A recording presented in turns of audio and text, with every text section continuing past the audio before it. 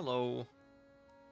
I am hoping that everything with stream's okay, because I've changed some settings.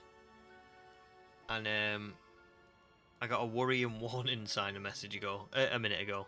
So I'm hoping that it's all working. You'll have to let me know, guys, if it's not. But other than that, good evening. Hi. I am oh, what's wrong with it? Oh, I don't know what's going on. Basically, sorry, this is a terrible start to the stream. But I was trying to look at settings the other day because the stream looks a bit choppy. You know, it looked a bit laggy. And I was looking back on my old streams and was like, why is it lagging? Shouldn't be lagging. And I found some things that have changed with YouTube, and I didn't know what was going on with it. I think I fixed it, but it keeps throwing up little warning messages. So just give me a shout at some point today if it starts to lag or it looks weird or whatever. I was meant to get a new webcam today, and I think it's been stolen because the delivery driver just didn't deliver it, but told Amazon that it was delivered. So I'm hoping the webcam's alright as well, because that was a bit laggy last time. Anyway, Blocks Knights, welcome in, dude. Such a lovely way to start stream. You're my favourite Pokemon YouTuber. I found your shiny Sword and Shield run so fun to watch. Thank you very much. That's so nice. I'm glad that you liked it. That was my favourite one to make. So I really like it when people like that one, you know? So yeah, welcome in. Have you only just watched the Sword and Shield run? Are you very new to the channel, or did you watch that a while ago and you just kind of not had a chance to join streams? We do need to address the elephant in the room. Ralts. So, remember last stream when people were like, "Oh yeah, you got to check the Beedrill," and I was like, "Beedrill isn't spawning in," and then it was because we got a shiny Beedrill. Off stream,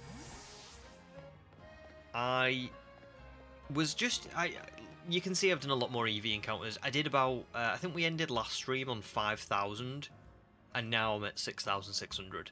So I've done 1,600 off stream, and I think around maybe 6,500, 6,300, I kind of went, let me just go and check the Ralts that are on the other side of this building, because I don't think I'm spawning them in. But it would be really weird to not check them, just in case they were spawning in. And yeah, I got Wickstrom, who is very, very cute. Let me just crouch. Wickstrom is very cute, but also Wickstrom is male. So I was originally planning on going hunting for Baneri after we got Eevee, and then I was going to use Mega Lopunny for the rest of the run. Now, that's not happening, because I've got Ralts, so I can get Gallade. And like I say, the fact that Ralts is male, it is only a 50-50 shot, but given the fact that I didn't even think I was spawning this in, I did not think we were even seeing Ralts. I thought Ralts was just a pipe dream. To then get a shiny Ralts and have it be the gender that I needed it to be is just ridiculous. So yeah, really good start.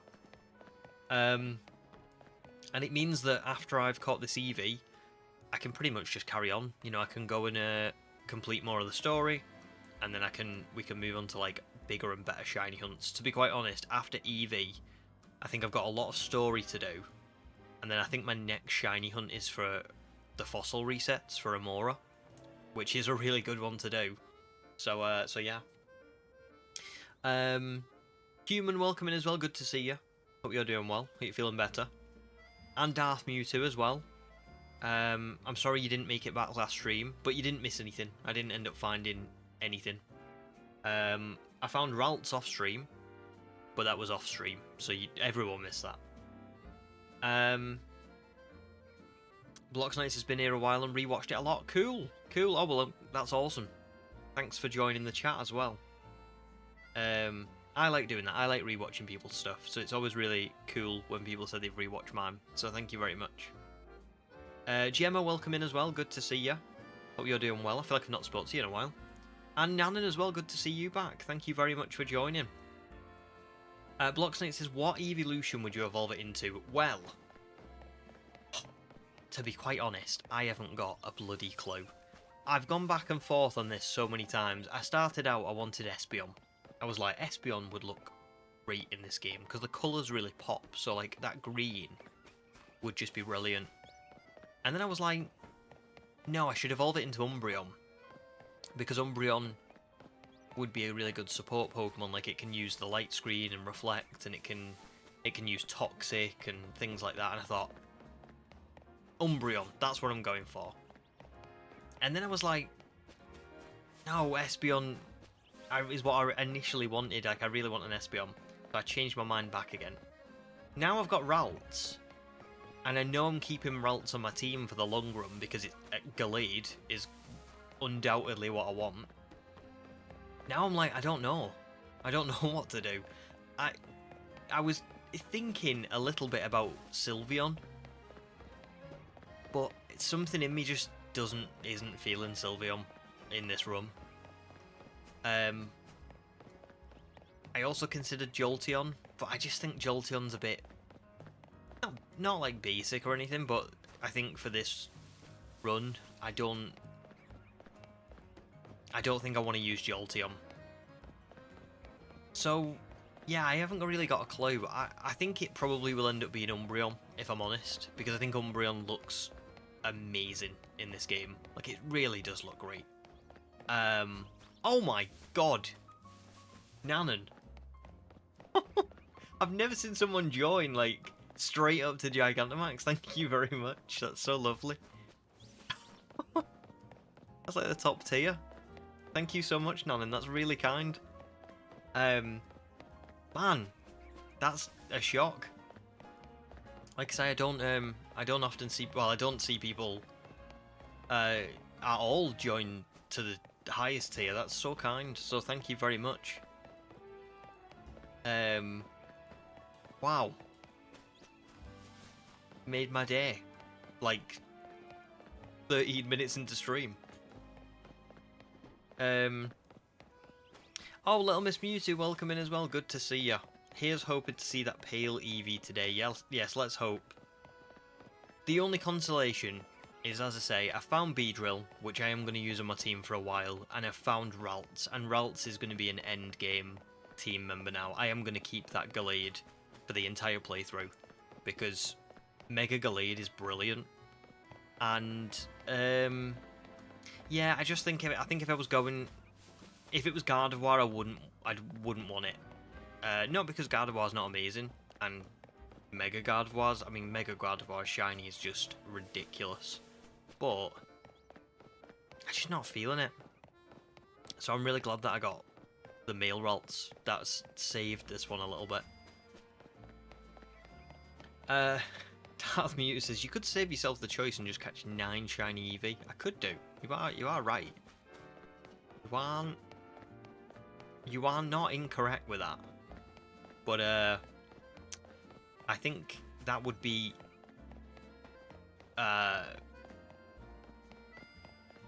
torturous, to be honest.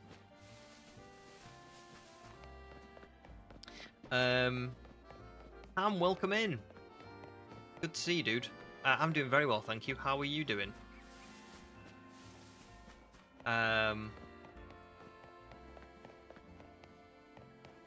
Blocksnakes would personally go for Sylveon. Awesome shiny, good type for late game, and overall good moves. It's a very good Pokemon. It is. And it does look good in this game. Specifically the shiny looks great. I just don't know why, but I'm just not in the mood for getting Sylveon. Do you know what I mean? Like, for me, I have to be in the headspace to get that Pokemon. It's like Ralts. Ralts is such a good shiny to get. right? But if I genuinely, if it had been female, I'd have been like, yeah, I'm not using it. I'm not using Gardevoir just because I don't want to. Don't know why. It's just not striking me as like that's what I want to do. So it's tough because I love Sylveon, but I also am just not feeling it.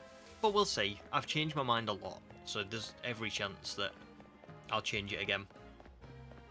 Oh, Sam, welcome in, dude. Very good to see you. I've had a pretty good week so far. Yeah, I mean, oh god, it's Thursday already, isn't it? I'm forgetting. It has gone so quick this week. The last time I streamed was Sunday, wasn't it? Yeah, it's been a very quick week. But yeah, I'm doing very good, thanks, dude. Hope you are too.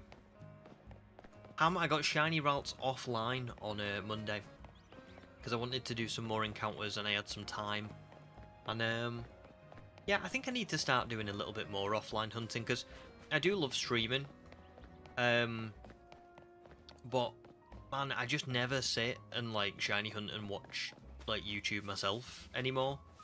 I pretty much just like every bit of I do obviously all the recording offline, but I'm paying attention to the story and the fighting and stuff when that's happening.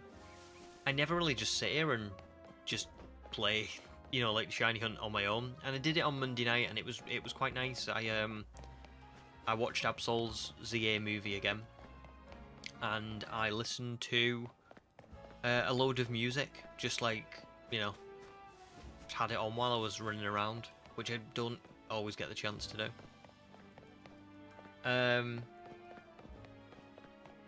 Oh no, seriously, thanks so much, Nalan. That's really lovely. You're a great YouTuber. I've been watching a lot of your videos. I've been really enjoying them. Well, thank you. That's like the ultimate compliment, you know, to just go straight on the memberships. So thank you. I'm really glad you like them. Because they do take a lot of time to make, you know. I don't think a lot of my older stuff is very good anymore because it's old now. But I do try and like take a lot of time to make them, so I'm really glad that people like them. Nice, Ham, all good. Hammond Collection Spino came today and last day of school is tomorrow. Can it get any better? Doesn't sound like it. Sounds great. Yeah, how is the Hammond Collection Spino? Is it pretty good?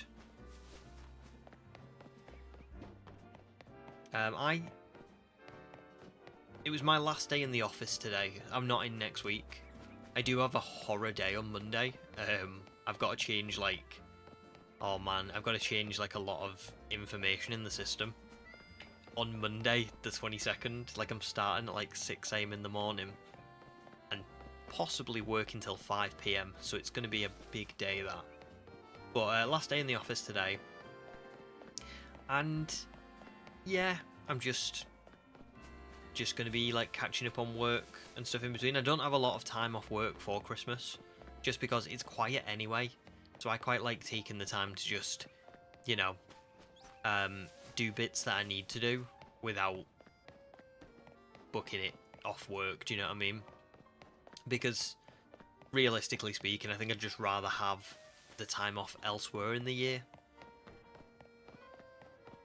Blocks Nights is listening to this while making your friends Christmas cards. That's so lovely. That's so wholesome. Well, enjoy. Nice, Sam. Sam's doing really well. It's been hectic at work, but tomorrow is our last guaranteed pre-Christmas dispatch, so feeling less under pressure. Very good. Very good. It's funny, isn't it? Because like some people just completely shut down for Christmas, and you just don't, you know, you don't need to even worry about it. Like, you just kind of, your last day will be tomorrow, and then you won't be back until January. And some places just stay open, don't they? So I understand it being hectic. It's been quite hectic for us as well.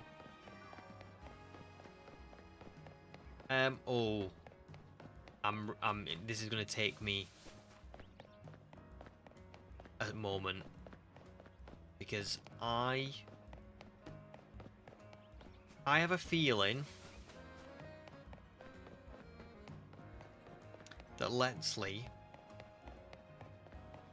wanted to be called... Is Astral right? Was it Astral? It was, oh, it was a few weeks ago that now. Sort of remember.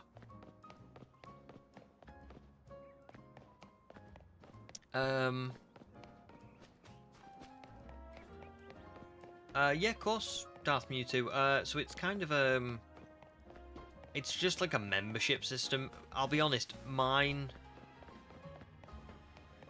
memberships, I never wanted people to be excluded if they couldn't pay.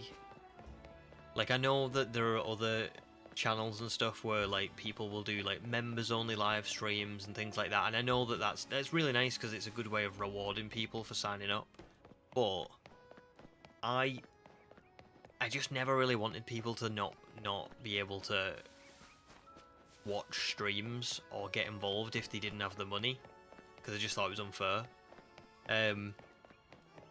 So the memberships are really there, like, if you just, like, if you have the money and you want to support the channel, you know, like, I don't know, if you want to, like, that gives me the money to buy the new games, buy the new Switches, buy, I don't know, like, I got a new webcam this week. Unfortunately, I think my Amazon delivery driver stole it, because it's not turned up and he marked it as delivered, but it gives me the opportunity to buy these things. So, it's not like it's a... I don't know. What I'm trying to say is the memberships are just the... If you really like the channel and you're like, oh, I want to, like, pay every month for, you know, just to say thanks or just to, like, kind of support. So I have three tiers, and those are... One is, like, the kind of basic one. You get, like, access to, like, more gifts in the chat, and I think I've got, like, priority replies on that and stuff, so, like, you guys, like, if you've signed up for, like, a membership, I'll always try and, like, make sure I reply to every message that you post or every comment that you post, but I try and do that for everyone anyway, but just in general, like, I really try and make sure.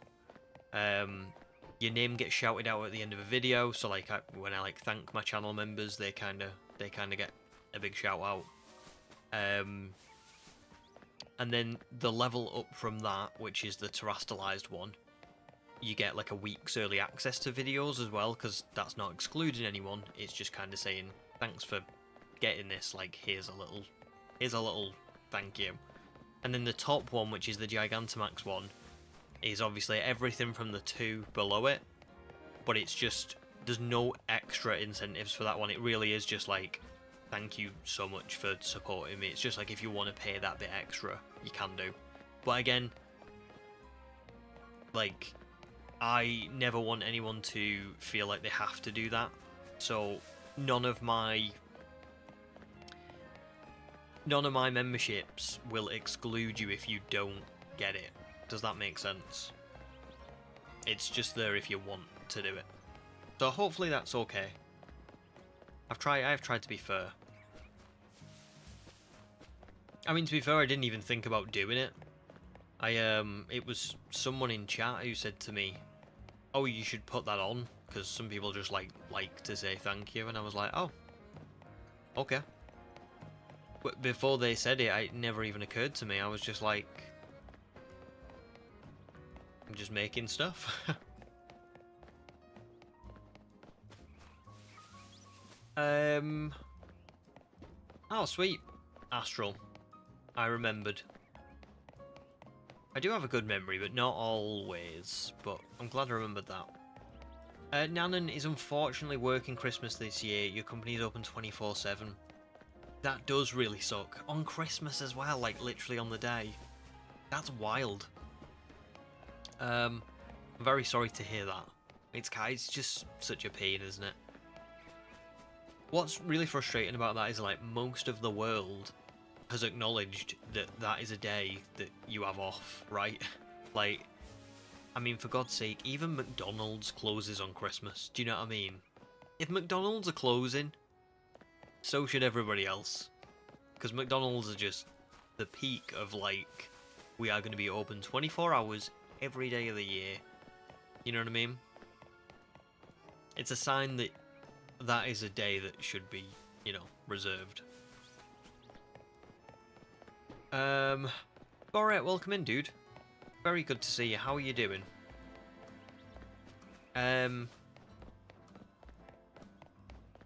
Before I actually checked out your, oh, was it the Diamond Dream Team quest, like the explanation video for it? Very good, very good. It'll be cool to see you get them. Do you know what's really cool about Furret is? I always see Furret in, like... And this is a massive compliment to you, Furret. I always see Furret in every comment section of, like, Pokemon that I, like, go into. It's like, I'll find someone's videos, or, like, someone, like, you know, that I just watch, and it's, like, an obscure person. And I'll, like, be scrolling through the comments, and I'll be like, there's Furret again. You're very lovely. You're always, like, commenting on everyone's things. I think it's really nice.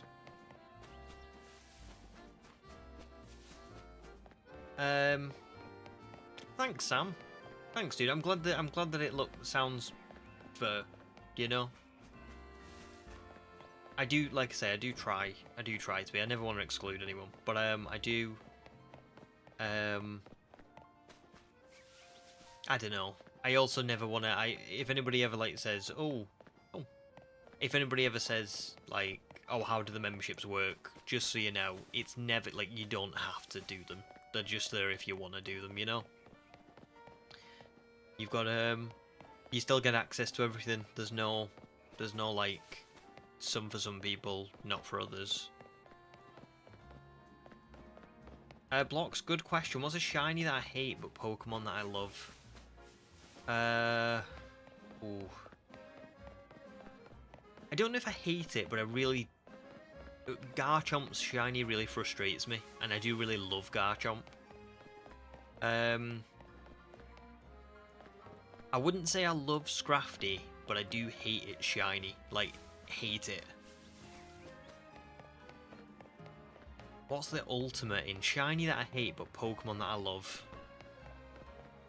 Oh! Darth Mewtwo, thanks, dude. That's really nice. That's really nice. Even after I explained all that stuff, you still joined up. Thank you. I feel like I gave you the sales pitch to not join up. So that's really lovely. Thank you, dude. Very kind. Yeah, that's so nice. It sounds reasonable, man. This is your job. You should make money. Life is expensive. It is expensive. You know, I don't really get paid. I'll be honest. My job that I like go to work at, I don't get paid really like a ton from that. Like, don't get me wrong, I get okay, but probably not as much as I should get, because that's the way the world works, isn't it? We just don't get as much as what we should. So I really appreciate that. Thank you very much. Oh, Nana works in taxis or taxiing. We get staff. We get staff to the hospitals and care homes, so it's kind of worth it. But I do miss the family time. That's a really lovely job. You're doing good work, at least. That's pretty awesome. But yeah. I do think it would be nice for you to at least get Christmas off. You could do some sort of shift, you know, like 1 year you work it, but another year someone else works it. But still. Oh, Jesus. We got another member. What? Z Serrano, thank you very much. That's so kind. Am I going mad? Because there's a Great Ball icon there. Which means that you've been signed up for more than a month, but then... I don't... Serrano, this'll be YouTube. YouTube have changed the names. Serrano, have you been like present in chat quite a bit? And YouTube's changed the names. But thank you very much. Oh my god. 3 memberships in one stream? It's absolutely wild. I have not seen this for like a long time. That's so cool. So cool.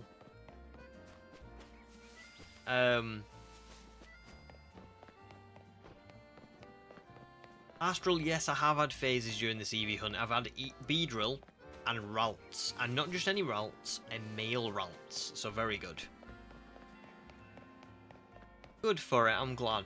Well, listen, you do a very good service, like, you know, commenting on everyone's stuff, and you know, just being a nice dude. And you know, like I said, your like for me, your artwork is really good. I always love seeing.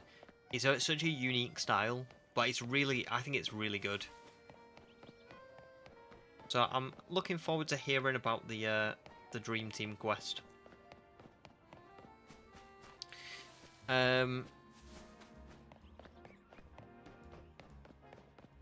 Oh, Astral's favourite colour is green, but you wish Shiny Nidoqueen was pink. She ruined it. Oh, I quite like Shiny Nidoqueen, you know. I do. Darth Musa says, it's cheaper than the 2 people I sub to on Twitch, and on YouTube I can lock my screen and listen to it while I'm working. Yeah, do you know what's funny is? Well, first of all, I'm glad that it's, like, I've not done it too expensive or anything. But, it is really odd, isn't it? YouTube being able to lock your screen and listen to it, you never used to be able to do that. I learned this very recently. I don't know why it happens, but you never used to be able to, because I remember one of the things I used to do on YouTube was listen to, like, you can't get Pokemon music on Spotify, can you? But you can listen to the original soundtracks on, like, YouTube. And so I would listen to it, but I would want to lock my phone and put it away, and I could never hear it, because it would just immediately go off as soon as I locked my phone and put it in my pocket.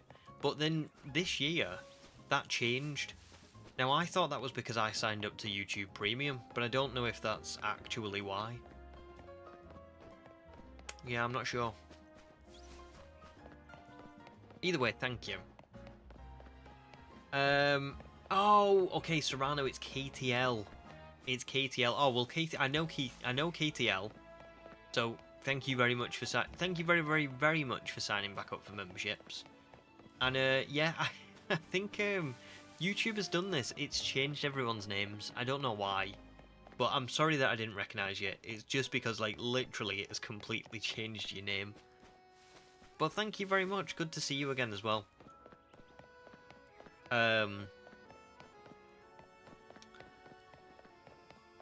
What's a shiny I hate but Pokemon I love? Yeah, I never said this, did I? What's a... did I already... Is that the same question as before, or is that the... Yeah, it's the same question, but it's like... I was thinking about it, wasn't I? And I never answered it. Shiny I hate with a Pokemon that I love. I'm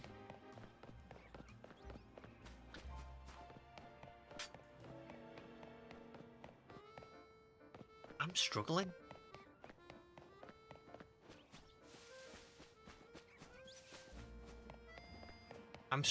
I can never think on, like, you know, when I'm, like, live, I always struggle thinking of, like, the actual, like, answers that I would come up with in a, like, a heartbeat if I was off stream.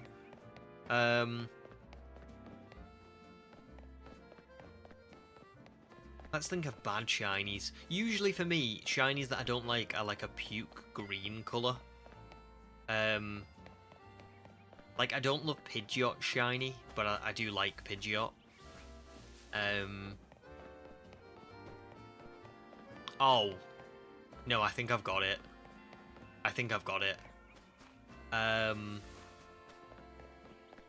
It's probably Dragonite. Oh man, I really wish I liked shiny Dragonite. And I do understand what they were doing with that shiny, because it's like that classic kind of English dragon kind of colour. You know, like those old, kind of old school, think like Pete. Is it Pete's Dragon? Or something like that. But man, it just doesn't, there's so much better that you could have done for Dragonite. It just doesn't go, you know? Like, you look at Mega Dragonite and you go, that is the colour scheme that Dragonite should have been.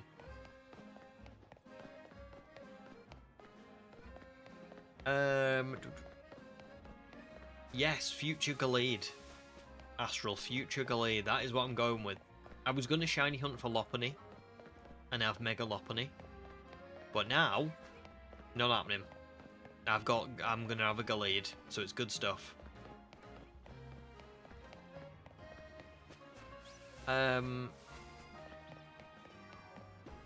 Yeah, it should have done, shouldn't it, Gemma? It should have swapped with Nidoking. I don't know why they didn't do that. Noah, welcome in, dude. And Shadow as well. Shadow asks, what do I plan to evolve this into? I don't know yet. Maybe Umbreon. That's what I'm leaning towards, but I've changed my mind like 5 times. It's actually a bit of a joke. Probably because of how long it's took me to get this shiny. So we'll see. It might change again. But at the minute, Umbreon. Oh, Darth, you do pay for YouTube Premium. Maybe that is it then. Maybe that's what it is. Because it happened for me, like, literally the day that I paid for YouTube Premium. I remember, like, going to... I don't know how I ended up doing it, but I remember... I think I went off the YouTube app, and I went... Sorry, why is it still playing? Like, that's weird. That shouldn't happen. And then I like locked my phone, and I was like, oh my god, it still plays. This must be a new update or something. And then I was like, no, it must be premium. But it's an odd feature for premium because I don't remember them disclosing that as a feature. I don't know. Awesome, KTL. You got the name somewhat back to what it used to be. I didn't know you could change it, to be honest. I thought it was something to do with like just like what it was set up as originally, like in the background. So cool, good stuff. Let's have a look. Good luck with your challenge for it. I'll be honest, I don't know much about Mario other than what I played when I was a kid. But platforming is stressful, is all I will say. I find it stressful. Probably find it more stressful than Call of Duty, which says a lot. For Blox Knights, a Pokemon that you don't like the shiny for, it's Espeon. Green does not go with it. Do you know what? I used to think the same of Espeon, but it's kind of grown on me. I don't know why. I have no idea why, but I do understand. Shadows is Snorlax, the dark blue is not the best pick. Yeah, it's a bit weird. I think it's alright though. I still like it, but I do know what you mean. What would be good for Snorlax? Maybe red? I don't know. Oh, Lucario you don't like. To be fair, maybe I'm a bit biased on Lucario. I never used to like it. But yeah, I do now. I do now.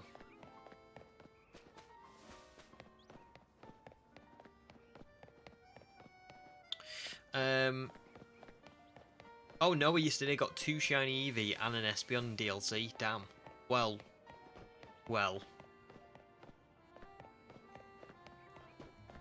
I'm nearly at 7,000. So that's kind of a kick in the teeth for me. But congrats, dude. I'm glad you got them. Astral loves Dragonite Shiny. Cuddly Big Boy are my favourite colour, and then the Mega is gorgeous. That's fair. I mean, if you like it, that's very good. I just can't bring myself to love it. I do think it looks better in ZA, but I think a lot of Pokemon look better in ZA. I think there's something about the colours that makes them really, like, pop. So. Oh, Nanon. You are so spot on. Shiny Leafeon.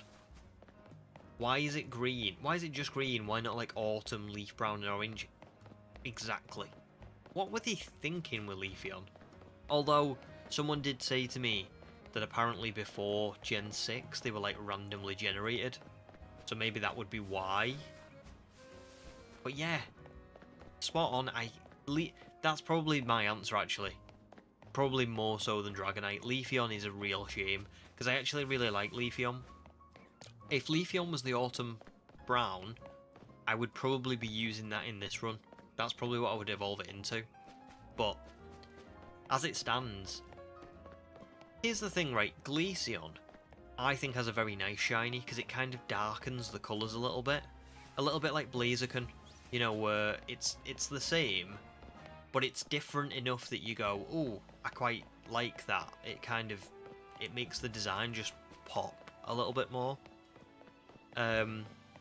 Leafeon is genuinely like, I couldn't pick which one was the shiny. I couldn't tell you.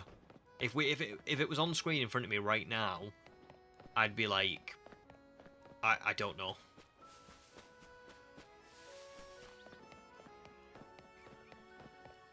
I'm sorry, Ham. I will go back and have a little look, but just bear in mind that I can't read every message. I mean, I do try to.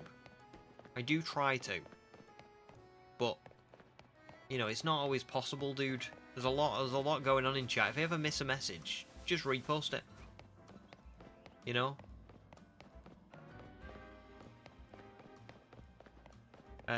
Was it because you'd sent some pictures in Discord? Because I did see that, but I'll just have a look at them later on if that's okay.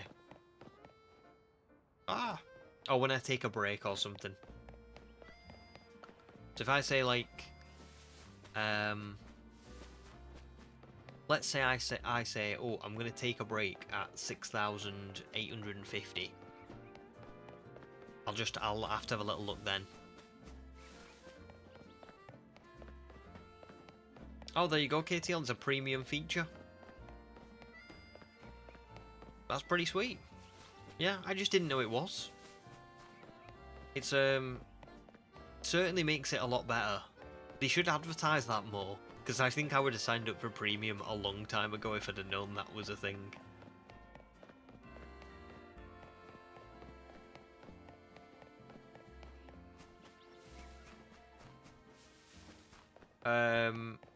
Oh, Shadow says Jet Black for Snorlax. Yeah, Jet Black would have been pretty cool. Darth Mewtwo really dislikes Mewtwo Shiny. Oh, which is unfortunate since it's my favourite Pokemon. I kind of... I like audibly sighed for you then. I was like, oh, that's such a shame. You wish it looked like the Black Mewtwo from, I think, Pokken. Oh, Black Mewtwo would be awesome. It is another one of those, like, puke green colours, isn't it? Where you kind of go... Yeah, like, it's not the best.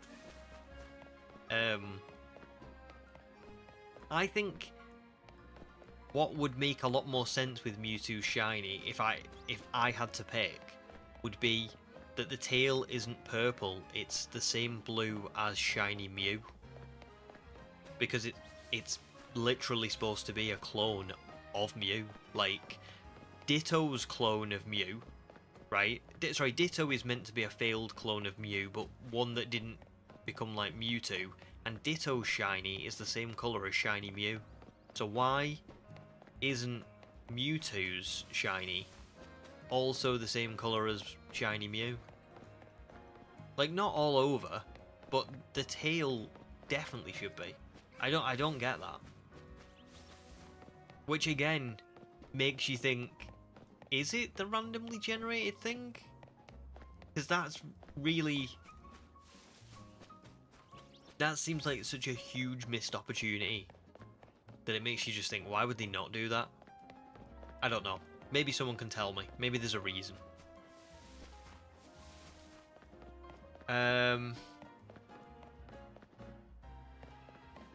That's for it. It might not be, to be fair. It might not be. It's a bit of a mystery. I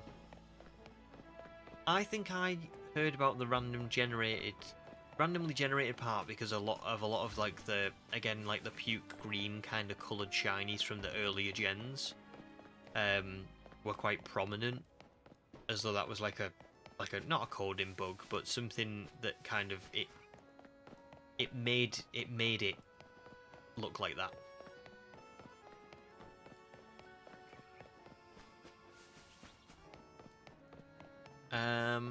No, it's all good, Ham. It's all good. You don't gotta apologise. I just mean I can try and reply to every message, but it's not always possible. I think if I replied to like literally every message, bear in mind I do try to, I think I'd just end up like behind on chat completely. forever, you know. And it's the same with like checking pictures and stuff. I can check pictures every now and again. Definitely if we've got time, and I can do it in my breaks and stuff, but I just can't do it like all the time, you know.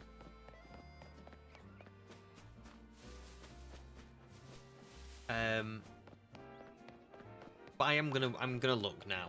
I'm gonna look right now.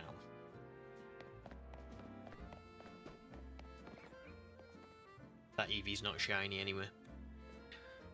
Oh! God. That is so great. I mean, it's just so like the GP3 one, isn't it? Nah, that's gorgeous. I love that. Really love that.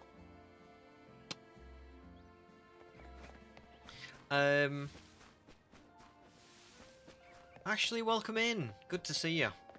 Happy stream day. Time to lurk while I work. So kind. I love that. Well, I hope your day's going okay. Hope your week has been okay as well. Nearly Christmas, guys. Like, genuinely, it's the 18th today. The last time I streamed was on the 14th, wasn't it? In another 4 days, it'll be the 22nd. Like, right around the corner. Blocks asks, what's your favourite new mega? Yours is a tie between Phalanx and Drampa. I must admit I really like Phalanx. I think that's a fantastic mega. I'm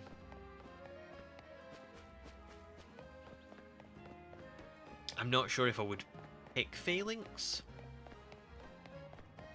Would I? I'm trying to think of other ones. I wasn't massively keen on Electros. Or, people will hate me for this, but I wasn't massively keen on Excadrill.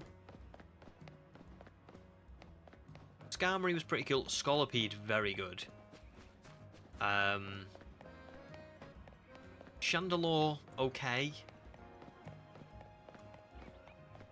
I liked the starters for the most part. I think Meganium and Embo look great. For Alligators, just it's okay.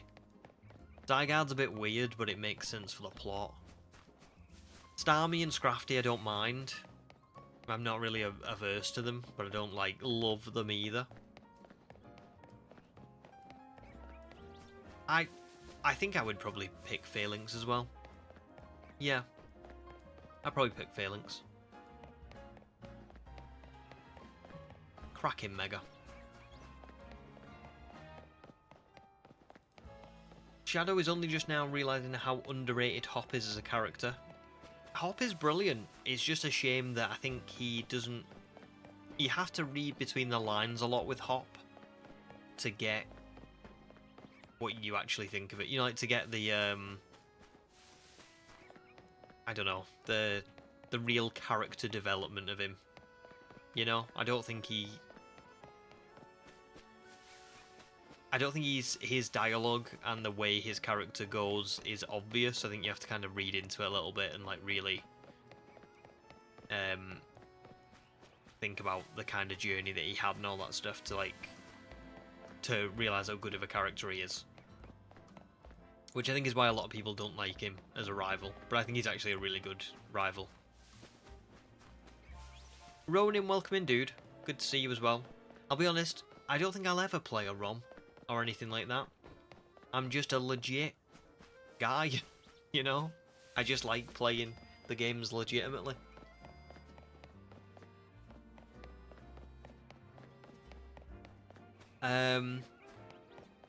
Sam says they made such a good change with ZA's Slowpoke, they could have just fixed other bad ones like Garchomp quite easily and blamed it on oh my god, I can't say it. Lumosian food or something. I agree.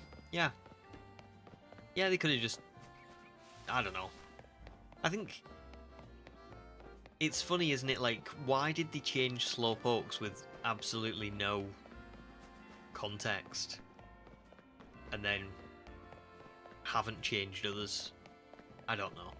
Garchomp just needs to be better. Even if it was just like Blaziken or Glaceon, where it's just darker. But it's like, it's washed out. It's weird. The weird shiny. 1 week from... Oh, yeah, it's a week today, isn't it? God, I'm here saying, like, oh, it's right around the corner. It's literally a week. Matt, welcome in, dude. Very good to see you. How's your week been?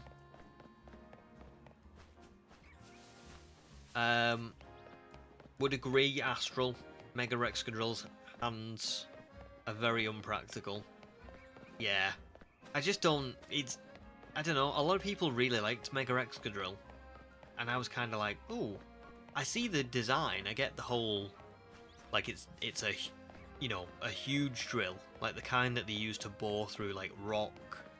But it... I don't know. It just... I think it lost... It lost me a little bit. Or it hated Mega Starmie for a while, but recently I've started to like it more. It is a good... I think it's quite good. Like, Scrafty and Starmie suit the characters that they're meant to be, like, partnered with. But also, just, like, contextually speaking, makes sense. Scrafty had, like, the... It was holding its pants up. Sorry, it's, like... Its shedded skin up as, like, pants, right? So for it to end up with this, like, hood and be, like, kind of like a fashionable, almost like hoodlum, I think is very much like a next step for Scrafty, even if it wasn't linked to Naveen. But the fact that it is linked to Naveen just kind of adds even more depth to it. And then Starmie's the same. Starmie becomes this kind of like, almost like a dancer. But I don't think that it's such a far stretch to say that Starmie's Mega, even if it wasn't linked to Leader, would be nonsensical. It's a very natural next step. So, I don't know. I do like them. I don't love them, but I like them. Darth Mewtwo likes all the emo Megas, like Scrafty and New Absol and Staraptor. Well, they do look very good. They look very, very good. Staraptor especially, like... Oh, I do love it.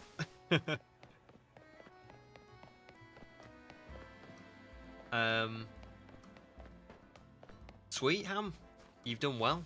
Done very well with that. Alright, good luck with the Apom hunting. Sounds fun. Love Apom.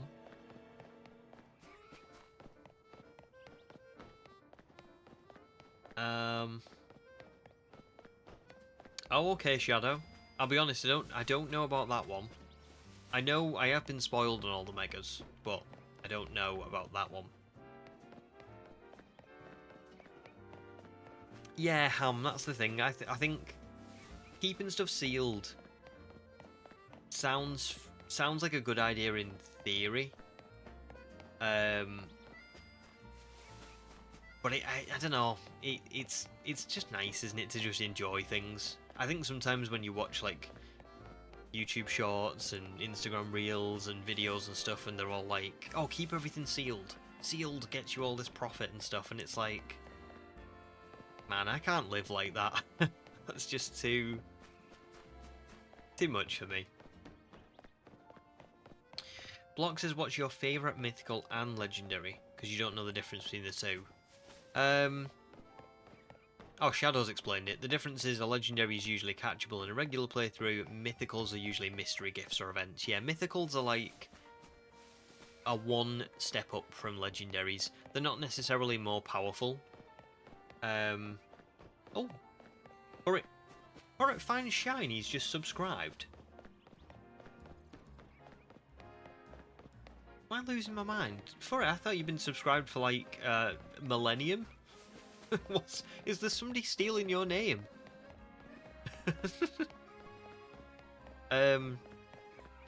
Anyway. What was I gonna say? That's completely thrown me off. Yeah, mythicals aren't usually like stronger than legendaries. They're usually kind of like a novelty Pokemon that's like really, really rare. Usually quite cute. Or just very bold in design. Which I suppose you could say the same about legendaries, but like Shadow says, the main difference is that legendaries are like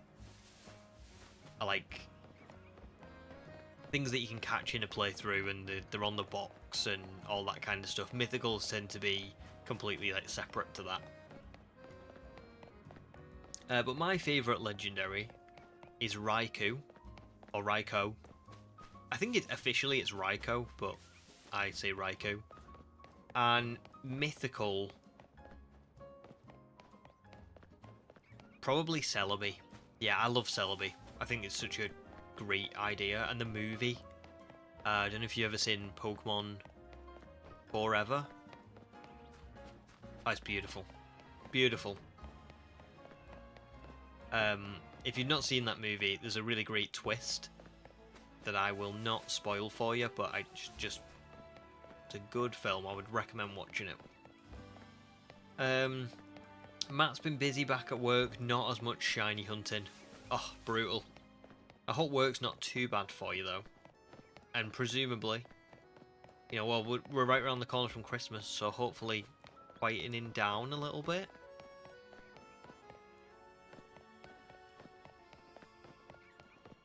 Oh, nice, Ham. A volleyball tournament, that's so cool. Funny to hear as well, like a volleyball tournament in winter, because it's such like a summer sport, isn't it? You know what I mean? Sounds fun. I'm picturing like Top Gun vibes. Burret's opinion on Scrafty is very swayed by Naveen. I really like Naveen, so I really like the Scrafty. Yeah, that's fair. I think that's, you know, at least a part of why they did it. Sam says Starmie was a little bit lazy, but I don't hate it. They could have just added a third row of stars or more gems instead of just stretching his legs. 100%, it could definitely be more realised. I would agree with that. Yeah, I do get that. I think I just mean some people look at Mega Starmie and they kind of say, oh, like, we're just making Mega Evolutions goofy now, like, that's just goofy, and I'm like, I don't know if it's goofy. Like, I think that's quite a cool next step for Starmie. I can certainly agree that it would be nice to have more definition and more details and features on it. But, I mean, let me just look something up, because I feel like... Oh, I've just lost a Premier Ball. Let me just look something up in relation to this.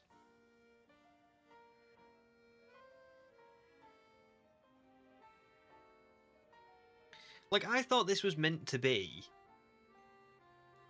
Like, Mega Starmie was meant to be sort of... Hang on. Let me save this photo.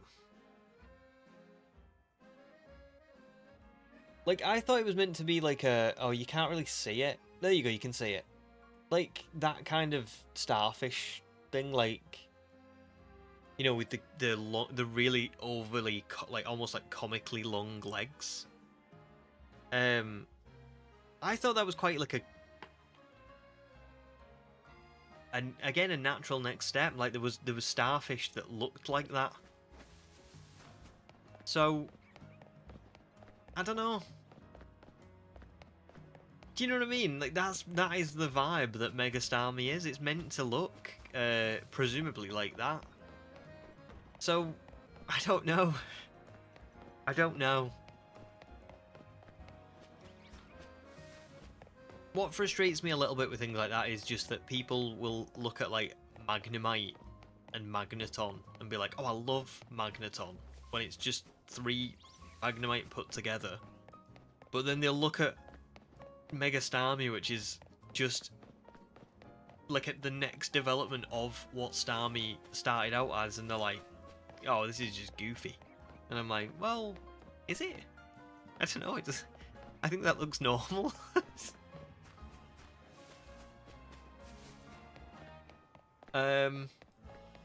Oh, fair enough for it. I understand. It's just being weird. YouTube's being weird. I only put that on because we've had a few bots at other points where they've kind of like just started coming in the chat and like talking about random stuff. So I put that on to stop that. But if it's starting to mess with people's stuff, maybe I'll take it off. We'll see. Let me know if it keeps happening. Faith, good to see ya. Watching this while hunting for a shiny starter Rowlet in Ultra Moon. Haven't played this game at all, but I knew I wanted a shiny starter at least before I played through the rest. Well, you are in for a treat. Because if you've not played Ultra Moon at all, very good game, I think. Ultra Moon is definitely up there for me as one of my favourites. So good luck for your shiny Rowlet. You've picked a great shiny starter as well. What's the hunting for a shiny starter like in Ultra Moon? Because I've never done it, so I don't know what it looks like. You know, does it do you have to like soft reset? Is there a long cutscene that plays, or is it quite easy? Shadow is not going to say which one, but there's a mega that looks like the average Kirby boss fight. It should be kind of scary looking, but it's hilarious because of that. Again, I'm not going to say for the because I don't want anybody in chat who's not played it to be spoiled, but I have been spoiled on all of them, so. But I can't think of what that could be because I don't know Kirby. That's the only problem. Oh, never mind. For it says Alola starter hunts are brutal. Damn. Well, very good luck for Faith then. Let's hope so. Blox's favourite legendary is Lunala, great pick, and your favourite mythical is probably Zeraora. Again, very good. Is Zeraora also from Alola? I always get this mixed up. I can never remember if Zeraora is a Kalos mythical or an Alola mythical. I want to say that it was Alola, but I'm not 100%. Volcanion, Diancie, and... was McGee in her X and Y as well? That sounds right.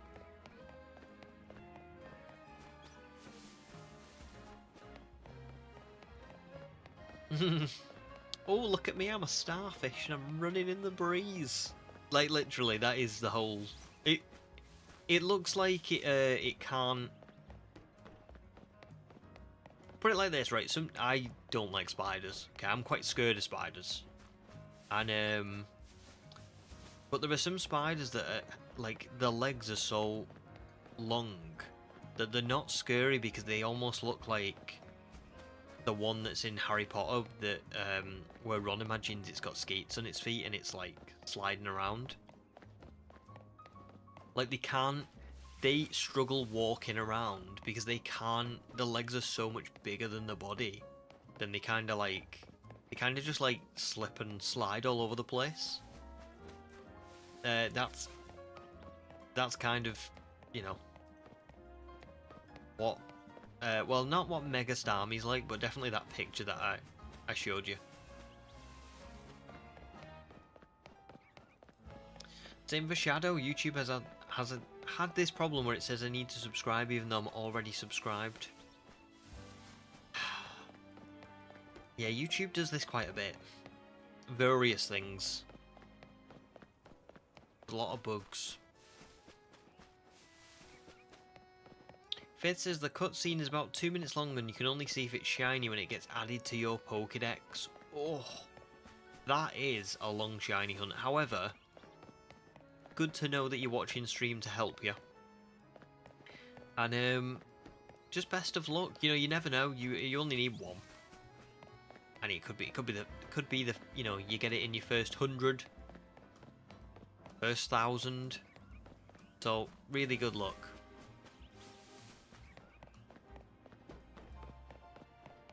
Locke says both are from Alola. It's my favourite region, and I get so many people saying to me that Alola was the worst region. Also, Megaena was from Alola as well.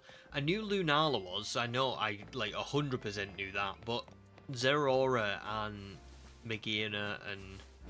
See, I thought Megaena was X and Y, so what was the other X and Y mythical?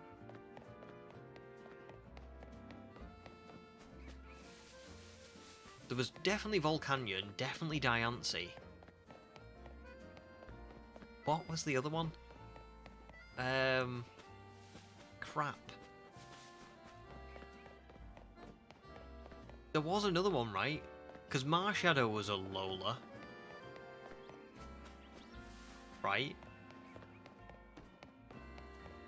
Oh, I don't know. I'm confused. I'm sure there's 3 mythicals in a Lola. Sorry, in X and Y. Hooper! Thank you. Cause Hooper. Forgot about Hooper. Which is ironic, given the DLC. But yeah, no, I love Alola. Like, really love Alola. I think it's probably one of my favourite regions, and the games are up there as some of my favourite games. Very, very good set of Pokemon games. People do not give them... Well, actually, I think people do give Alola credit now. At the time, they didn't. But, so, the same was for Black and White, and the same was for Sword and Shield. And the same will be for Scarlet and Violet, and, you know, ZA. Like, it always happens. Oh, JPB, welcome in, dude. Good to see you. Good luck for Eevee today again. Thank you very much. You just finished work for Christmas. That's good, isn't it? That must be a good feeling. So you're just off completely. Not even working from home. Just off. Because that's pretty sweet. But yeah, welcome in. Astral took over 9,000 resets to get a shiny Turtwig and Brilliant Diamond. Yeah. It can happen. Pugs did the same. Pugs got it in... I can't remember. Either 8.5 or like 9+.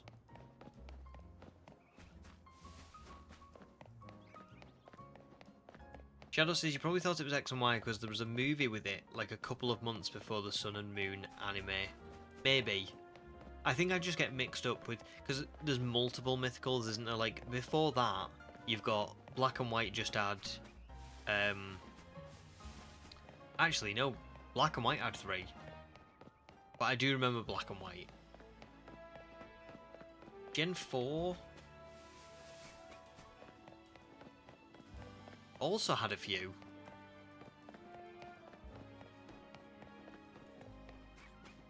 Well, that kind of shoots my theory.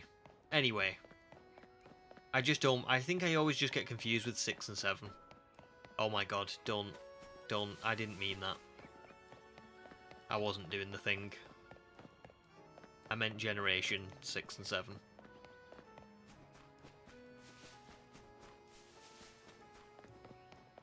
Matt's looking for a pale Charmander. You might want to take it to a hospital if you find it. Boy is sick. But good luck. Good luck. I hope you find your pale Charmander.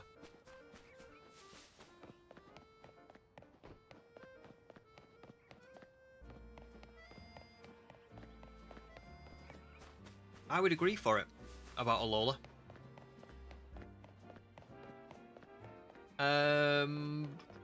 Shadow says you've gained so many subs since I subbed, and that was only a couple of months ago. 9 to be exact.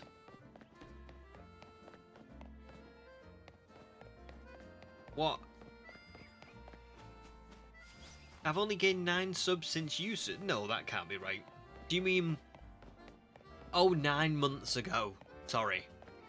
That was really stupid of me. I don't know why I thought you meant 9 subs. Do you know what? I have had quite a good year for subs. I think I started the year and I had less than 10k. And we're ending at nearly double that. So that is quite good considering I think I started the channel really 2.5 years ago. So in a year I've doubled my total, which is good. The only thing is this year I spent quite a lot of I made a lot of videos this year compared to other years. Probably the busiest year on the channel yet. Don't know how next year's going to go. I'm still going to be busy, obviously, very active, but I don't know if I'll be I don't know if I'll be able to put out as many videos next year as I did this year, because I really hammered the channel this year. Like, I really spent a lot of time on it, which I do want to do.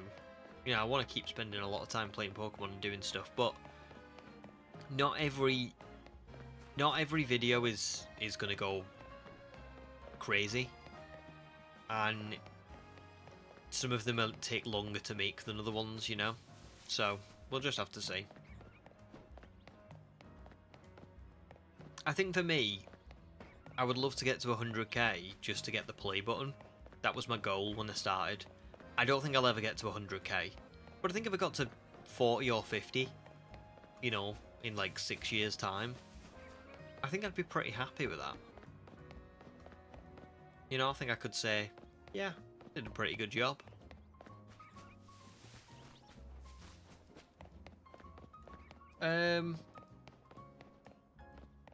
JPB, off until the 5th teacher life. Very nice. I used to work in somewhere similar where like I got like all the holidays off. Very good. Very good. I miss the holidays. Lovely for it. Last day for you as well, before you're off for the holidays. It's just a good time of year, isn't it? Like, everyone's happy at the minute. Everyone's happy, everyone's getting ready to wind down. It's very nice.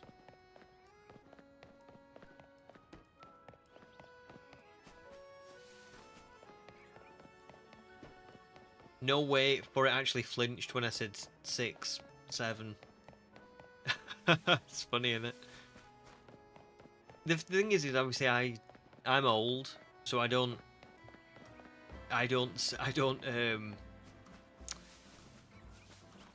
see a lot of the 6, 7 stuff. Like, I see a little bit of it, but not a lot. But I am aware of it. I've learned about 6, 7 recently. So, this is the thing, guys. When you get, like, a lot of you are probably younger. When you get older, and I mean, like, not like 40 or 50. I'm talking, like, 30. Like, I am 31. And at, like, 27, 28, I started to realise that I just didn't know things anymore. I have a younger brother who thinks that I'm very old. He said to me, like, if he ever saw me in a club or something, he would just not speak to me. Like, he would just disown me. Which is so cheeky. But yeah, I remember, like, when I was like 27, 28, he'd say things and I'd be like, what does that mean? What are you talking about? Or, like, I'd be listening to a song that I had found, I don't know, like, maybe it was a song that went viral on TikTok, and then it had been recommended on, like, my Spotify or something, and I'd been like, oh, this is really good. And then he'd be like, why are you listening to that? That was, like, viral, like, months ago. So, yeah, it very quickly happens. And I cannot wait for the day that he turns 30 and I get to say to him, how does it feel? How does it feel to be officially old? So, of course I'll be like 42 when that happens, but, you know.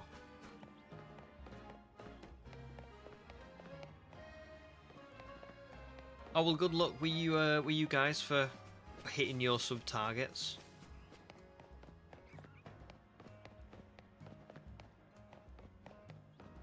70's very cool. That's it. I don't think, to be honest, I don't think sub counts are really a measure of anything anyway, you know? Because, like, a lot of people subscribe and then they just kind of forget and go off and do whatever. So I don't think sub counts being high or low necessarily matters. You know what I mean?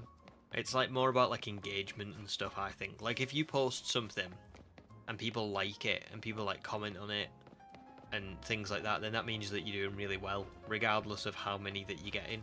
It should be the ratio of, you know what I mean? Like if you post something and whether you get 1,000 dislikes or 1 dislike, if the ratio between that and your likes is the same, then you're probably doing something wrong. But if you get like 1 dislike for every, I don't know, 100 likes, then you know that you 99% of the time you're doing something right. So thanks, Blocks. That is, can I just say that's a big compliment to me. I really appreciate that. I love watching these. They're so relaxing instead of someone screaming into a mic if they see a shiny. Because that is what I try and do. You know? I'm not, like, trying to be... I'm not intentionally trying to be quiet or not be, like, over the top. But I am just kind of me on stream. I was talking to someone at work about this today, because I don't, like, tell people what my channel name, but I do tell people like that I do YouTube, and they were saying like about, you know, oh, it must be quite it must be like quite a lot of work because you probably have to put on like a persona for being on stream and stuff, and I was like, no, I am just me. Like what you guys see on stream pretty much is just me. I'm not putting on any kind of like personality or anything. Do you know what I mean? But I think some people do. Not everyone does. As an example, like I think Absol Blogs is just himself, 100%. Matt just loves Pokemon. Like, he's just such a nice guy. BP and Snowlad are definitely just themselves on stream, and definitely just themselves in videos as well. But there are definitely people who are not like that as well. So I think what I'm trying to say is that's a really big compliment. So thank you. Oh, JP Black. Good evening, dude. Fellow 30-year-old, I had to Google this 6'7" thing. What does 6'7" mean?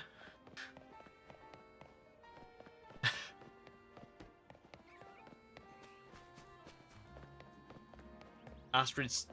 No, not Astrid. Astrid? Where did we get Astrid from? Astral's 35.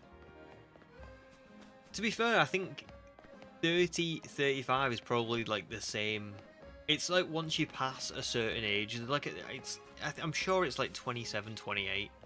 And once you pass that age, that's it. You've lost your touch with the youngsters. You know? You can't... You just can't. You can't know what they're speaking. Like they're speaking another language. Noah says, I'm 14 and most of my friends think it's stupid to search for data with a different colour. The thing is, you know, people are just... Oh my Jesus. Oh my God. Draven's gone for Gigantamax as well. What is happening? Oh my God. That's 4! That's 4 members in one stream. Dude, thank you very much. Oh my God. I'm stunned.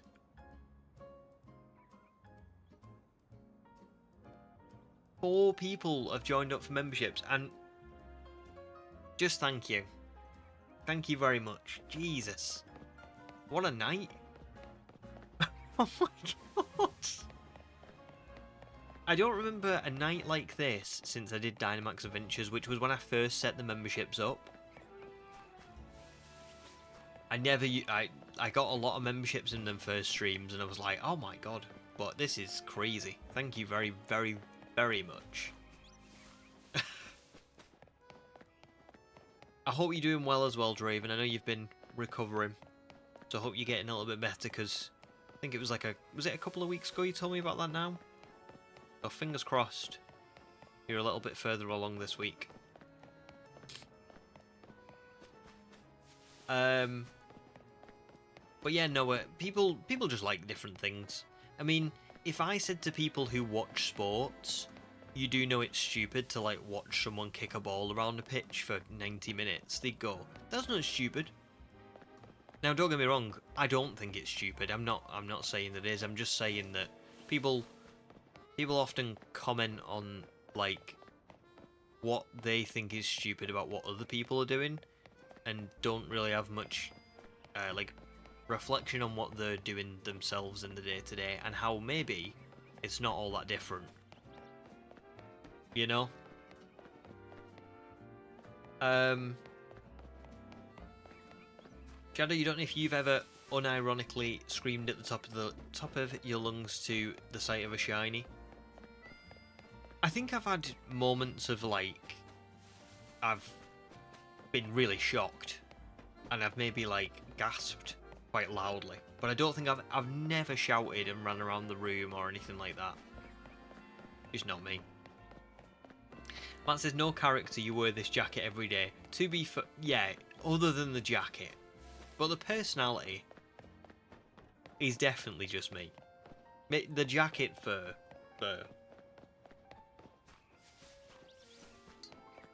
But yeah, the personality. Well, I don't think I have a big personality on stream, so I think it's fairly obvious that I don't put a persona on. But that's fair for it, that's fair. But I'll tell you something for it. There are a lot of people who used to kind of like refer to me as being like quite nerdy.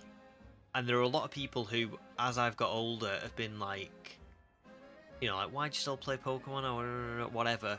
I make money from playing Pokemon. And that's far more than a lot of the people who have judged me for playing Pokemon have ever done. You know? So don't even if someone does find out, or even if someone does make fun of you for it, please don't stop making videos. Because I promise you, as someone who did get a little bit of stick at high school, it's such an irrelevant time in your life once you grow up. It really is. Like, I don't look back at high school and anybody who ever like made fun of me or said anything to me and think, oh man, they were right, like I shouldn't have done this or I should have whatever. I just kind of think they're irrelevant nowadays. Do you know what I mean? So please don't ever stop making videos or ever stop doing what you want to do, because life's just too short to live for other people. Do you know what I mean? And you never know where it's going to take you. If you told like 10-year-old me that I was going to make money one day playing Pokemon, I would have been like, you serious? So yeah, just don't ever let them get to you. James, welcome in, dude. Very good to see you. Hope you're doing well as well. It's nearly Christmas.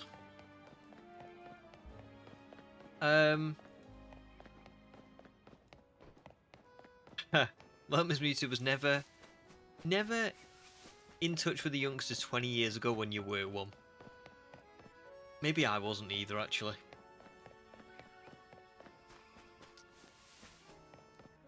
Good, Draven. I'm glad you're doing a lot better. I'm really glad you're doing a lot better. That's great to hear. And Jake as well. Good to see you, dude. Still no shiny Eevee, but I did get this dude. Wickstrom, and he's male, so I'm going to get a Galede. So the Baneri hunt's off, because we're going for Eevee, and then I'm just going to go and advance the story instead. Well, I hope you're enjoying your time off, Jake. Nate as well, good to see you. I feel like I've not seen you for a while. You've been lurking, had me up on the TV whilst looking after the pup and playing DLC. Oh, nice. Good stuff. I hope you're enjoying the DLC. But I hope you're doing well as well. I feel like I've not been spoken to you in a while. I just got a random encounter Eevee in Wild Zone 19, so hoping my Eevee luck passes on to you. Yeah, me too. It's been a long time coming, this Eevee. I don't know when I'm going to get it. Not 100% it's going to be today. But a man can hope. But yeah, thanks, Nate, and I hope you're doing well too. Feels like all the new members means that the shiny Eevee is on the horizon. Let's bloody hope so. I mean, the good thing is we've got Ralts and we've got Beedrill. So even if this hunt now takes me another 6,000 or 7,000 encounters, why do I keep... Oh my god, why do I keep saying that? That's annoying now. I think my brain's been wired into this young people thing. That cannot be a coincidence that I've just said 6,000 or 7,000. I swear I'm not doing that on purpose. But anyway, even if it does, it's kind of good anyway, because now I don't have to go for Baneri because I've got Ralts. So we'll just hope for the best. Great question, JP Black, about the Eevee's catch rate. What am I going to do when it spawns? Well, number one, I can save, so I can just keep resetting if I can't catch it. But I think I should be okay because A, shinies get a 3 times boost to the catch rate, which I don't know why they did that for this game, but apparently they do. And also, let me just have a look at my satchel. Are they in here?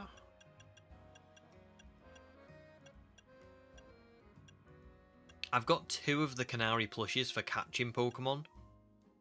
So I think I should be alright anyway. Worst comes to worst, I'll just like paralyze it or something with Bellsprout. But I think we'll be fine. I really do.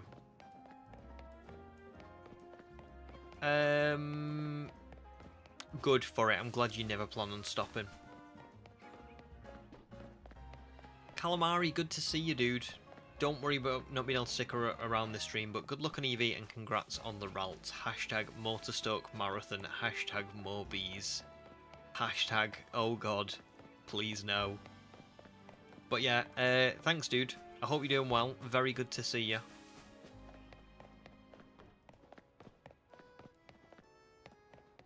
I love your guys like over the top reactions as well. Like your over the top reactions are still like normal reactions for the most part. I mean, there are some times when I do maybe go a little, like I do get a little bit too excited. I think when I got the legendary beasts in Dynamax Adventures, I went probably the craziest I've ever been. But even that wasn't like ridiculous. When I got shiny Chimchar in BDSP and it was the 99 soft resets, I wasn't doing recordings like this, like reaction ones. But I remember even that, I just went, oh my god, I got it. I actually got it. Like it wasn't. It's just not me. Samuel, welcome in, dude. I have the time of my life Eevee grinded in this game. Do ya? Is that sarcasm? I detect sarcasm. Alpha Magikarp in Zone 2 is deadly, especially if there's 2 alphas using Hydro Pump. My first death in this game was to that Alpha Magikarp. It just took me out in one Hydro Pump. Remember I was looking at it and I was like that's just an Alpha Magikarp, and then it just killed me in one go. There's a clip of it, I think it's in my first playthrough. Thanks, Jake. How has the time off been going, dude?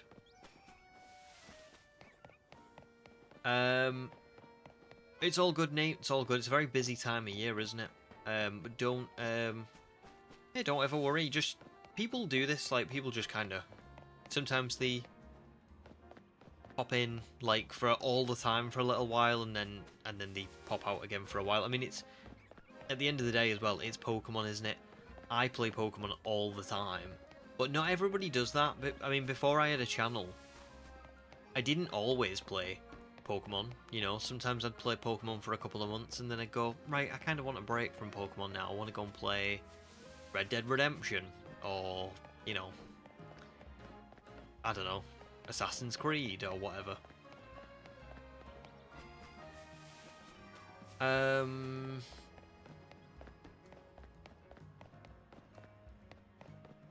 Good, James. Glad you're doing alright, dude. Yes, I did. I did get Ralts offline on Monday. Complete shock. Here's what happened, right? And we're gonna go and I'll show you what happened. I don't want to. This is gonna be hilarious if I end up recreating this right now. I swear to God. I really hope I don't. I want the Eevee, but I just was. I ran in here and I just kind of like saw it last minute and I went, oh. But there's nothing here at the minute, thank God. But yeah, I got it after, I think, maybe, I don't know when it spawned in, but I found it after like 6,300. So yeah, pretty good. If there was one Pokemon that I was gonna phase on, it was male Ralts. That's what I wanted to phase on. Because I didn't want a female Ralts. I knew I wasn't going to use Gardevoir. So it had to be male if I was going to use it. And it was. So, just really wild, to be honest. Draven says, how easy was the Fletchling? Fairly easy. I just had to run back and forward in Wild Zone 1. Didn't I? And then I found it after 4,777 encounters. So I'm like way past that at this point. I think tonight, or by the end of tonight, we should get to nearly 8,000, which means that on Sunday we will get to 10,000 encounters for this Eevee. And my hope is that it's going to be, I'm going to find it before the end of the year, because Sunday is my last stream of 2025. So it's gotta come before then. If we find it today, then I'll plan a different stream for Sunday. We'll just do something like random. I don't know what, but we'll do something. But if we don't find it tonight, gotta carry on.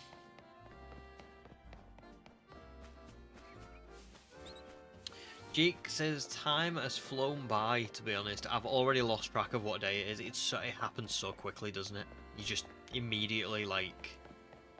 When I used to have school holidays, within about a week, I would be waking up at 1 PM, going to sleep at 4 AM, and just not really living life.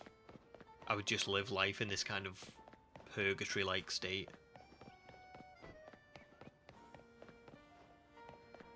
That sounds great, Blocks.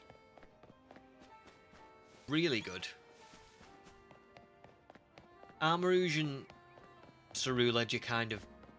they're not great, are they? But to be honest, I don't mind them. But I wish they were better, for sure. Mark, welcome in, dude. Very good to see you. How are you doing? Ooh. Oh, that's lovely, Ham. You haven't played Pokemon in months yet, you still love these streams. Well, that's good. I'm very glad to hear that. Darth Muted says, do you play Xbox or PlayStation? I played Xbox. I don't really play Xbox or PlayStation anymore, just because, you know, I just play Pokemon all the time for the channel. Which, can I just say, I like doing. That's not like a, you know, they don't lock me in here and make me play Pokemon. But, I just, before I had a channel, and particularly before I streamed, I would kind of take breaks in between videos where I would go and play other games. And I just haven't really done that over the last year when I've been streaming, because I just like streaming so much. Um, but yeah, I used to play Xbox. Now, if you asked me, I'm pretty sure I would prefer a PlayStation. Xbox has gone massively downhill from what I've seen. PlayStation always had better exclusives. I did have a PlayStation, because I loved the Insomniac Spider-Man games. Never played 2, but I played Miles Morales and I fully completed 1. I'm talking every trophy. Completed it, played it and then did the new game plus. Yeah, but I was always more of an Xbox guy when I was growing up.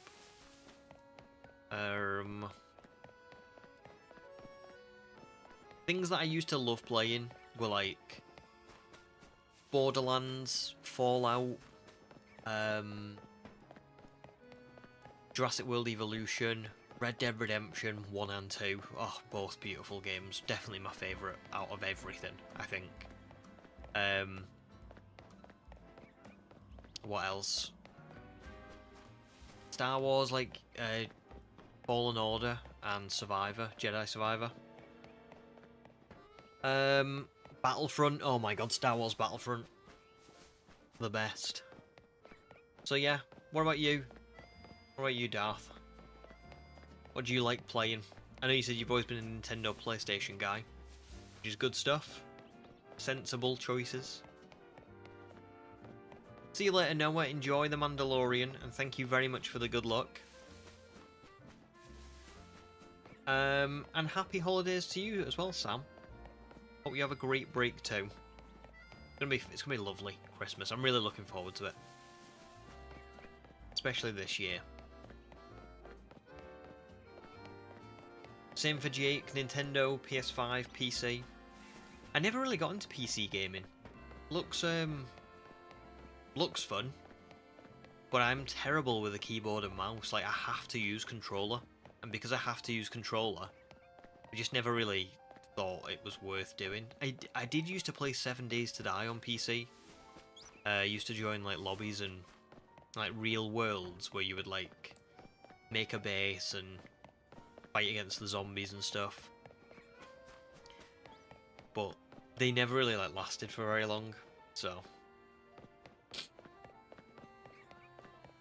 Blocks is going to keep this on while you shiny hunt. Hopefully I can get some luck. Going to try and get shiny Grookey, Poplio or Bulbasaur and Violet. Well, very best of luck to you. I wish I could say I could transfer you some luck, but as you can see, I have none. So I think it might be best if I don't transfer you any luck, because I actually might make it worse. But good luck.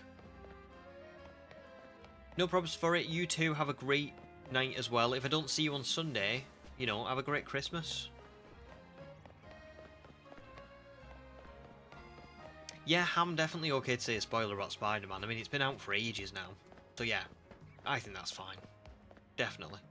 When you were sick a few weeks ago, you replayed the first Spider-Man on the PS4. It is so amazing even after all these years. It's very good. I think the last time I played it was probably like 2 or 3 years ago. But man, such a fun game. Like, actually makes you feel like you're Spider-Man. It's really, really good.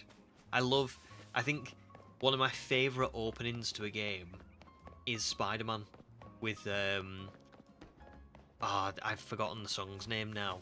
It might be Alive. But when he's like following the police cars on the way to Fisk Tower. Just such a brilliant opening to a game.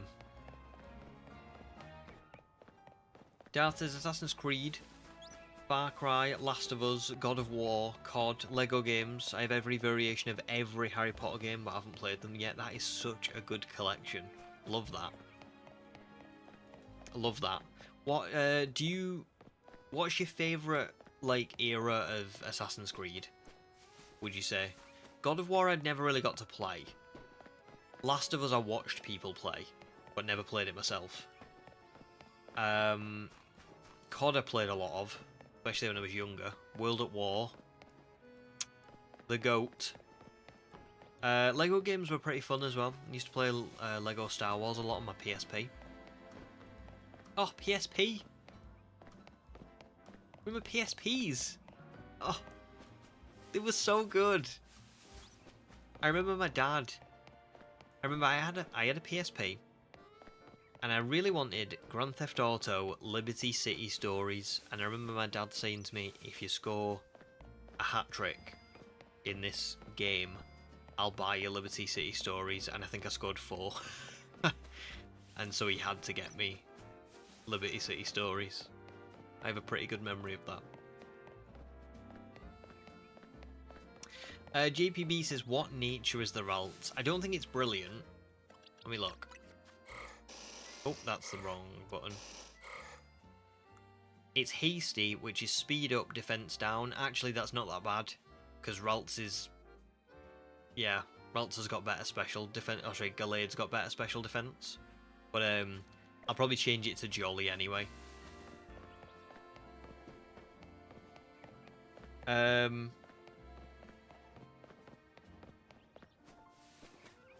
Ashley says, today is painful. We're preparing to send tax documents to our vendors.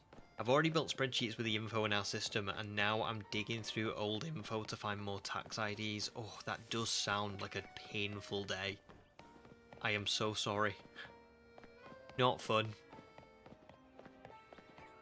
A lot of my job is quite boring, and so I can very easily hear when other people say aspects of their job and immediately know what that boringness is like. Do you know what I mean? Like, a lot of my job is like cross-checking information, and it's just tedious. You know what I mean? It's like you've just got to like check things. So I can imagine how painful that is. Hopefully it's not too bad for you. Nice, Jake. Oh, I'm glad you're enjoying PC gaming. Can you use a keyboard and mouse, like, effectively? Because I just can't, man. Like, really can't. I'm useless with it.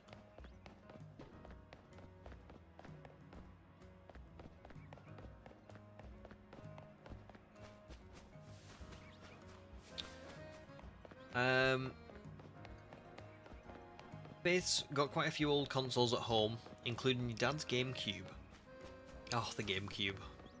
And it reminded me that we also have a ton of DVDs. I refuse to believe, even in this day and age, that DVDs are a thing of the past.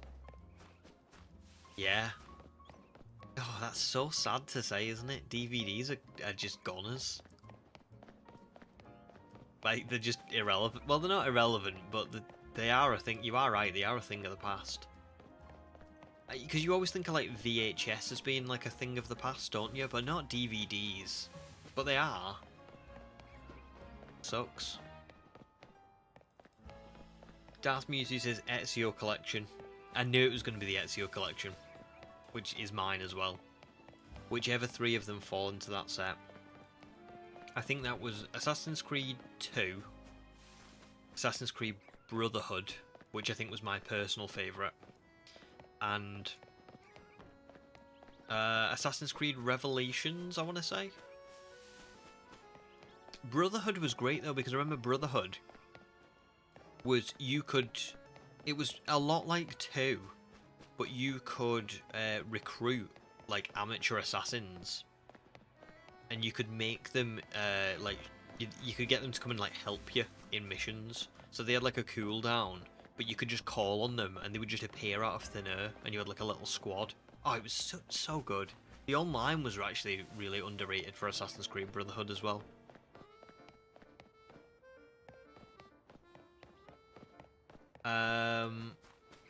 That's good, Jimmy. Got you switching PS2.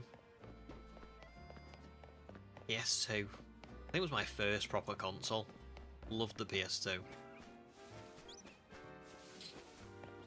Ham says, a scene I really like about the game is when Martin Lee needs info from this guy. He corrupts him and gets the info. And they give the guy a... Yeah.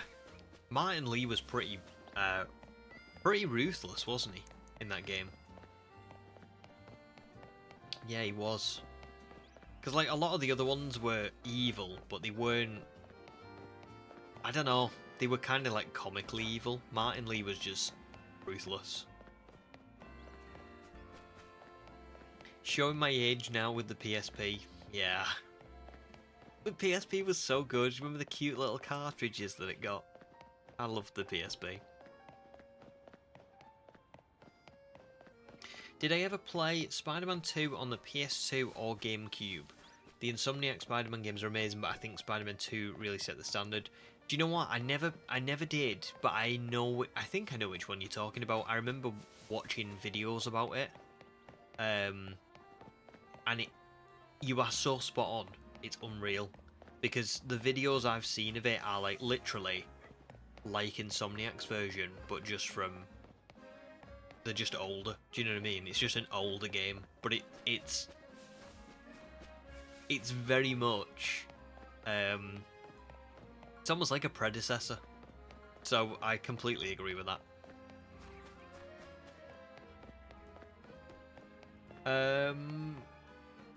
Nice, Jake, you can, but it took you a while to adjust. I actually just think I couldn't. I've tried. I feel like I've tried.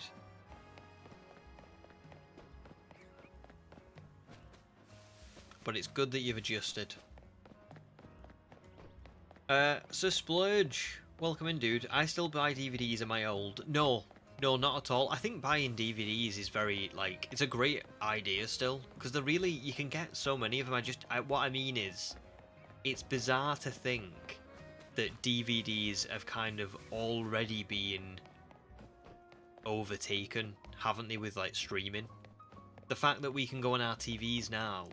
Because even when I was growing up, right, DVDs were a thing because you would switch on the TV, and even on certain, like, even when they started like making TiVo and all that kind of stuff where you could record programs, you still had to like record them to the box and then delete them when there was too much like memory being taken up and stuff. Like, it was very...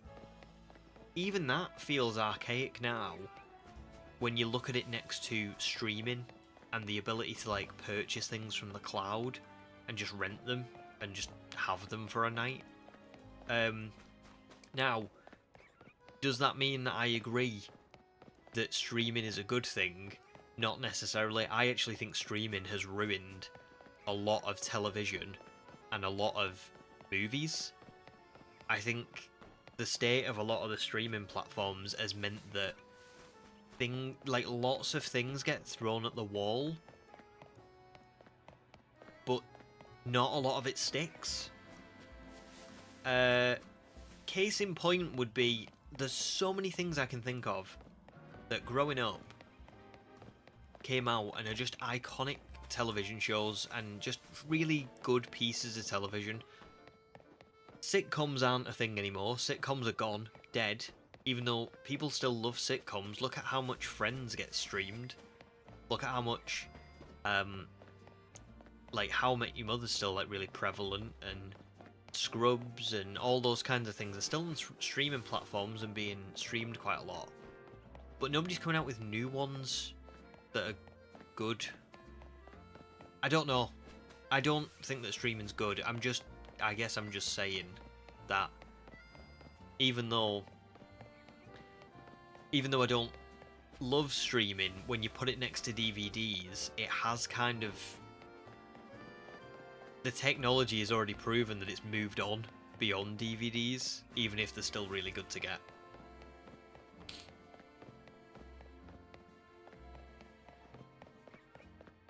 Well, that's the mark of a good character and a good game, isn't it, Ham? If it sticks with you. It says our village community shop sells 4 DVDs for £1 year round. That's very good. I bought 3 discs of The Muppet Show, Men in Black 2 and Nanny McPhee, and they still only charged me £1. I'm certainly not complaining. Oh, there you go, it's brilliant. JP Black says DVDs are the most sensible way to enjoy movies and TV, to be honest.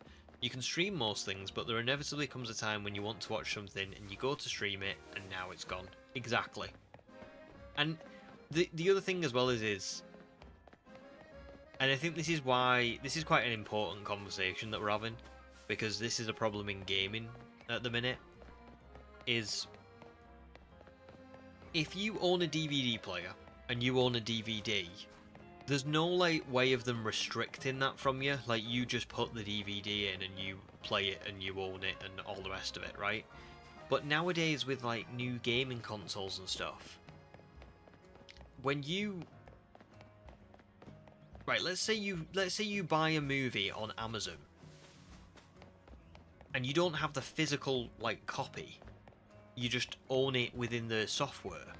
You don't really own it. Like, if Amazon goes under, you lose that movie, don't you? Or if Amazon just one day say, you know what, we can't show that to people anymore, so you just can't watch this anymore. They could do that. There'll be something in the terms and conditions saying you don't own this. You've paid for it, but you don't own it. Whereas, and then like with newer game consoles and stuff, particularly the Switch 2, as far as I know, there's a lot of like things can be even just limited in the sense of if you don't have internet connectivity, then you can't. They can just restrict it from you outright. And so there is quite a real conversation happening at the moment about how much of your media do you own, really. Even if you buy a physical copy of a game and a physical copy of the, you buy the console, you can still be like locked out of that console, and you can still be locked out of that game, even though you physically hold it in your hand. You can't have that with DVD players. It's not the same thing, is it? So I would agree, it is definitely a very sensible way to enjoy movies and TV. I'll be honest, I'm fully part of the problem. I love the convenience of streaming and media. I don't think it's a great thing, because at the end of the day, it is kind of going that way where we don't own the things that we've paid for. But I also can't deny that I do love the convenience of it. It's tough. In an ideal world, it would be convenient and you would own it, but I don't think that's really the way it works in practicality.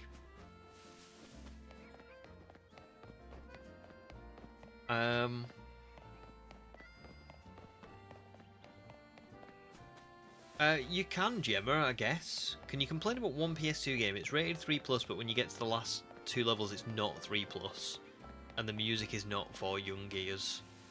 I mean, one thing I will say is, if it's PS2, it's from a different era, right? So we don't know what the judgment of the rating organisation was at that time. They probably had very different metrics. So things that aren't, things that aren't okay now might have been considered okay back then. Hard to say. PS2 was a long time ago. Faith wouldn't personally describe herself as old, but I will always prefer physical forms of media. My mum is convinced the world will start going backwards when it comes to technology. She's not wrong, to be fair. I saw a video the other day, right, of a new car that Ford, I think it's Ford, have made. And it has a keyless entry. So you have like a little fob that you touch against the door, and that opens the door automatically, right?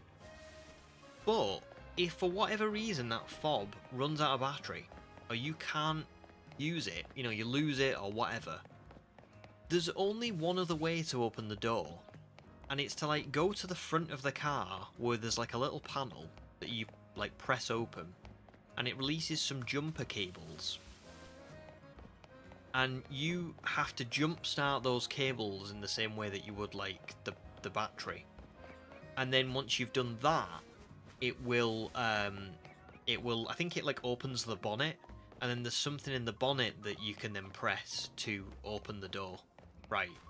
Which is just ridiculous.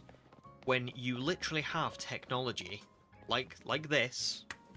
Let me just show you this. This is my car key. That's my car key. If for whatever reason the little button doesn't work, right? I just put the key in the door and I twist it. And then I put the key in my car and I twist it. And it turns on. Why are we putting keyless fobs on car doors and then making you jumpstart the car to get the door open? It's ridiculous. It is going backwards. So, I don't disagree with your mum with that one. I think she's right, to be fair. There's some things that we do really well with technology, and there's some things that it's just like, why are we doing that? So, Wookie, welcome in. Very good to see you. Can't join today, running between work meetings, a friend's PhD defence, and the office Christmas party, but wanted to stop by and say good luck. Thank you very much, dude. Very good to see you. I hope you've been having a good week. Hope you enjoy your office Christmas party, because that's brilliant. And I hope it's not too busy for you. You know, hope you're doing okay. But Wookie does have enough time to complain about keyless cars. A truly stupid idea. Let me just let me start the damn car with a key. Let me open my damn door with a key. Let me be old and frustrated. Exactly. Very much agree with that. But yeah, thanks, dude. Very good to see you. I'll see you again either on Sunday, if I don't, have a great Christmas. Yeah? Thanks, dude.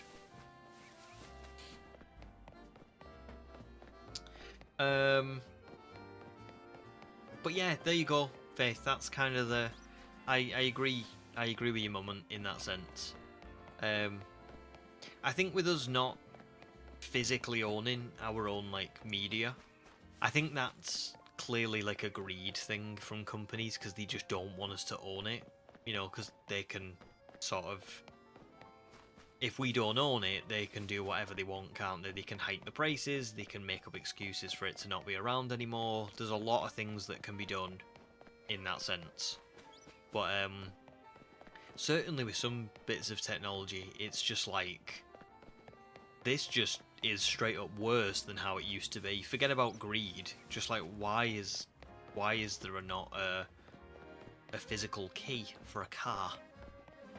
Why do I have to jumpstart the car to get in it if the key's not working? It's ridiculous. So, Gemma, the game you wanted to complain about is A Dog's Life.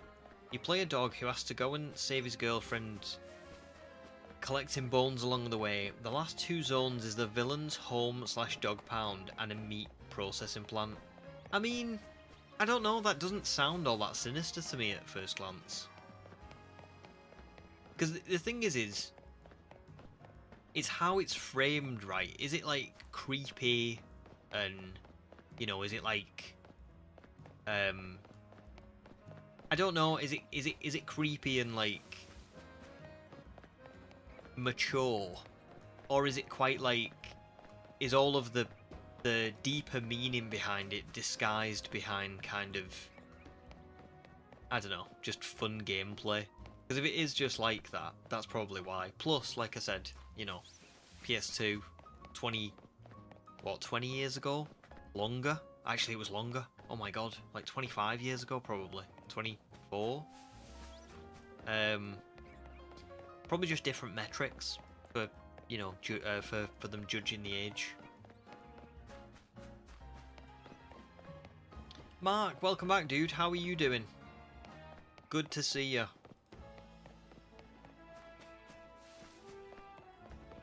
Ham watched a video essay about them owning our media. Kind of opened your eyes a little bit. I mean, it is startling when you think about it, but I'm just not sure there's any... I don't know. I'm not sure that anything will change with it, you know?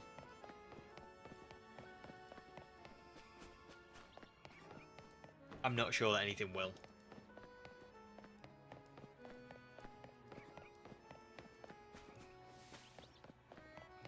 Right, at 7:250, I'm going to take the most minimal of breaks for like 2 minutes. Because I've drank a lot today. Kinda gotta water the piranha plants. You know what, actually? I'm going to accelerate that, because I kind of need to do it now. So I'll be back in 2 minutes. Won't be long.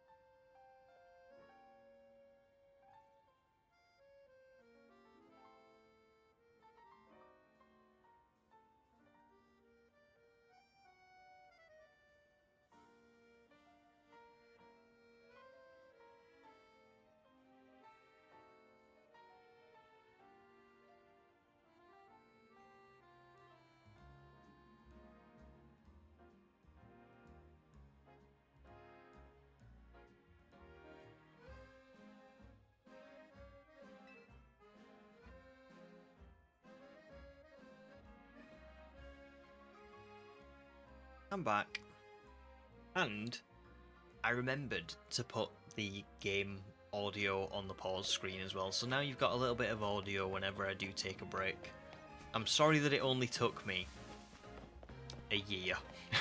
The thought never occurred to me until like last week.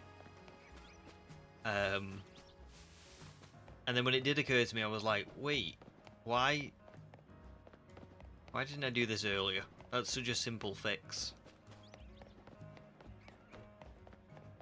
Mark is doing amazing. A little bit tired from work. Won't stop me from dual Masuda hunting Litten on Moon and Ultra Moon though. Oh, that's so nicely because it goes with Faith. Because Faith is going for a shiny Rowlet in Ultra Moon. So best of luck to both of you. Hopefully we'll get. Maybe one of you will get really lucky on today's stream. Because we have got about just under 3 hours left, so hopefully.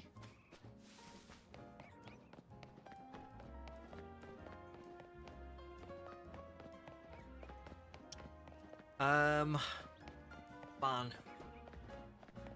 I'm just not going to get Eevee today again, am I? Oh, also, just if anybody could like give me a little bit of a heads up. I know my webcam has not been of the best quality recently. I have tried to fix it. I'm hoping that today it looks a lot better. If anybody's got any like thoughts on the webcam, if it looks better than in recent weeks, please let me know. Just so I can, just so I know. I actually bought a new webcam this week. I was talking about this earlier on, but the Amazon delivery driver marked it as delivered, and he didn't deliver it, so either it's been stolen or something has gone wrong. But I'm actually kind of hoping that I've fixed my current webcam since. So maybe if that happens, I can just get a refund and, you know.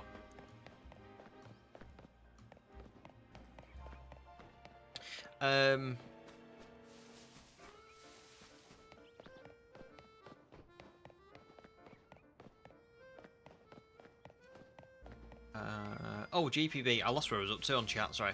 JPB says, I'm going to dual hunt Trico on Oras again, and Phantom Y tonight after your kids are asleep. Oh, well, good luck. Good luck to you as well. I hope someone gets something. That would be great.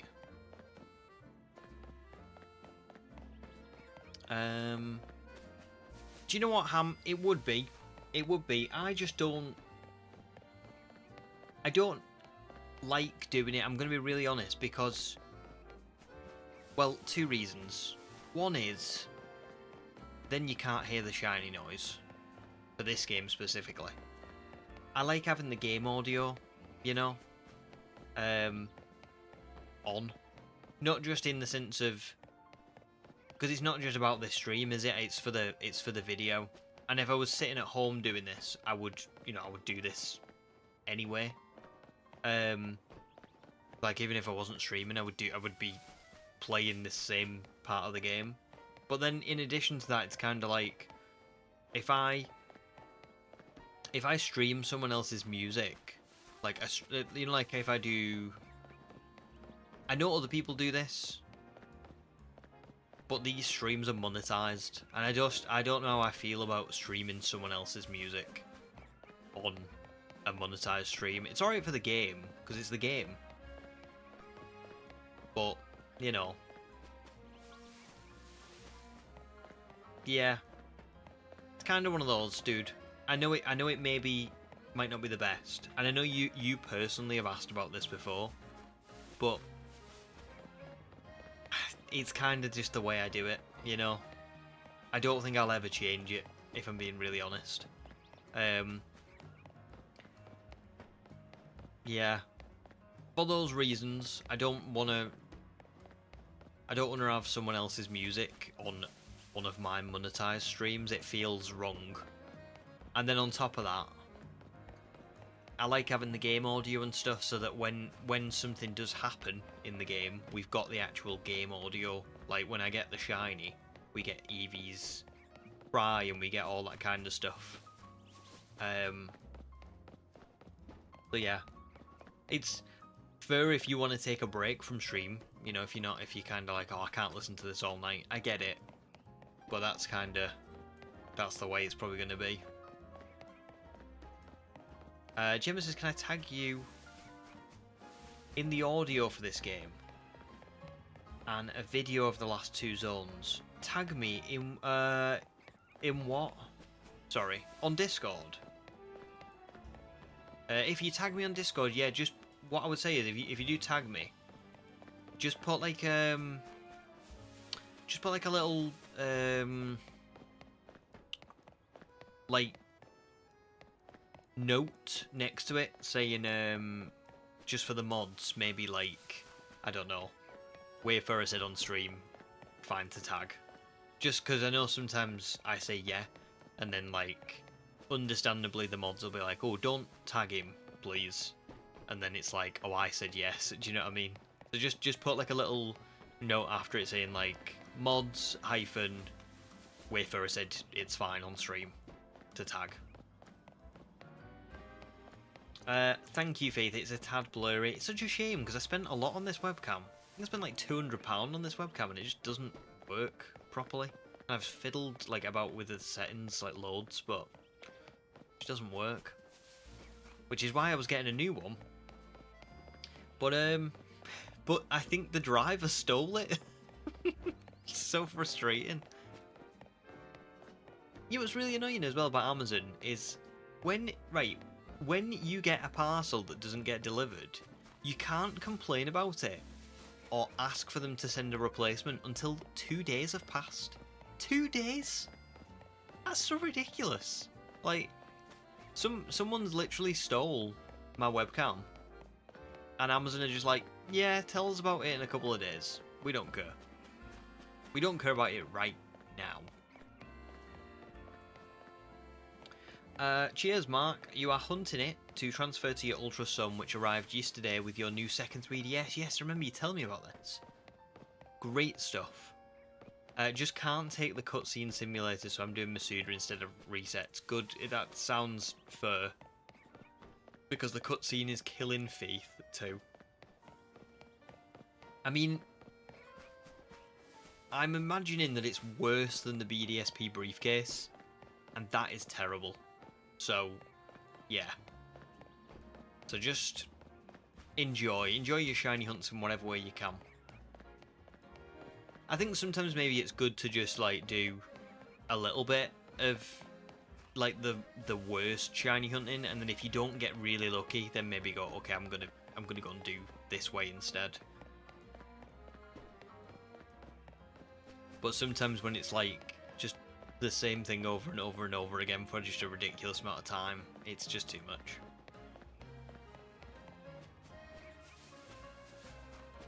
It's all good, Ham. It's all good. I wish I could, but I just also, I don't know. I get really paranoid with things on YouTube because all it takes is like one person to say, oh, like, you're using my music in a video, or you're using this, or you know what I mean, or whatever. And then there's also like, I actually don't know how to link it up where I can have other audio on and then put this audio on instead.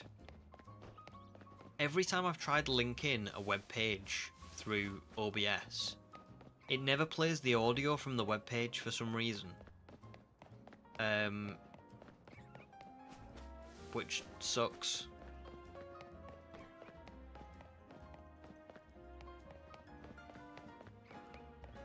Oh, blocks! Congrats, dude. Just found a shiny Dragonair.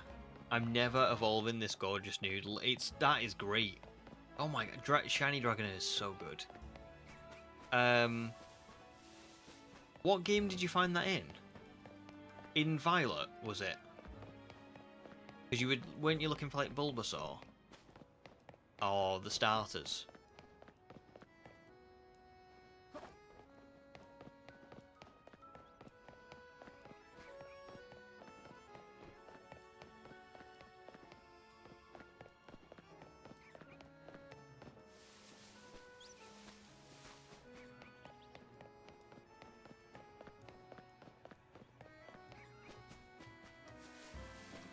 Nice, yeah, in Violet. Oh, beautiful. I'm trying to think where that spawn of Dragon... Oh, was it near Casaroya? Oh, it was a Terror Raid. Oh my god, that's even better. That's brilliant. Oh my god. Have you got blocks? Have you got the charm? Have you got the shiny charm or not? That's full odds, that's wild. Truly. Mark says, I've also found out that my moon game gives me eggs much faster and I don't know why, it's weird. Have you completed the game, Mark? Because the only thing I would say is, do you have the oval charm? Have you picked it up? Is the oval charm even in Moon?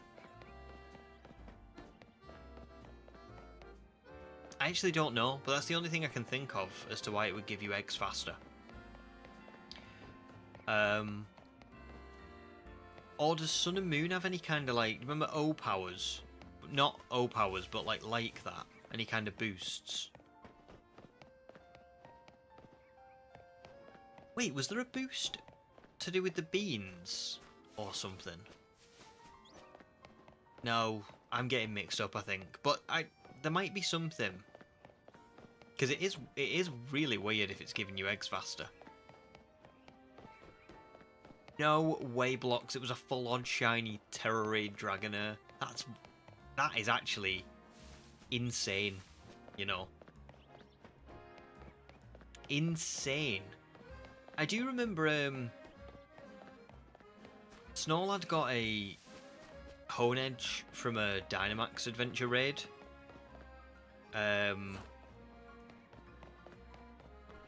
In Sword and Shield, and I remember thinking that is one of the wildest things I've ever seen, because it just like went in a random raid, 1 in 4096. There it was. So there you go. Unbelievable luck. Unbelievable. For it, welcome back. Beans could increase friendship. There you go. I couldn't remember what the beans did. I remember using them quite a bit. Also, I remember I only learned this recently, but you know the guy who was on the Bean Island in Sun and Moon or Sun and Ultra Moon was Lucamine's like husband and Lillian Gladian's dad that like went missing. I think. I hope I'm remembering that right. I remember seeing someone talk about it and I was like, wait, what? That's wild. Oh sweet, there you go, Mark. You've got the Oval Charm in Moon, but not an Ultra Moon though. There you go, that would explain it. Yeah. The Oval Charms are really good, to be fair. Really good. Like, Sword and Shield, it completely transforms how fast you get eggs. Remember, like, Masuda method in Sword and Shield when you've got the oval charm is just... Well, I'm not going to say broken, but it's just... You can just collect eggs just so quickly, it's crazy.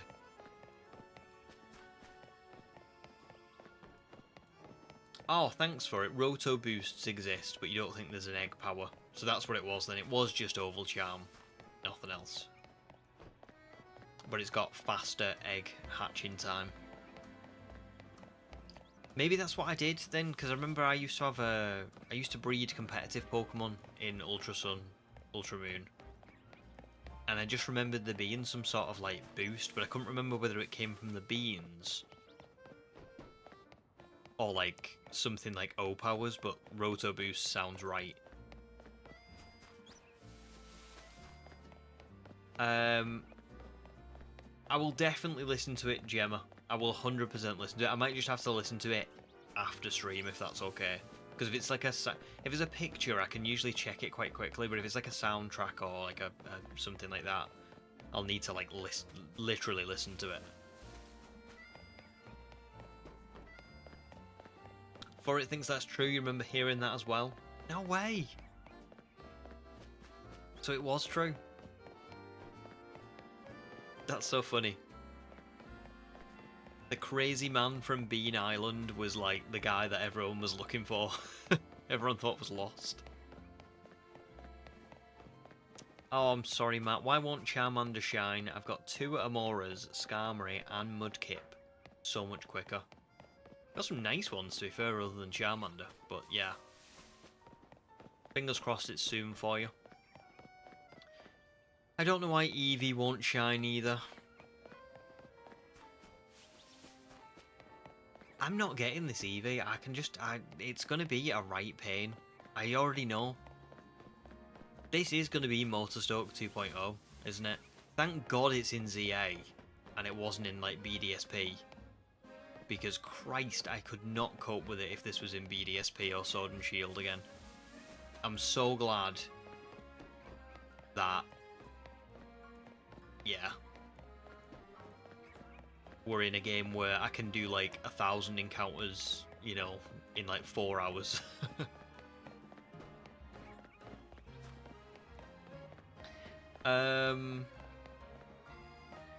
Is there anyone here who knows a lot about computers? Ooh, I'll be honest, I'm probably not your best bet. I'm not the worst with computers, but I'm certainly not techie. You could ask in Discord, Ham, in the... Oh, there's like a tech channel. You could ask in there and see if anybody knows, because there might be someone who can help you. If nobody in chat says anything. Or it's currently doing some double hunting. Hunting Apom on your 3DS, nice. And doing a vaguely Christmassy hunt in the Frost Cavern in X and Y. Oh! That's so lovely. What a great idea. The Frost Cavern. Don't even remember the Frost Cavern.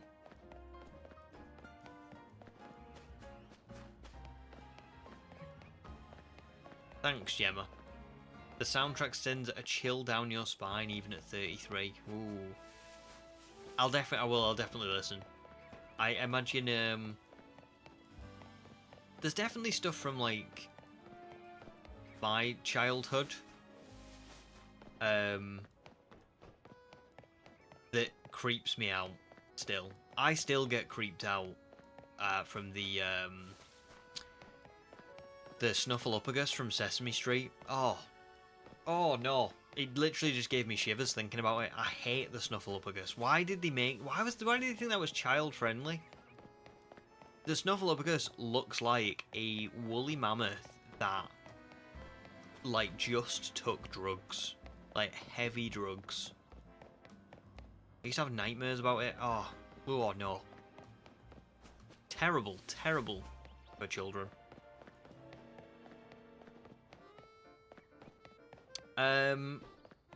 Thank you, Blocks, for transferring your luck to me.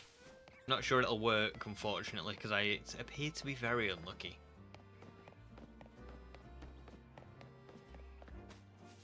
Astral's still searching for shiny Latios. Good luck. I really want to do that shiny hunt when I do get to it. Really want to do it. But at least you've only been searching... Have you only been searching tonight, or have you been searching for a while?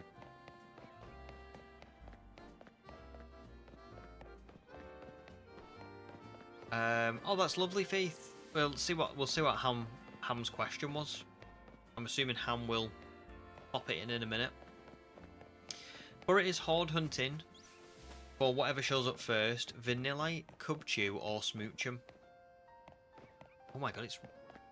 Sorry, I've just heard the rain. It's really chucking it down now. Yeah, that sounds great. All good shinies. About to hit 500 hordes, so 500 times 5 is your encounter number. Got you. So it's 2.5k now, but it'll be in like 600. It'll be 3k, etc. Furret says the what? Was this in relation to the Snuffleupagus? Just type, if you are curious about what it is, it's Sesame Street, and it looks like a woolly mammoth slash elephant. It's nightmare fuel. See, seriously, it's nightmare fuel. I still hate it to this day.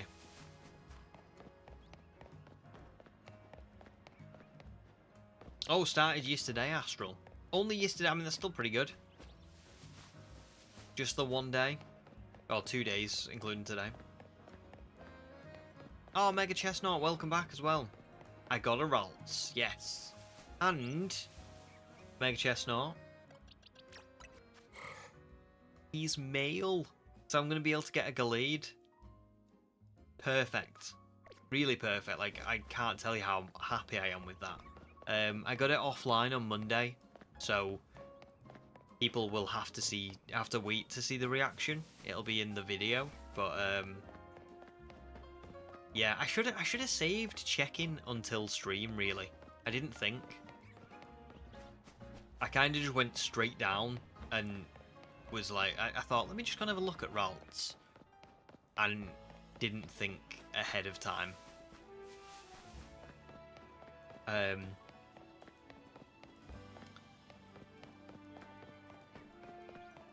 Oh, Astral says, I have to ask, Mr. Blobby, love or hate? You love him. I don't hate Mr. Blobby, but I must say, I don't know what they were thinking when they thought of Mr. Blobby. Like, how is that for kids? I just don't know how that's for kids. Mr. Blobby was weird. I don't hate him. I don't think he's, like, creepy or anything. But it's just odd. But then again, I think the same about clowns. Like, why were clowns ever considered this, like, thing that kids would look? I'm not scared of clowns. I never have been. But I see why people are scared of them. Because they're kind of just odd. I don't know. I don't get why they were ever a thing.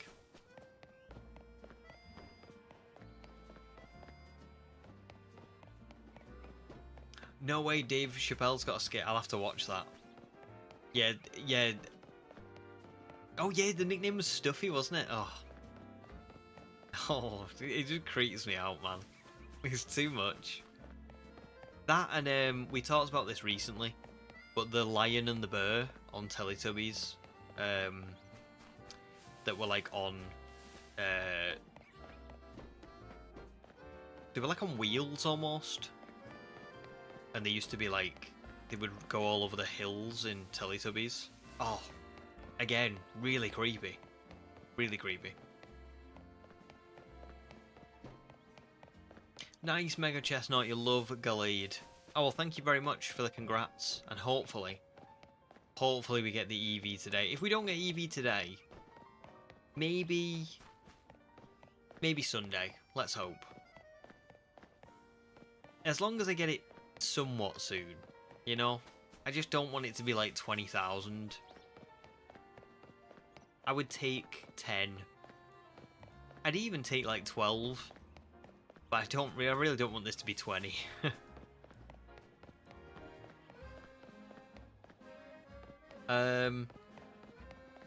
Oh no, Astral likes Snuffleupagus. No. No. No. Hey, listen, you like what you like, you know? Oh, it really creeped me out when I was a kid. Really creeped me out. Like, yeah. But you like what you like. I'm not going to judge anyone for liking it. At all. Little Miss Mewtwo also loved Mr. Blobby. He was just misunderstood in my opinion. I can definitely get on board a lot more with Mr. Blobby. Mr. Blobby, like, I don't think I was ever interested in. But I don't think I ever hated it.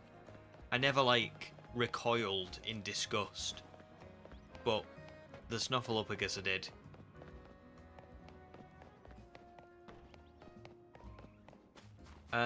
Mark says, apparently I haven't even finished Ultra Moon. I don't know what my task is now, though, since I already have Lunala. Oh, that's interesting, isn't it? When you're up to a certain point in the game, but it's been so long since you did that save file that you're like, wait, what? What am I supposed to be doing? Have you done all the? Well, yeah, you'll have done all the trials if you've got Lunala. So maybe try and go to the Pokemon League, see if you can get there.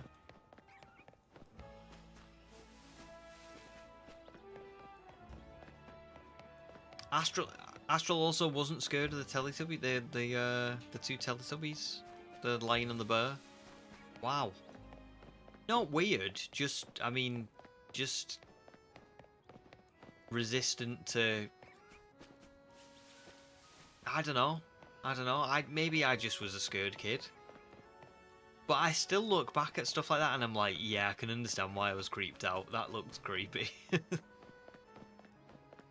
you know, like Big Bird just isn't creepy, is it? Like, Big Bird is just Big Bird, right? Or like Elmo is not creepy. If I was sitting here and saying like, oh, I really didn't like Elmo, I would fully understand why people would be like, oh yeah, that's weird, because Elmo was pretty chill. But I look back at Snuffleupagus and I go, look at it. Just look at it, no wonder I was creeped out.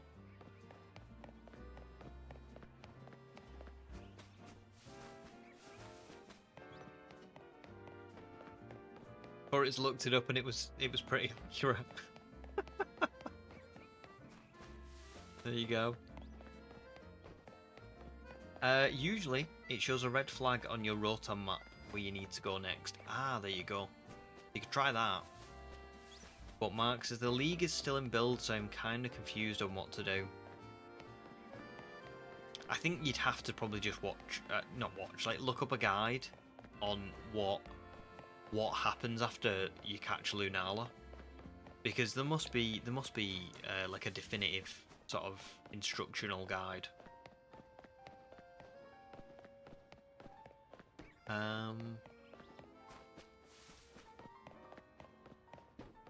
Wow, that is a story.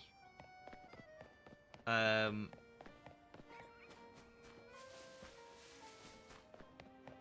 danced with a clown? I don't think I could dance with a clown, but that's just because I don't like dancing in public.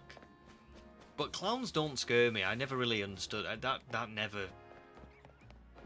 was something I never had a problem with. Little Miss Mewtwo shares a birthday with Big Bird. That was a birthday twin I never expected. What a birthday twin! I love Big Bird. Love Big Bird.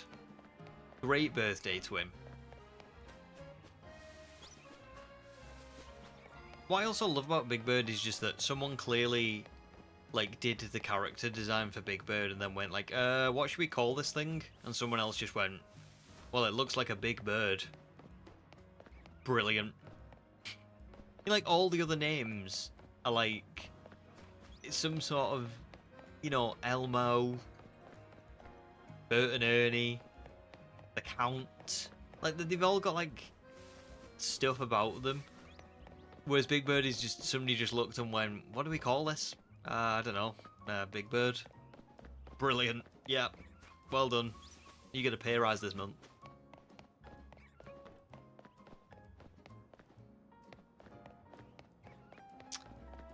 Ooh. Human says, just chiming in to say, the Groke was terrifying, and I was entirely justified in hiding when she appeared. The Groke? What's the Groke? Never heard of the Groke.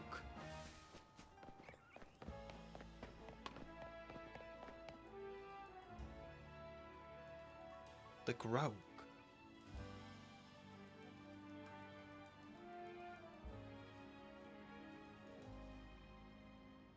Oh! Yeah, I kind of get that. The Groke is pretty, that looks pretty terrifying.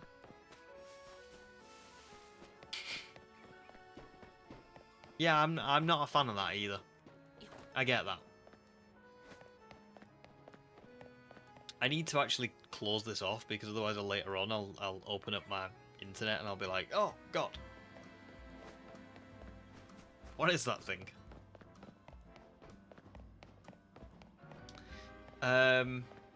Oh, congrats, Blocks. 2 shiny Skiddo and an Outbreak. Very nice.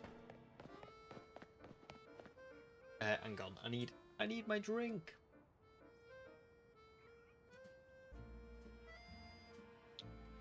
Or it says the only fictional character I know I share a birthday with is Francine from Animal Crossing. What another great, like, I mean, I can just say I don't know who Francine is, but I don't know if I share a birthday with any fictional characters. This is great that you guys know who you share a birthday with. Astral says you share one with Attacking Toucans. Again, I don't know who that is, but I love that you know these people that you share a birthday with.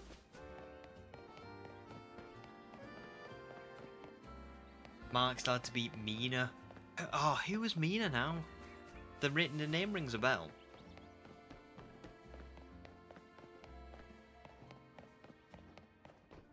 Or says, imagine someone had designed Big Bird, and then someone was just like, damn, that's a big bird.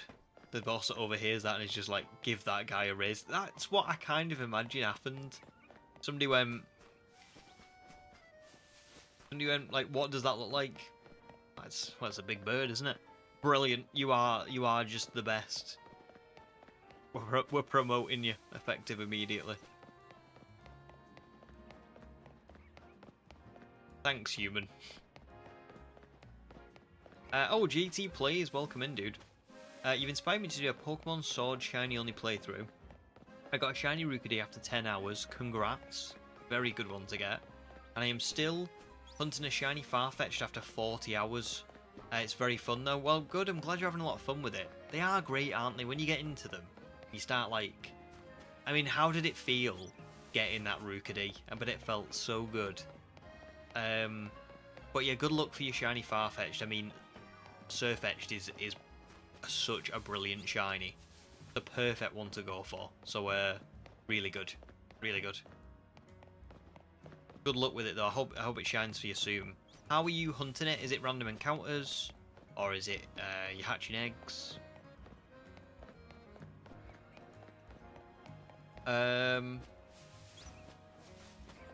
Very nice little Miss Mewtwo. You got quite a few awesome birthday twins. Faith shares one with George Ezra. That's pretty cool as well. I'm going to have a look what I share mine with. I'm going to have a look in a second.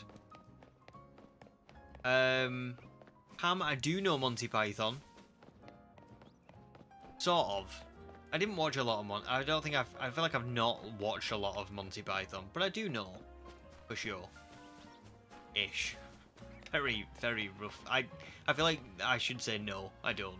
I do know what it is. But I don't know a lot about it.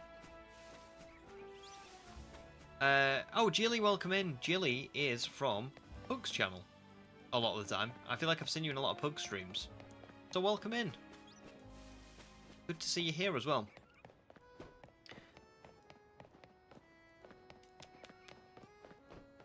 Ah, okay, Astral, he's a Let's Player. Excellent. Or it says Mina is the artist girl. Can't remember now. I honestly can't remember who Mina is, but where is she in the story is what I guess I'm saying. You have to beat her after the Pokemon, before the Pokemon League, but after the Legendaries. That must be quite a big character. Blocks shares a birthday with Zinedine Zidane. No, you spelt it perfectly. Great person to share a birthday with. Oh, please do for it. Please make an animation about someone creating Big Bird. That would be hilarious. If you got time. Mega Chestnut not ready for 2026. Maybe excited for Pokemon Day because it's oh yeah, 30 years. Yeah, God, great point. Pokemon and me share the same birthday year, so I literally grew up on Pokemon. Yeah, literally, it's been around for as long as you have. Almost as long as I have. I'm sadly slightly older.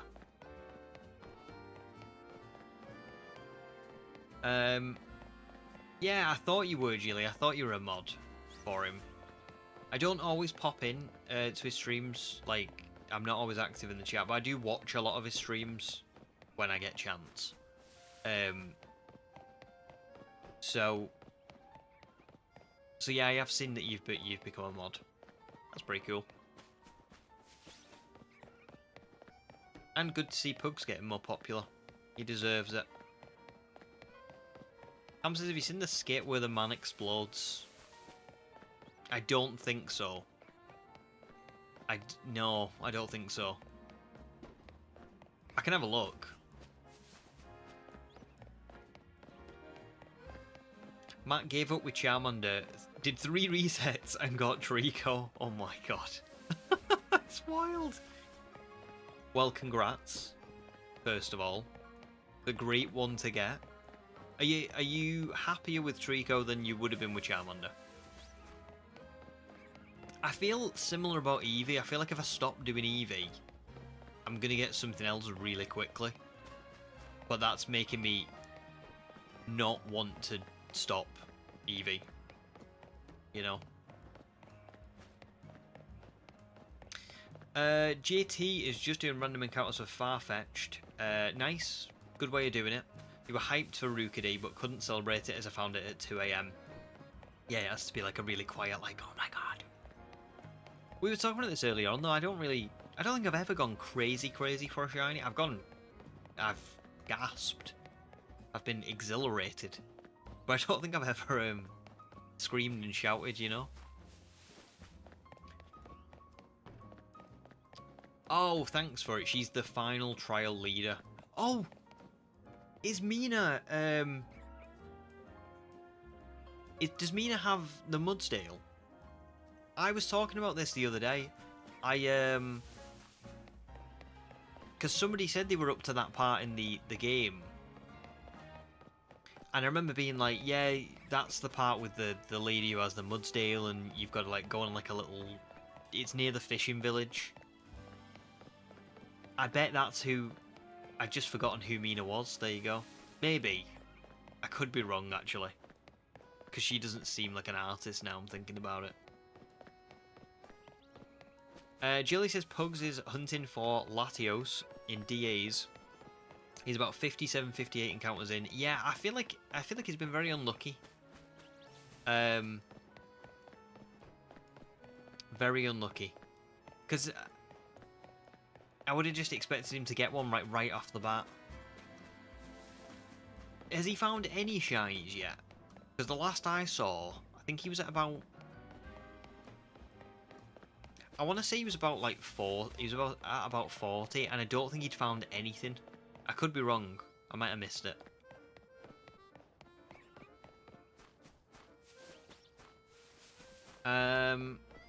Oh wow, Little Miss Mewtwo. 3 of your favourite franchises all turn 30 next year. Pokemon, Tomb Raider, and Crash Bandicoot. I can't believe Pokemon is as old as Tomb Raider. Tomb Raider feels like it's like 40 years old.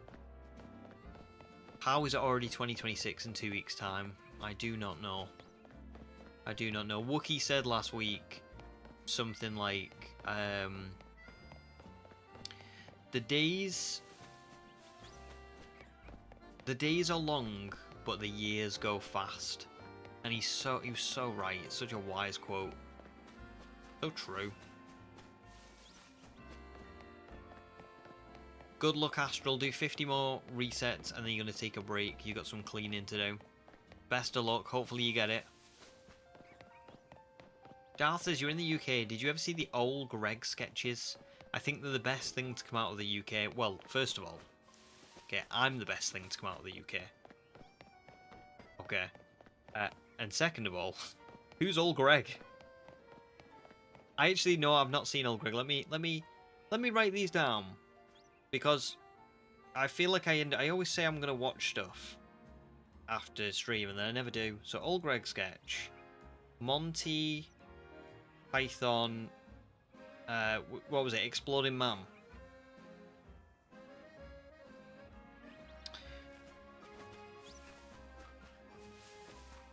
These notes are gonna look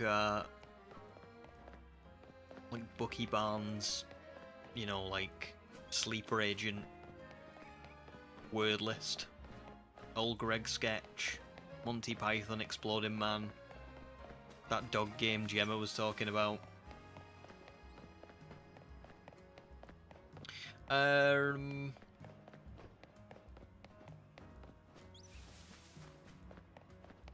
Fantastic, Matt. I'm glad you're happy with it.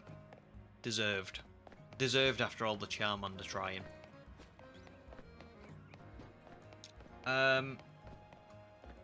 Fair enough, Ham. Okay, I will have a look.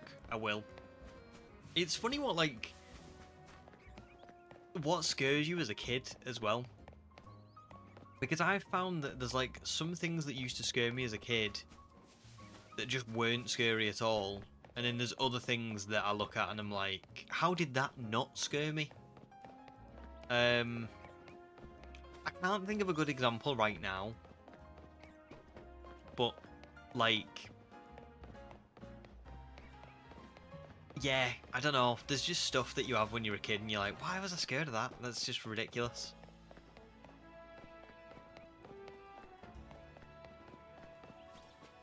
Oh, it's not the Mudsdale girl for it. Mina has a Rabombi. Who is Mina? I'll have to have a look. Oh, Jilly, I was there when his wife got Shiny Latios. I think I was working the other day and I had the stream on because I think he was off. They were both off work, weren't they? And then Grimmsnarl and Clang or something from that line. Grimmsnarl's a great one to get, to be fair. Very good. Thanks, Astral. Dad says, but you haven't come out of the UK. You're still there.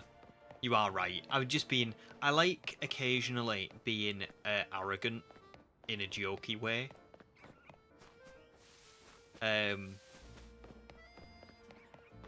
So we'll pretend that what I said made sense.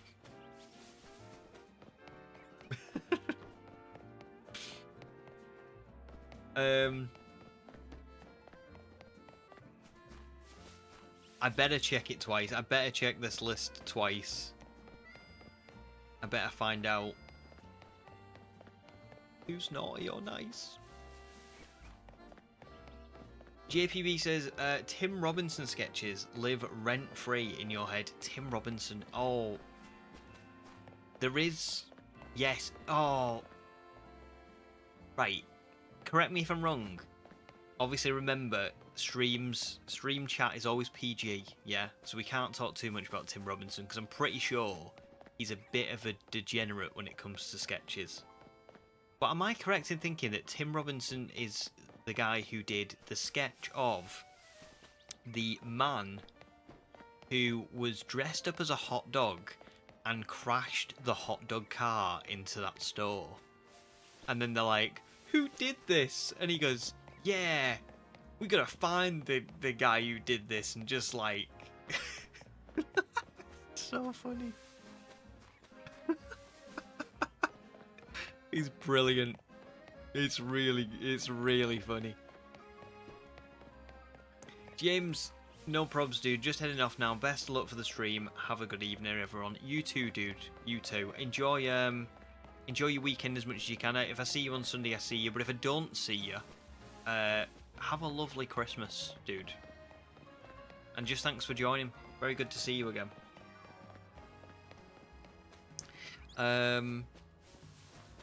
Oh, Astral says there is something that terrified me as a kid. The T-Rex from Tomb Raider 1996. There was a T-Rex in Tomb Raider. That's wild. I don't remember that. Although I don't know if I ever played a lot of Tomb Raider. I do remember my nan bought me bless her. I went to markets once when I was a kid. She bought me I was telling my wife this story the other week. She bought me... I was really scared of Jurassic Park as a kid, which is so funny because I absolutely love Jurassic Park now. But I was like quite scared of it. But it was never the dinosaurs. It was more like the vibe and the music and the you know, like the feel of the game, not the game, the movie and all that kind of stuff that kind of like scared me, right? So I remember we went to a market one day, and for some reason they were selling PlayStation games at the market, and it was The Lost World on PlayStation. And I was like, I think, you know when you're a kid and you're scared of something, but it also like really intrigues you? You're kind of like, oh, like I need to, I can't stop looking at it, but I'm terrified. Did anybody else have that? So I said to my nan, like, oh, like, could you get me this game? And bless her, she did buy it for me, which is really nice. Just on a whim, it wasn't even for a special occasion or anything. And I remember I took it home, and I knew I was going to be terrified of it. And I played the game, and I put it in the PlayStation, and I played through it and everything. Bear in mind, I was very young at this point, so I had no concept of like money. That my nan had like spent money on this game for me. I didn't know. I just kind of popped it in and played it, and was like scared to death of it. Because it was there was like the music was like. I can't do the music, but picture like the Lost World kind of theme, and I was so terrified of it that I had to put it back in the box and put it in the bin, and not only put it in the bin, but like put it underneath things in the bin, because I was like, it has to be away from me. I think I was like 6, maybe 5. So to be fair, I was very young, but yeah. I can't remember what my point was. I'm sorry. I don't know why I told that story, but the point is that it was very scary. Very scary.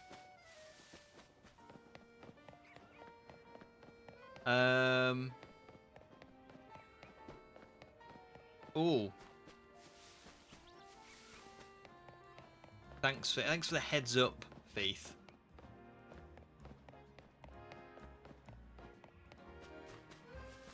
It's funny, isn't it, how things age? But yeah, I understand. I mean, there's a lot of things like that. I think that's an inevitability of time, right? Isn't it? Like, there's always going to be stuff that is. There'll be stuff now that in 20 or 30 years' time is considered unwatchable. I think it's just the cycle of. Well, it's just things just move on, don't they?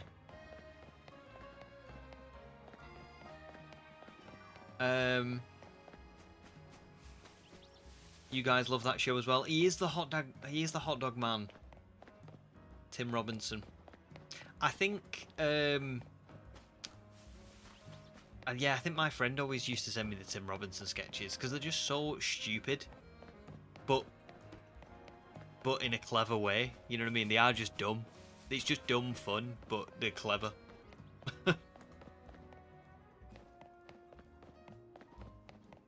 Oh, see you later, Gemma. Sorry, I didn't see that. You've probably already gone. But if you've not gone, good to see you again. Thanks for sending me the links. I will have a look at them.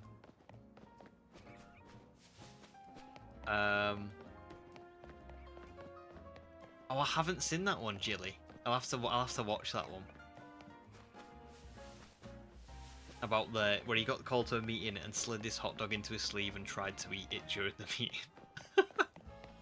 I think I've seen this one. I really can't talk too much about because it is definitely like not PG. But there's a sketch from Tim Robinson, which is he goes to like a ghost tour, and I think the guy says like, "Oh, it's late at night and like there's no kids on this tour, so we can say whatever we want." And Tim Robinson's like, so we can say whatever we want, and then he kind of he just spouts off like loads and loads of he just swears basically a lot. But it's not just swearing. It's not just him saying the words. It's him saying just the most ridiculous stuff. Again, I can't really say it on stream, but it's brilliant. It's so funny. Oh, it's really funny.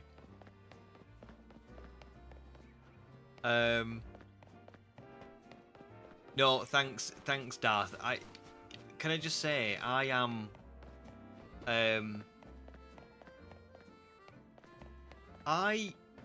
you would be surprised, but I obviously want the stream chat to be PG, because it's Pokemon, right? So there might be kids in the chat, so I feel like a certain responsibility to be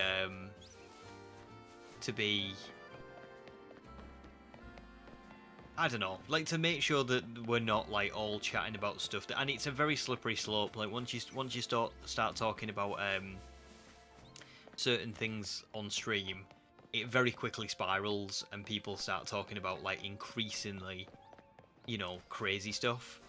One person's line isn't someone else's line and all that kind of stuff. So I think what I try and do is I just kind of like say we can't talk about any of it.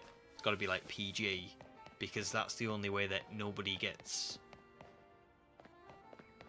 not like left out, but nobody gets excluded by right of like, oh, I just can't keep it, this is just too much for me, or even age wise or anything. However, as an individual, I do really appreciate dark humor, and I will laugh at pretty much anything. I think I have a pretty good sense of humor. There's some things I would like definitely draw the line at. Like I don't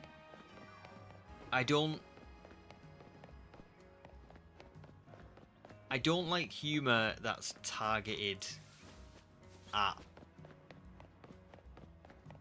specific groups. Like I'm not like a fan. I don't really like humor that's at the expense of like someone who's disabled or anything like that, because I just think that's like terrible, unless that person themselves is, and they're making light of it themselves, if that makes sense. There's certain things that I don't find funny and like I don't like in that sense, but for the most part, I do think I have a pretty broad sense of humor. I do think there's a lot of stuff that I laugh at. That's, I mean, the put it like this: the Tim Robinson Ghost Tour one is quite out. I'd say it's quite out there. I'd say it's quite like, there's a lot of stuff that gets said in that you're like, oh my god, that's quite that's quite what's the word?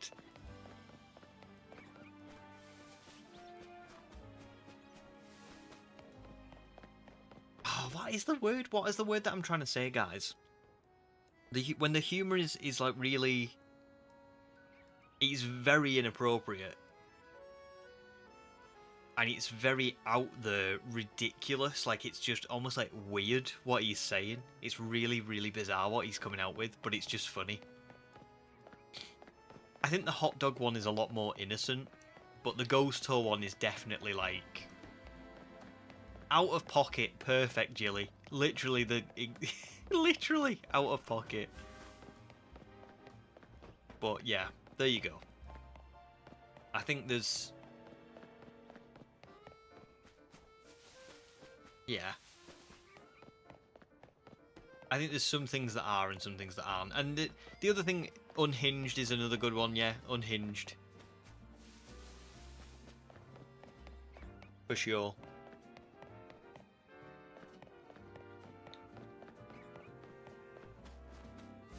But... yeah. It's funny as well, because there's some jokes as well that will be funny, depending on the context. Like I do think that jokes that are aimed at everybody, like they're making fun of everyone, are quite funny, right? Because we should all like laugh at ourselves to some degree. Do you know what I mean? But I just think it's when it's like targeted at someone, or like it's just all about like a specific group. That's when it's kind of like, yeah, I don't like that. That's not fun. That's not nice.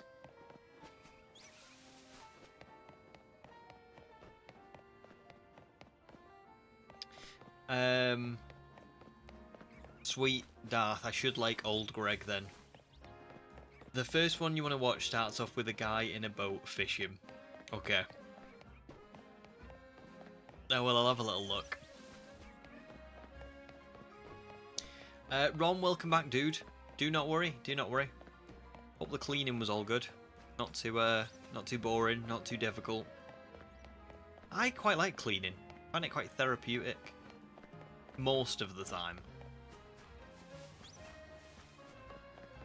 Stick something on to listen to and just get going. I hate hoovering though. I'm not a fan of hoovering. Jilly says that one of him telling the waiter that his date is eating too many nachos and tells him to come by the table to tell her that there's a limit on how many nachos she can eat. I don't think I've seen that one either. I need to watch more of his sketches. I've probably just not seen anywhere near enough.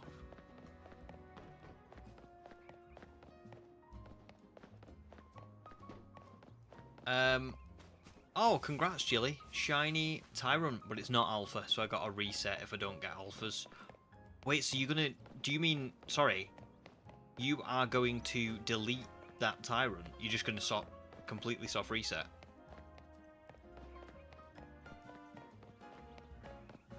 Damn. That's cold. Yeah, I think I do need to watch it. Oh, I'll tell you something really funny that I watched recently. It's not like out there or anything, but I would really recommend if you've not seen it, on Amazon there's a show called Last One Laughing, and it's just it's a show. It's hosted by Jimmy Carr, and it's just all these comedians have to get in a room with each other and try and make each other laugh, and the last one to laugh wins the game. It's only like 6 episodes. Oh, it's so funny. It's really funny. Would very much recommend it. Faith says, I think Brits are quite good at self-deprecating humour. No, you're spot on. I think it might be because it's with an E and not an I, but spot on. I would agree. I think being a British person is very like, we have a dry sense of humour. Quite like sarcastic. You say it with a straight face almost. Do you know what I mean? That's what I think. I think I do that a lot. I don't know if I do it on stream a lot, but I definitely do it a lot. Oh wow, Jilly. That's commendable, to be fair. Good on you. Well, good luck. I hope you do get an alpha. Tyrant just been revived and now it's going back to the fossil, literally. Jilly just pumping the shotgun like you're about to be extinct again. No alpha. Shame. And that was a reference to a good film. Hopefully someone got that. Darth. Do you know what? I never watched The Mighty Boosh. I don't know why I never watched The Mighty Boosh. But I know Noel Fielding. Great host on Bake Off, but also Noel Fielding is just so naturally funny. He was on a show that I really loved in England called The IT Crowd. And if anybody's not seen The IT Crowd, oh my god. Again, another really good recommendation. The IT Crowd is so funny. So funny. Great. That's good for it. That's good though. I'd rather laugh at everything than laugh at nothing, you know? I think I do laugh quite a lot. Like, there's a lot... I reckon I'm a good audience. That's a great favourite, Jilly. Tyrant is my favourite fossil Pokemon. It's brilliant. It's brilliant. I think my favourite fossil is... Ooh... I think it's probably Aurorus, you know. I love Aurorus.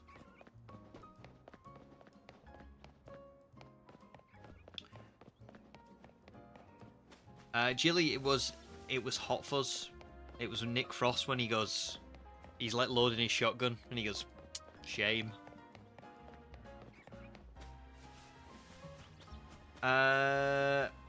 No way, Darth. Noel plays Old Greg. Oh, I'm gonna love it then. I love Noel Fielding. Really. That's gonna be... I'm really looking forward to that. Thank you for the recommendation. This is gonna be great. Astral loves the countdown skit in IT Crowd. Yeah, the countdown one's particularly good, isn't it? I came here to drink milk and kick ass. And I'm all out of milk.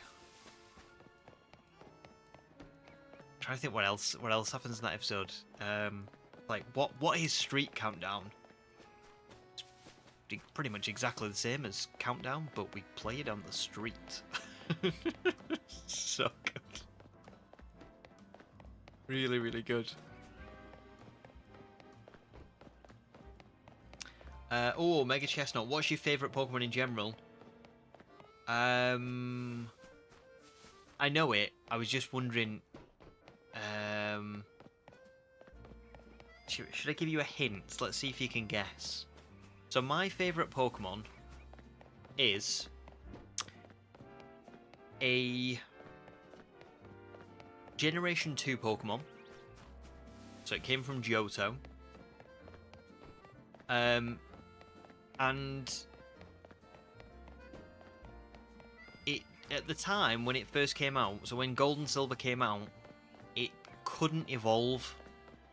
But when Generation 4 came around, it got an evolution.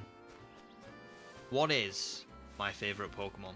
If people already know what it is, maybe don't. Let's see if the people who don't know can get it. I think Furret's got it.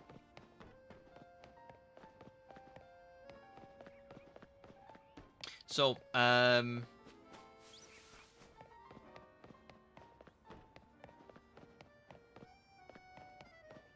that's a really good one, that Furret. Is your refrigerator running? Then I hope he wins the election. That's really good. I think that's brilliant. I don't think that's a stupid. I mean, it's a funny punchline, but I don't think it's stupid. I think it's good. Mega Chestnut's favourite Pokemon is Perugly. That's a really good favourite. A nice, unique one. I love it when people have like unique favourites. You know what I mean? Not that there's anything wrong with like having like a Charizard as a favourite or anything, but I just think it's I don't know. It's just cool to see the variety. Perugly's a great Pokemon. I love it.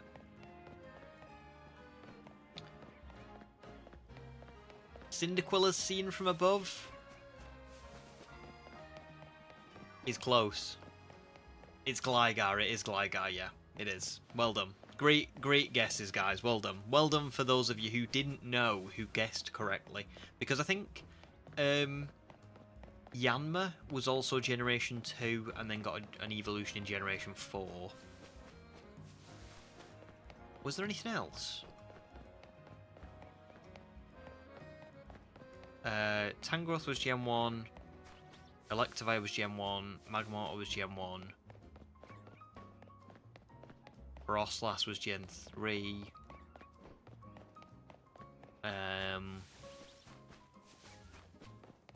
Oh, Misdreavus as well. Yeah, well done. Well done, Littlest Mewtwo. That's a very, very good knowledge. Yeah, Misdreavus, Mismagius. Yeah, spot on. Togekiss as well. Although... No, you're right, because Togetic could have been... Yeah. Could have applied there. But yeah, there you go. It's Gligar. I love Gligar so much. What a great Pokemon. I have Cyndaquil on my logo because Cyndaquil was the first Pokemon that I ever picked when I got Silver when I was a kid. However,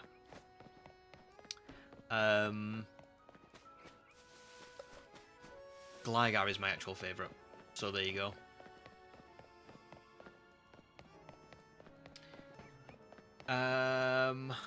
Yes, I remember Lilliput being your favourite Astral. It's a great favourite. Jilly's is Yamper. Yamper's another really great favourite. What do you think of Boltund? But Yamper's great.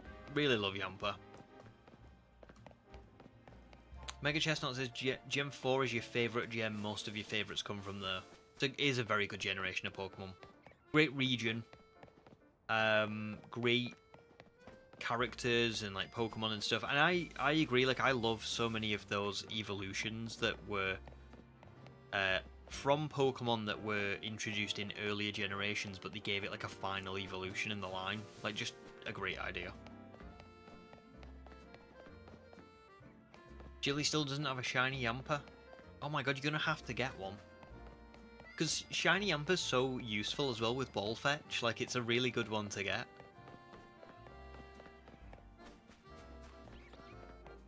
I listen for it. Just take your time. Take your time. There's no rush. Oh, Murkrow as well. Good shout. Astral. Ron's favourite is Clowitzer. Always loved its design as a kid, and it has a nice shiny. Clowitzer is great, yeah. Definitely an underrated Pokemon. I don't think many people think of Clowitzer all the time, but it's a really nice one.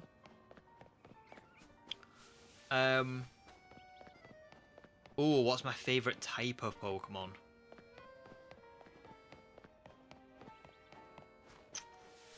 Ooh. I'm not 100% on this one. I do really like bug types.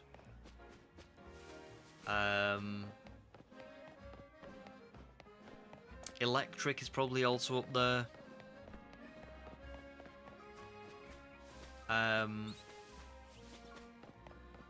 One thing I will say is I don't know. I'm not 100% if I would pick Grass type as my favourite type. I might do, but what I will say is Grass types are a really fun type, at least, to play through a game with. Like you can do.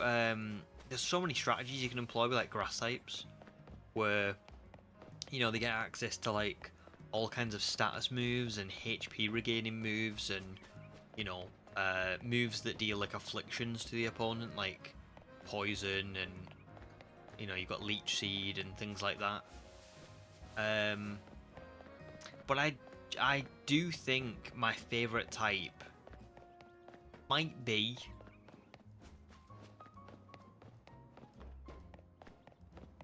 the Steel type. I really like Steel types. Yeah, it might be Steel. But I don't know. I feel like I need to revisit this, because I feel like I'm picking Steel, but I'm not 100% on it. But what about you guys? For its favourite Pokemon is a type between Snom, Low Kicks, and Furret. Yeah, Furret course. Brilliant, good picks, very good picks. And don't forget Epom 2, he's Gen 2 and evolves in 4. Spot on, I forget a lot of them. This is what I mean, there's so many of them. Jilly also really likes Shiny Garchomp. ZA made you appreciate it because you got a shell for one, so he does big damage. To be fair, I had a Shiny Garchomp in Arceus and I really loved it. I just think it's such a shame that it doesn't have a better Shiny, that's the only thing. It really is one of them ones that you go, ah,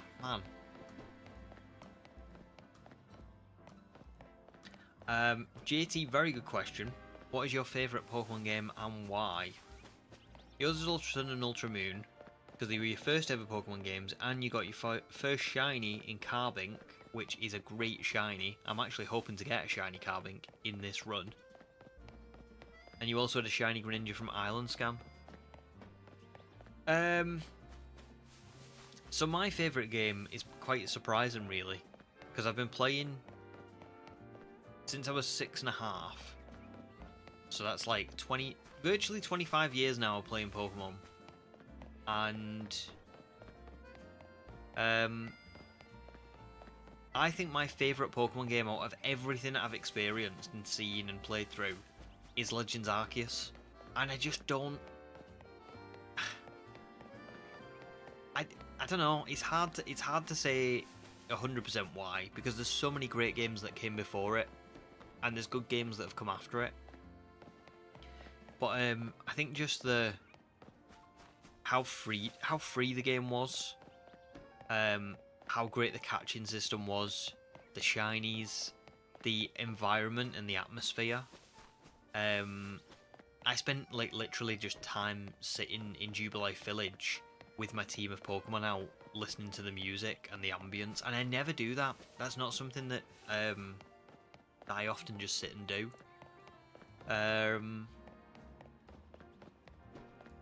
Yeah, there's just something special about Arceus for me. So, yeah, a lot of honourable mentions, but yeah. Oh, Pugs' favourite type is grass as well. No way. Crazy. There you go. But it's a good combination.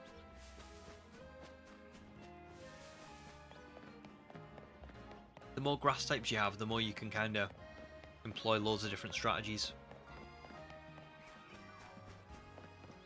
Thanks, Astral.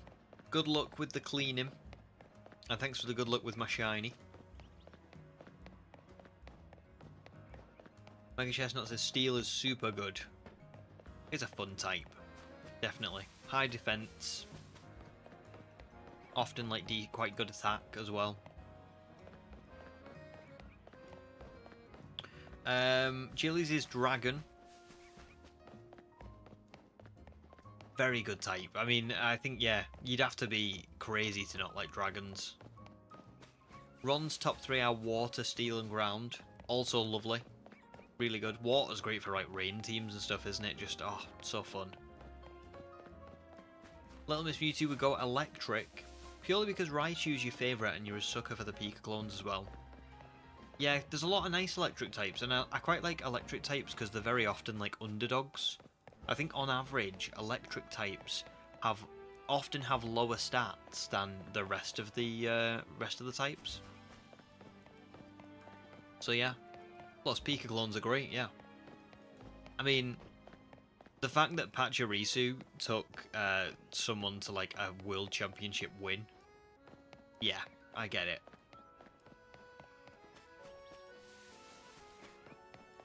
True, Jilly. Mega Garchomp does have a wonderful shiny. It does. It's like it's a pink, right? Isn't it? It's like a fuchsia, magenta. Furret likes ice the most, but poison has been boosted up to maybe second or third because you like Corbo. Great pick. You spelled it perfectly, by the way. It was around 4th or 5th before. Poison's another really good one to do. It's a little bit like grass, where you can kind of... I think sometimes when you have like so like as an example, dragon types are great But with a lot of dragon types, it's kind of like high attack, high speed. They're very much just like, not glass cannons, but they are just, you can kind of just waltz through a game with them, can't you? Because they're kind of like OP. But I think with ones like Poison or Grass, you could start a game and be like, ooh, I'm going to have to come up with a strategy here to beat this person or this person. Like, I'm going to have to use moves that I might not ordinarily use, which I really like. Mega Chest not managed to get a shiny Pichu in SOS and Ultramoon and an Ice-type Vulpix. Oh, Alolan Vulpix, you mean? Yeah, spot on. Both great. Ron says, question, if we're including Pokemon games, are we talking about mainline games or any game? I reckon, let's do any. Let's do your all-time favourite, because, you know, some people's all-time favourite might be like Pokemon Snap or Pokemon Mystery Dungeon. And I would say they're valid picks if they are your favourite, you know what I mean? GLE's favourite has become ZA. The DLC has won you over. Ooh. Very interesting. See, I haven't played the DLC at all yet. So, I played the game when it released, and I streamed it. But because this is now my permanent save, I deleted that last one. So I am just fully... I'm going to do the DLC in this save with a completely new shiny team once we've completed the game. But that means that I'm probably only going to play it in, like, I don't know, February? March? But, yeah, that is interesting. I wonder if it'll boost it for me. It might do.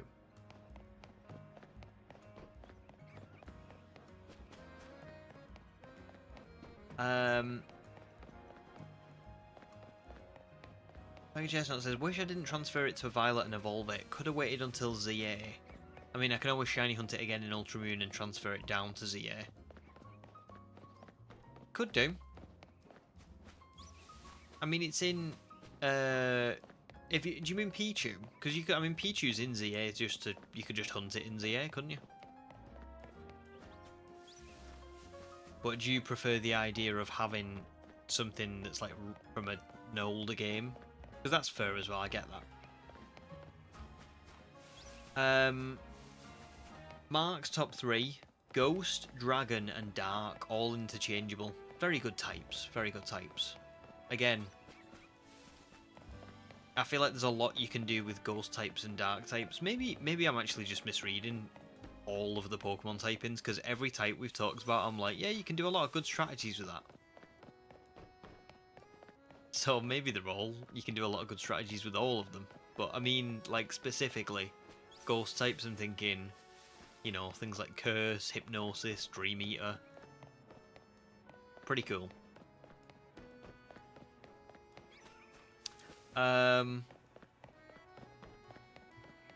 Yeah, it sucks, doesn't it, JT? It does suck. I feel like they should have given longer for them. Like, they were still quite popular. So. Oh, congrats, Little Miss Mewtwo, on your random shiny Kakuna. Very nice shiny, to be fair. And Beedrill looks beautiful, you know?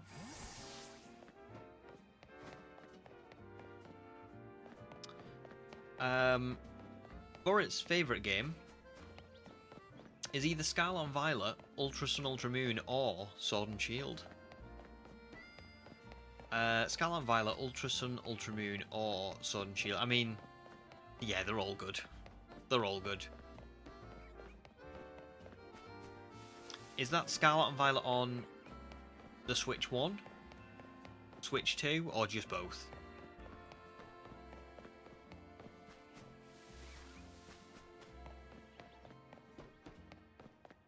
Heart Gold, Soul Silver, best game ever. Love that, Jake. And I can't really disagree. I think Heart Gold, Soul Silver is in second place for me. I think it goes Legends Arceus, and then Heart Gold, Soul Silver. Too good, man. Little Miss Mewtwo's favourite is Arceus, but ZA is a very close second. I just love the direction these Legends games have gone in, and the ZA DLC has been totally worth it. They really have done well with both of them, haven't they?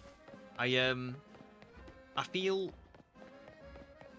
like people will look back fondly on ZA. I know there are quite a lot of people who love it, but I think there's a lot more people who love this one than loved Arceus when that first came out, maybe.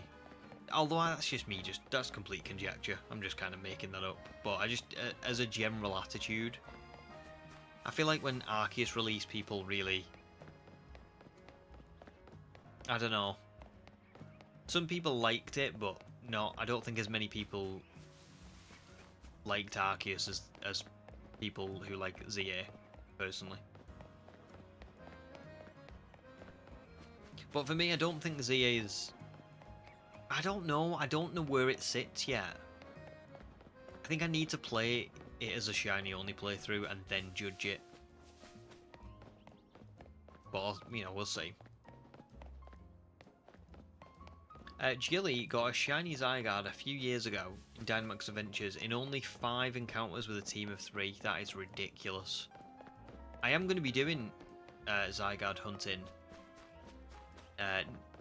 Maybe later in the year, maybe early 2027, which is wild. I'm already speaking like we're in 2026, but I'm planning on going back to like play through all the Sword and Shields DLC at some point, because that's the one thing that I never made a video on. And when I do that, I would like to hunt for Zygarde in Dynamax Adventures. I just think that would be really fun. So yeah.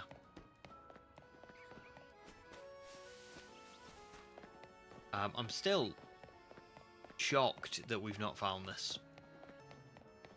Like, literally, every time we come to do this hunt, I think, yeah, it's going to be tonight. It's going to be tonight.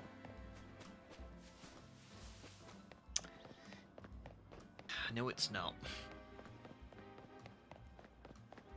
Oh, Darth, your favourite types are Psychic, Fire, and Fairy. Again, very good types. I mean, and all quite diverse as well. Like, Fire is definitely very different from Psychic and Fairy. Love it. Mark says, no po. Holy typo. What was you trying to say? Or is it both? Switch 1 and Switch 2, you just really like Paldea? It's a great region, to be fair. A little bit empty feeling. I do think they struggle to make it feel as full as the other Pokemon regions, but the story. That's my favourite thing about the newer Pokemon games, right?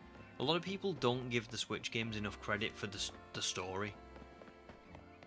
A lot of the games I played Pokemon-wise when I was growing up were like really fun little RPGs, but they weren't.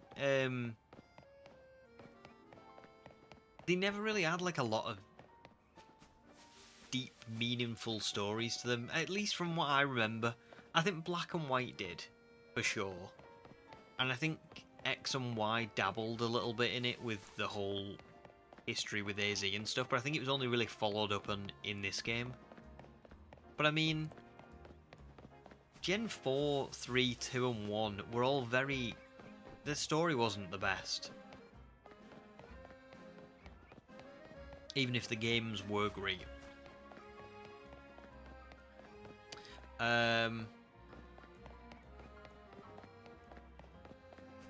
That's brilliant. Honestly, that's brilliant, Jake. Because I mean, I think as well it adds like a layer, doesn't it? It's clearly a special game because you and your brother spent so much time playing it as well. So I think that just adds another layer on. I've said this before for like Diamond and Pearl. It's such a special, even though I know those games are quite bad, really. I really loved getting the bus into our town and buying those games with my friends, and then just playing it on the bus home, and that adds like clearly like a level of like specialness to it for me.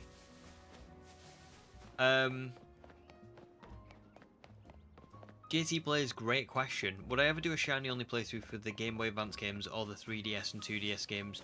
I did look a little bit into doing that recently, actually, like in the last few months. I think if I ever do it, it'll be in the far future. And the reason I say that is because I've still got a lot of videos that I want to do. Like, in my head, just as an example, I want to do this and the DLC, and then I want to do a Legends Arceus Dream Team quest where I hunt for like my favourites out of that game, like the absolute like rarest Pokemon and things like that. I want to do a Pokemon Violet like Dream Team quest at some point. I don't know whether that'll be after the Arceus one or not. I want to do a shiny only run of the Sword and Shield DLC. And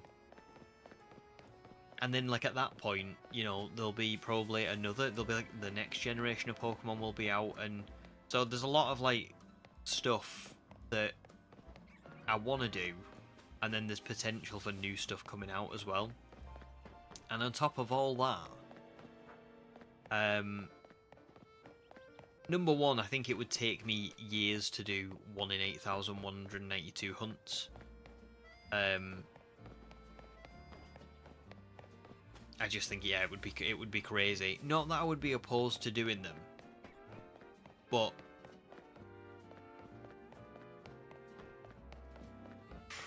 for the channel, I would have to be doing it like alongside streaming and stuff. Like, I wouldn't be able to be streaming just that. I'd have to be doing it outside of streaming to like get anywhere with it. And then on top of that, so what I have now is an Elgato capture card, and the Elgato is really good because it plugs into your Switch dock, like the HDMI port, and then you plug it into your Elgato and it plugs into the computer and it just records what's going on, and you can stream it and everything. For a 3DS or a Game Boy Advance, like, the technology's not there. You have to get someone to install it into the hardware, and that's very costly. And it's really like it's a big pain to do. As an example, I contacted a company to see if they could do it, and they said that they could do it, but they source Japanese consoles, so you would have to play a Japanese version of the game on that capture card console. And I was like, well, that's not going to work. And then they were like, but you could send in your own DS. And I was like, well, I do have a DS, but the problem is, that DS that I've got has got like bank on it, and it's got like it's my own one with everything on that was downloaded before the eShop closed. So if anything goes wrong with it, if it gets lost in the post, if the people who are installing it mess up and it gets broken or something, I've lost my only way of playing the old games and transferring Pokemon up. And I kind of just don't really want to do that. So it's a really tough one. The honest answer is, I think if Pokemon like kind of stopped bringing out new games, then I would definitely resort to the old games. Like, I would definitely go back and start playing them and stuff. I would make myself get a hold of one of those consoles somehow. But with them releasing new content every year, there's a lot of stuff that I can still do on the channel. And I love new Pokemon, you know what I mean? Like, I love new Pokemon. Probably more than old Pokemon, which is just wild to say. But, yeah. So I hope that answers the question. Maybe. But it is kind of like a... probably more no than yes. Oh, sounds good for it. I will definitely watch it after stream, 100%. Little Miss Muty said, you saw someone on Twitter saying Red and Blue had the best story out of all the Pokemon games, and I was like, are you for real? and I say that as someone who started with blue. Yeah, they're talking rubbish. Like, actual rubbish. This is the thing, I'm not... everyone can have their own opinions on what their favourite games are. You know, if people's favourite games are Red and Blue, great. If people's favourite games are Sun and Moon, great. If people's favourite games are Sword and Shield, great. But I think just pretty objectively speaking, and I don't like to say objectively too often because, like, you can't, can you? But come on, I think we can all agree that Scarlet and Violet's story had a lot more depth and a lot more relatability to it than Red and Blue did. Red and Blue were just good games. They were, you know, they were you've got to appreciate them for the first, being the first iteration of this franchise that we love. You know what I mean? They gave us these games. These games wouldn't exist without them. So you've got to give them a respect for starting this franchise with a bang, with like such a great introduction. But to sit here and say that they're better than some of the newer games is just wild. Even in the sense of like gameplay or anything else really. It's just not true. It's just not. And it shouldn't be either. If Red and Blue were the best Pokemon games out of the whole franchise, that would just be sad. I don't know. I just don't think it's true. Mark wants a Gen 7 remake. Would love it. I would love an Alola remake so much. We're not too far off. We're not too far off getting something in that realm. Kind of wild. Makes me feel really old that we're kind of on the verge of like a Generation 5 remake. You know what I mean? Like we're at that point where that's the next one. Because I remember Generation 5 coming out and I was like 15. Oh. Jilly was just thinking of how crazy it was. That you kept track of all the games, all the streams that Pug's got his shinies on. Do you know what I did, Jilly? When he completed the run, because I thought, well, he should be very proud of himself, really, because he did, like, it was just insane, wasn't it? Like, he spent so much time on that starter hunt, and I thought it was really, like, commendable. So I just wanted to give him, like, a bit of a,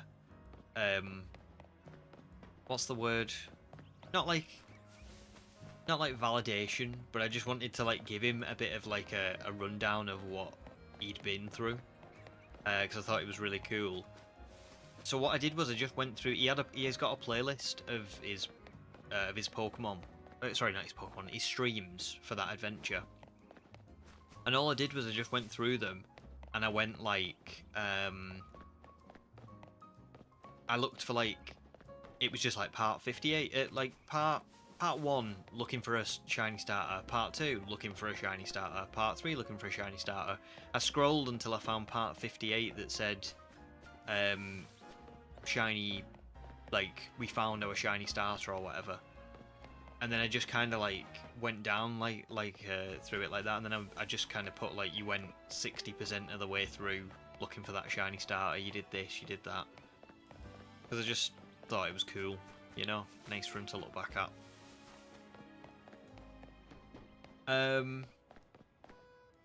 Mark always wondered how some streamers hunt on like 16 games at the same time. Do they just use emulators? I think some people don't. Like, I know Absol Blogs, if you ever see him, he has like all of his Game Boy Advances just like out on the desk in front of him, and he's just pressing them all at the same time. I think some people probably use emulators, but I don't know who does and who doesn't. But Christ, I can't hunt on more than one game at a time. It's too much. Just too much for me. For little old me. Oh, I didn't know that, JT. That the Oras ending cutscenes where you watch the memories of the journey makes the game so good. Oh my god, I've forgotten about this. I don't remember those cutscenes. I'm gonna have to go back and look at them. Yeah, I'm gonna have to go and look. Darth is a Gem 1er. And I don't even remember Red and Blue having a story. Just beat Team Rocket in the gyms and league. That's pretty much all it was, wasn't it? There was like... I assume there was things that you could sort of read between the lines on. Trying to think of like examples of that. And I can't, sadly. But there was definitely stuff you could probably read between the lines on, but it never had a proper story, really. Even like when you go and play Let's Go, they've remade the game and they've zhuzhed it up a little bit. But it's still just so basic because that's what that game was. And that's not a bad thing. Also 7777. No, it's really not a bad thing that Red and Blue are so basic, because they got us started. But I just kind of find it wild that people would sit and say, oh yeah, it was like the... Like, I do know people who will say things like, oh, for me, Pokemon ended after the original 151. And I'm like, what? Why? Why does it have to be that black and white? There must be some that you like after that, surely.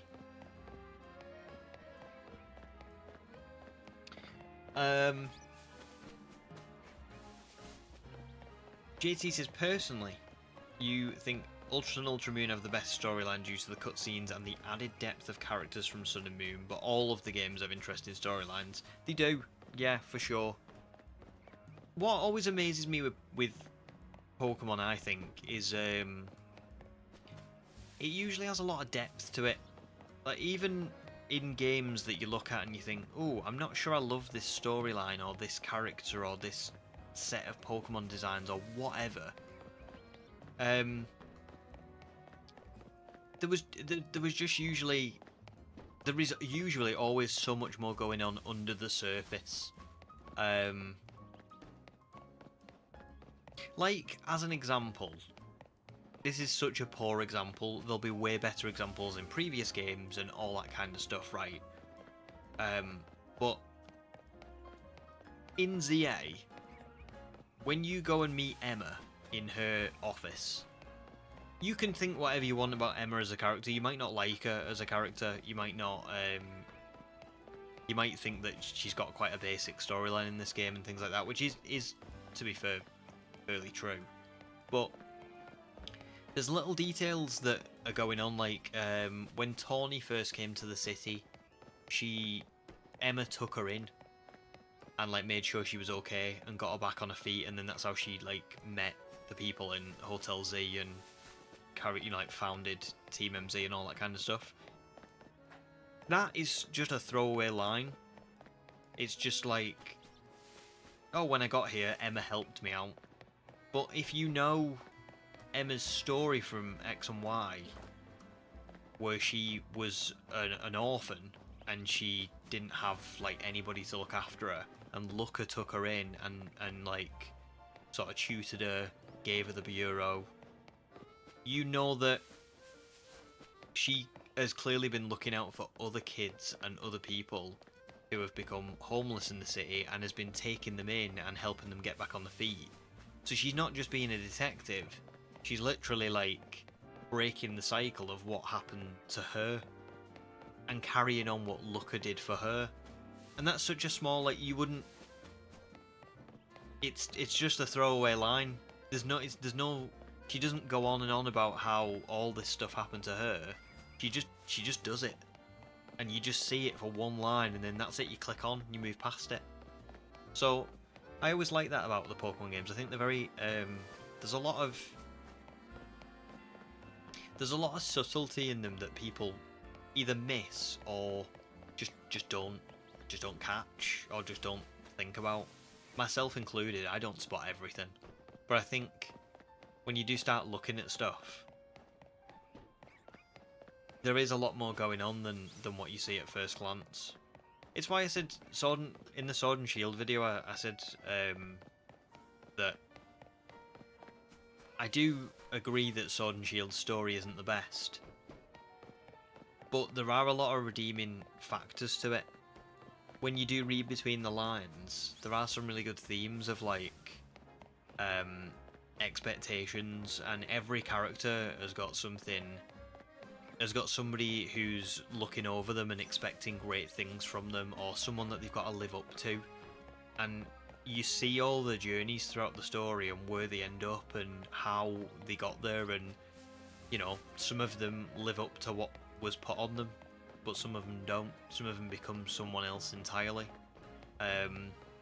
Some of them decide, actually, I don't need to live up to that expectation. I'm going to be my own person. And those are all things that if you don't think about them... I agree that Sword and Shield probably could have presented them a little bit better. They were maybe a bit too subtle. But they're all things that if you think deeper about them, they are there.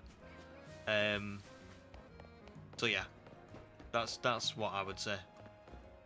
A lot of depth to Pokemon games. Stories. No probs blocks. You gotta go. Might tune in for Sunday, not sure. No worries either way. Just thanks for joining. Really good to see you. It's always nice when someone's been watching the videos for a while and then comes to stream, so thank you very much. And I'm really glad that you're enjoying them. And I'll see you again at some point. But if I don't see you, enjoy your Christmas. Have a great time.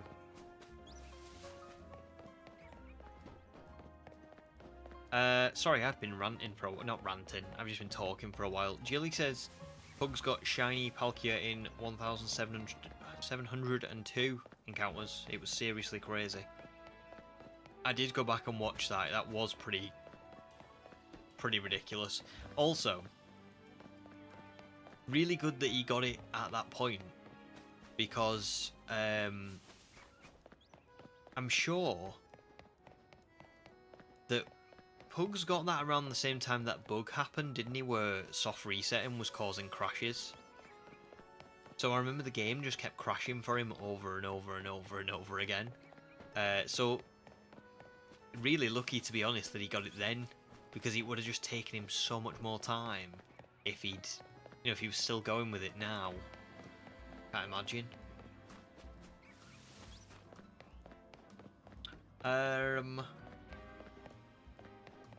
Oh, lovely for it. Come on, let's take a quick... I've been running around for ages. Let's take a quick break to look at this.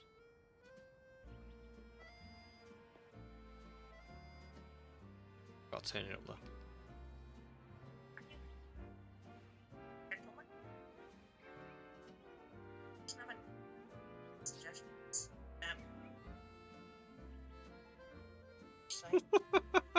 That's the most genius idea I've ever. Child. Take my firstborn child. It's good. It's really good.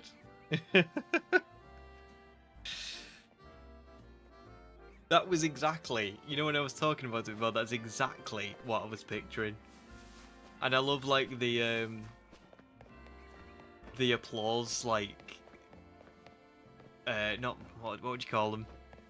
Not memes, like the applause clips that you've put in. It's spot on. It's really spot on. What did you just say? Take my firstborn child. Brilliant.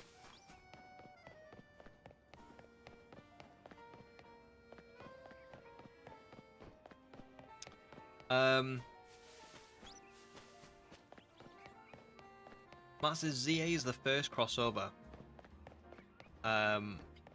That's why so many Pokemon and Emma Naruto run.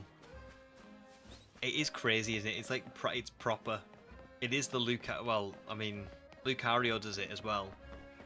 I wonder if they literally took Lucario's animation for Emma. Oh, I bet they did, didn't they? I bet they totally recycled that one. It's just too similar.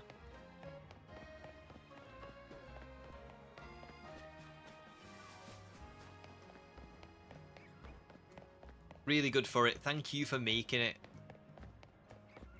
Because I bet that's took you a little while to do. So, really, thank you. It was very funny. I appreciated it.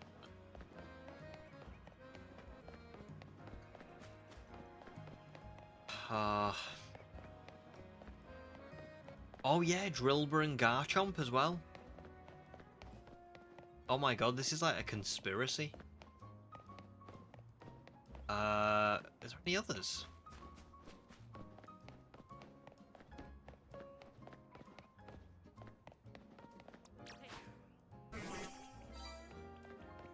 No, Bellsprouts are no.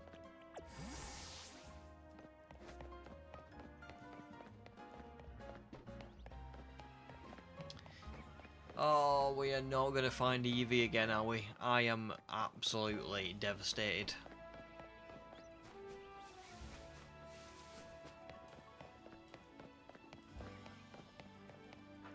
I think we're going to get to 8k tonight, so that's good at least. Because that means that I can definitely get to 10k on the next stream. But man.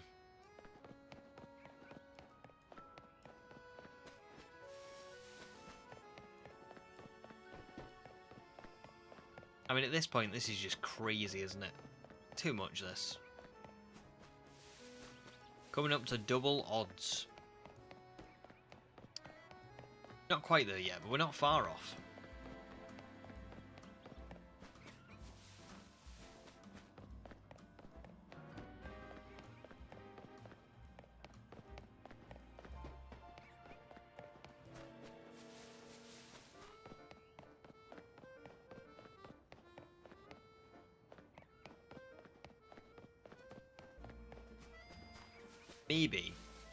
Maybe I'll go over odds. I went over odds on the first one. Maybe I'll go over odds on this one. And then we'll have a nice end to the shiny run. Maybe when I start the fossil resets, I'll get that really quickly. I mean, to be fair, I suppose I have found Ralts as well. Maybe I can't complain as much as what I am. Because realistically speaking, I have found 2 shinies in 8192. Just haven't found my targeted one. Oh, Furret's got a feeling it's going to be shiny on 7,846. If this is right, you are definitely being investigated for being a time traveller or something.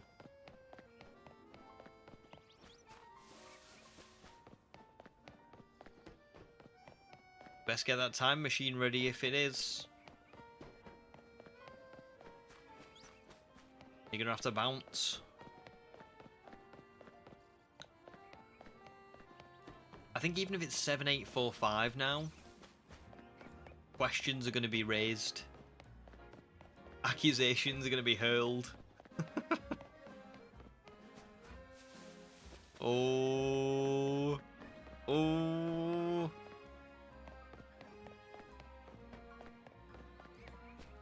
Oh, it's not 7845. Is it 7846? Is for it right?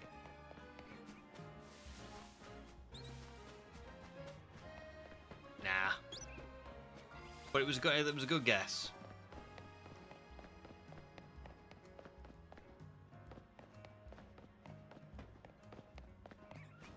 You just ignored one critical you know, factor. Which is that I am really unlucky with this Eevee. This Eevee just hates me for some reason. I don't know what to do as well, because I could do some hunting offline before Sunday, but I feel bad. Oh, Matt says he meant the Beedrill. Should we check the Beedrill? It had despawned, but it's not shiny, and neither's the Weedle. However, maybe it's the Ralts. That's another Eevee, by the way.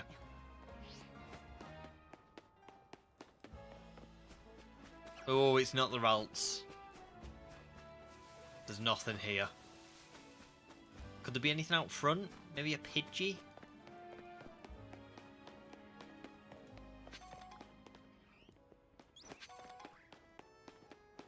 Let's have a little look. I know a Pidgey. No, there's a Pidgey.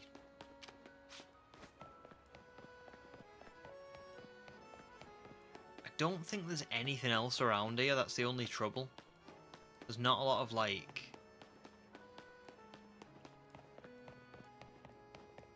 No, like, there's no lamppost spawns or anything around here. I don't know why.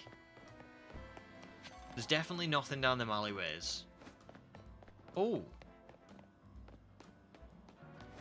Has anything spawned in? No, I'm nowhere near here, am I? I'm like... I'm on this roof. Nah, I don't think there'll be anything around here. Okay, never mind. We gave it a good go.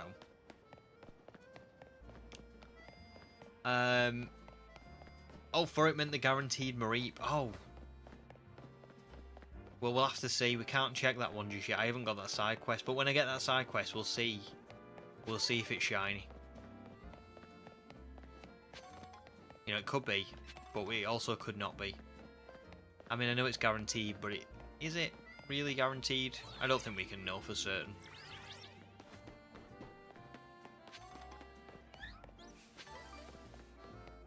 Oh, imagine if Eevee had been shiny then. That would have been wild. But sadly, not.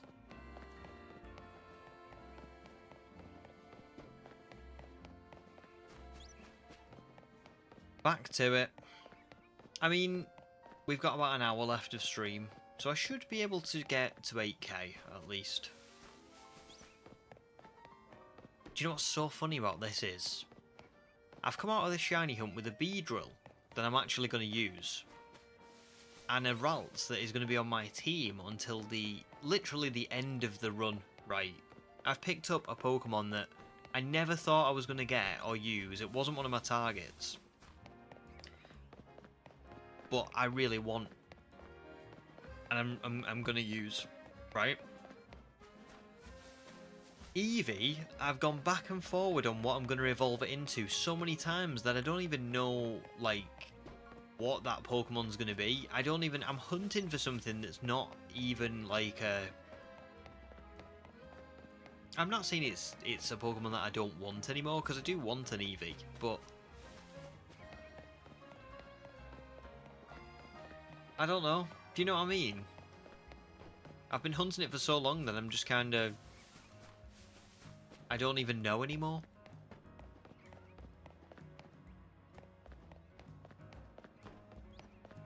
JT says favourite Z Mega. Well, to be honest, I can't. I'll be honest, dude. I can't say because I haven't played. I haven't played the DLC yet, so I can't say.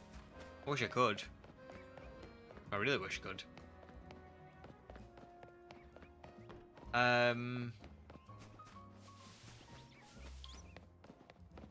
He actually meant missing. No, would have been shiny, but it decided to go missing instead.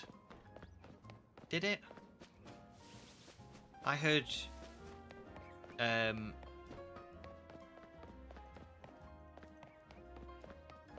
mind. I got distracted and I forgot what I was going to say. I just saw it. Right, I saw an alert pop up on my phone saying Rory McIlroy, comma, and I don't know why, but I was like, oh my god, is Rory McIlroy dead? But he's not. He's won BBC Sports Personality of the Year. You know when you just see a headline pop up like that, it's usually when someone's, you know, not with us anymore.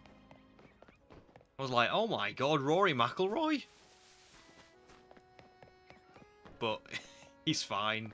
He's great. He's won BBC Sports Personality of the Year. Good on Rory. For instance, if the Mareep is shiny, I think that means everyone needs to subscribe.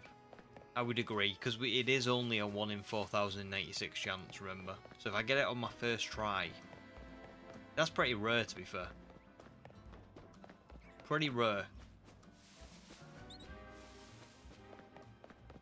JT says Umbreon's got a nice shiny, to be fair. Very nice shiny. Yeah, very nice. I've looked at what all of the shiny evolutions look like in this game. Flareon's not the best. Vaporeon's cool, but I'm going to be getting a Greninja later in the game, so I don't want to get a Vaporeon. Espeon is okay. Pretty nice. The colour looks good. But I've got Ralts now, so I don't think I'm going to go for Espeon. Sylveon looks great. Glaceon looks okay, but not as good as it does in other games. Leafeon looks terrible, just the same as it does in every other game. So yeah.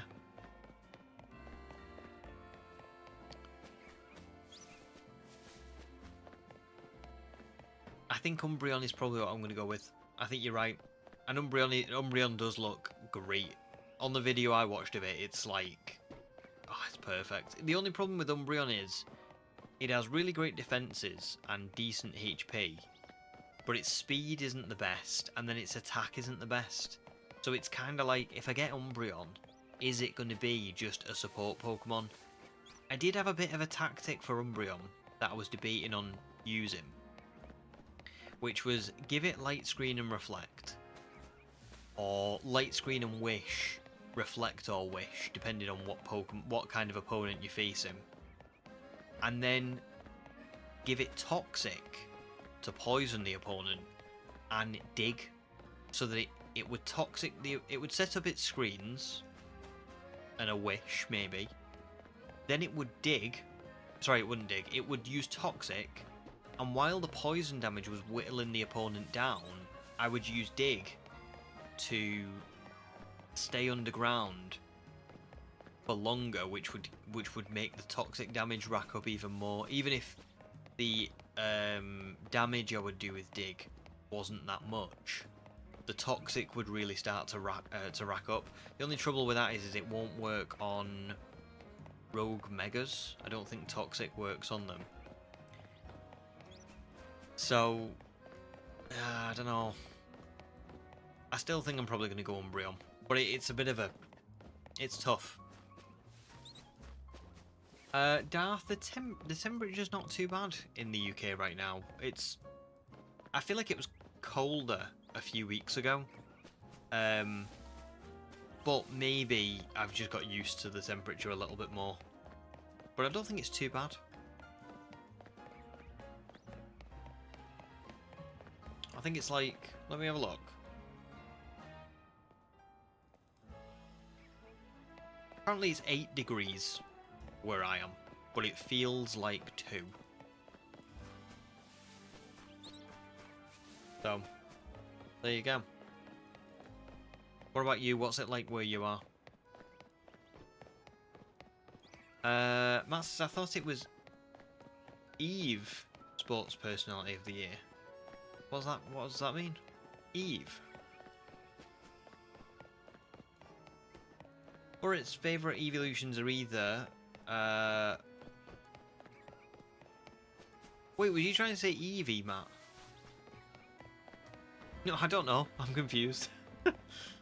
For its favourite evolutions are either Leafeon or Vaporeon. I just really like how Leafeon looks with the big leaf on its head and tail, and I like the colour of Vaporeon, and it looks silly. They're both great. They're both great.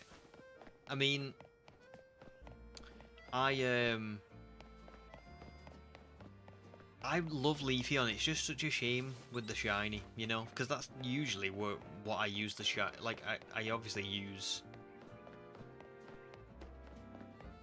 I usually use shinies, don't I, for every video. So it's like I would love to use Leafeon, but any opportunity where I get to use it, it's just such a bad shiny. I think if I found a shiny Leafeon outright, like I just found a random one, then I would probably use it. But it's almost never available just on its own, so the pain. And then Vaporeon is just great all round. Just a shame that I can't use it in this run. Otherwise I probably would have done, you know. But Greninja, so I just don't need it.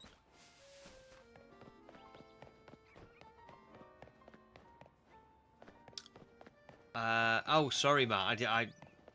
Maybe I'm tired. That's probably it. I'm probably just tired. I feel like I never really get. There's so many jokes that I miss. I just think I'm a bit thick, to be honest.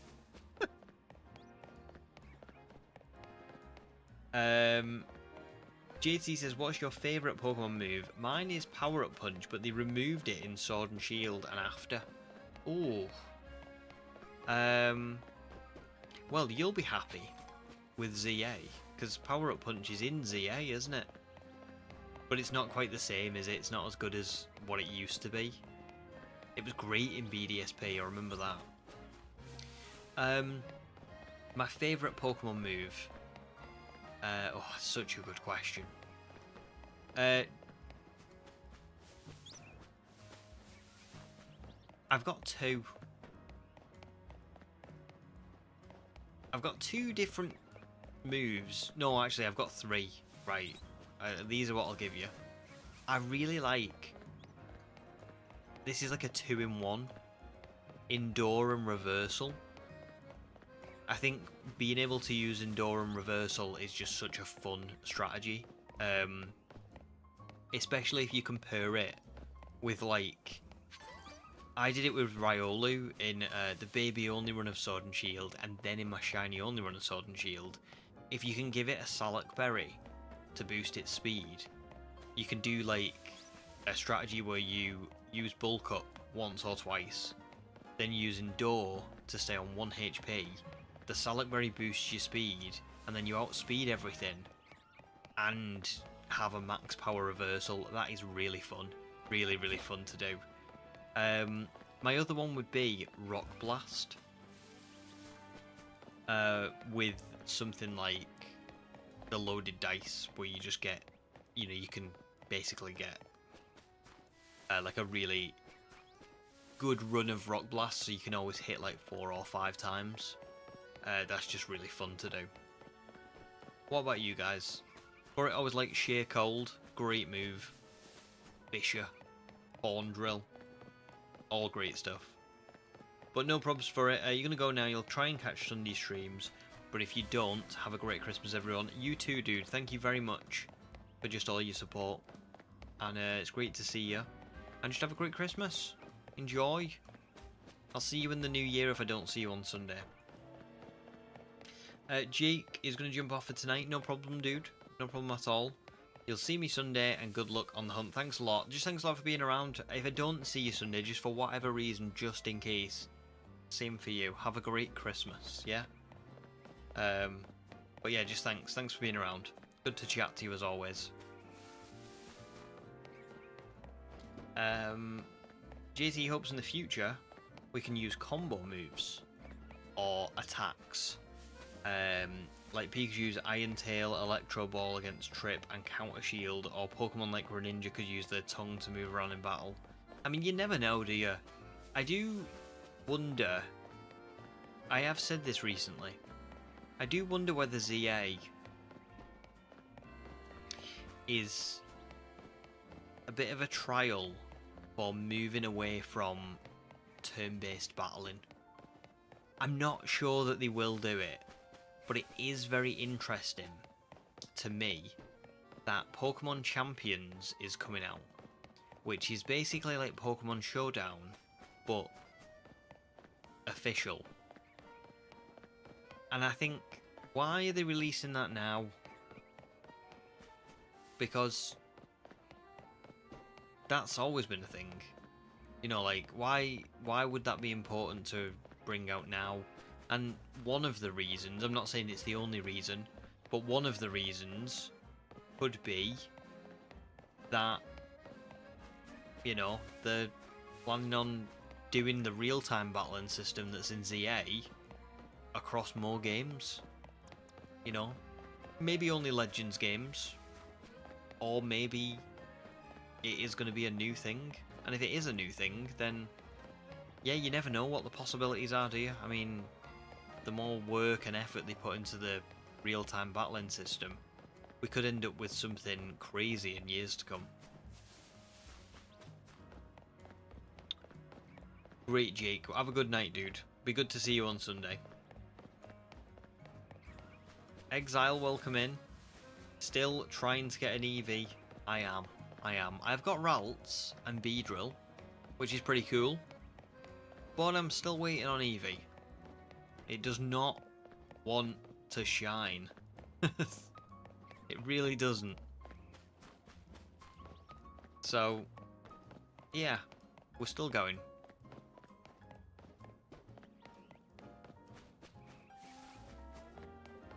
JT wouldn't mind ZA combat for remakes such as Gen 5. For new games that aren't remakes, keep the turn-based battle system. And Darth says, I hope they aren't moving away from turn-based. I love ZA but can't stand the battle mechanics. This is it. It's tough because it's so interesting, isn't it? Like, some people love it so much and want to see it in everything moving forwards, and some people don't love it as much and are kind of like, I only want to see it in Legends games really, but like the main games I want them to keep turn-based, and then some people just don't like it at all. It's I think it's tough to, it's going to be tough for them to please everyone. I personally would like to see them stick to the turn-based, at least for main series games. I could 100% appreciate and enjoy like just the Legends games having this kind of battle mechanics, or at the very least, you know, like we had in Arceus where you're kind of free to roam around the world. I love that, but I definitely would like to see turn-based stick around. I just think it's what makes Pokemon. I do love this. It's such a great system to have, and like it's nice to have something different and fresh and everything. But yeah, I don't know. I just think it's coincidental that we're getting champions and we've got this new battling system. And I don't know if anybody remembers me saying this, but the other night we were talking about Pokemon has like a real progression of the games. So if you look back at Sword and Shield, the wild area was like the first sort of dipping the toe in the water for an open world, and then Scarlet and Violet, it was fully realised, wasn't it? Legends Arceus had like a different battling system, and it had like free roaming and stuff. And now in ZA, we've got like a continuation of that. Like they've made it even more real-time battling, and they've made, you know, you be able to like run around the world and all this stuff. So I just wonder if that's something that's going to be again continued on in future games, but we'll see. Matt says it'd be cool if the Mega Power Charge could be used for quick combos. Yeah, it would be. That would be great. I don't know if I would be any good at it, but it would be great. Astral, welcome back. No, it's still no Eevee. No, it really doesn't like me. XR says it'd be really great if X and Y got remakes since CA, but it's unlikely. Yeah, I think I would agree. It'd be awesome. It would be awesome if they got remakes, but I just don't see it. I don't know, I just don't see it happening now. I don't even know what they're going to do with like Gen 5. They've been very unpredictable recently. You know, you think, I never thought we were going to get anything to do with Kalos for Legends, but we have. So I don't know what's going on with them, but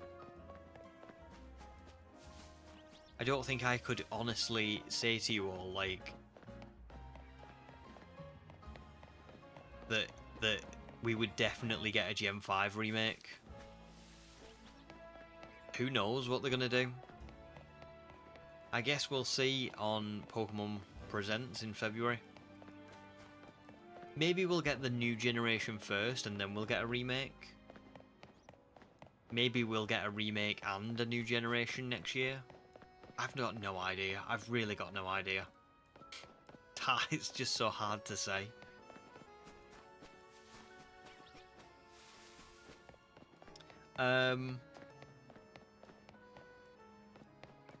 Yeah, me too, JT. Me too. I quite like being able to sit and think about what moves I'm gonna plan out and all that kind of stuff. Like, for me, one of the most fun I've had in Pokemon, and this is a stream if anybody does want to go back and watch it if you've not seen it,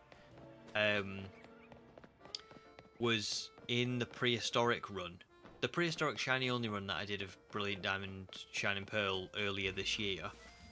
I streamed taking on the Pokemon League, and it was a really it was really difficult because I kept like level caps and no friendship mechanics and all that kind of stuff.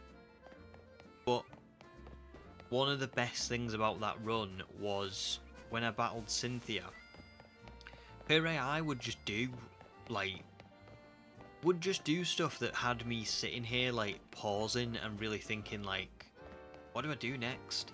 Like as an example, I remember I was, like whittling her Milotic down with Creedilly, and then Creedilly ran out of PP, and I was like, I don't know what to do now. I'm gonna have to swap out, and I swapped out, and she swapped out. Remember, she swapped into Lucario, and I was just like, what? Why is she just swapped out? So I think, but I don't think you get that same level of strategy in this real-time battle system. It's almost blink and you miss it. You can do some sort of strategies, but it's not. I don't know. It's just over in a flash. It is quite hard to appreciate it as much as the other ones. It's all show, but maybe no substance.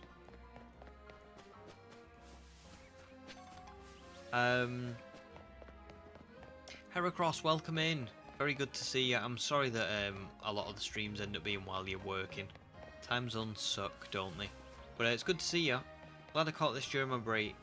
I see we've got some shinies, but the Eevee still eludes us. It does, but I'll tell you something, Heracross. This Ralts is male. So I'm going to be able to get a Gallade, which is really cool, isn't it?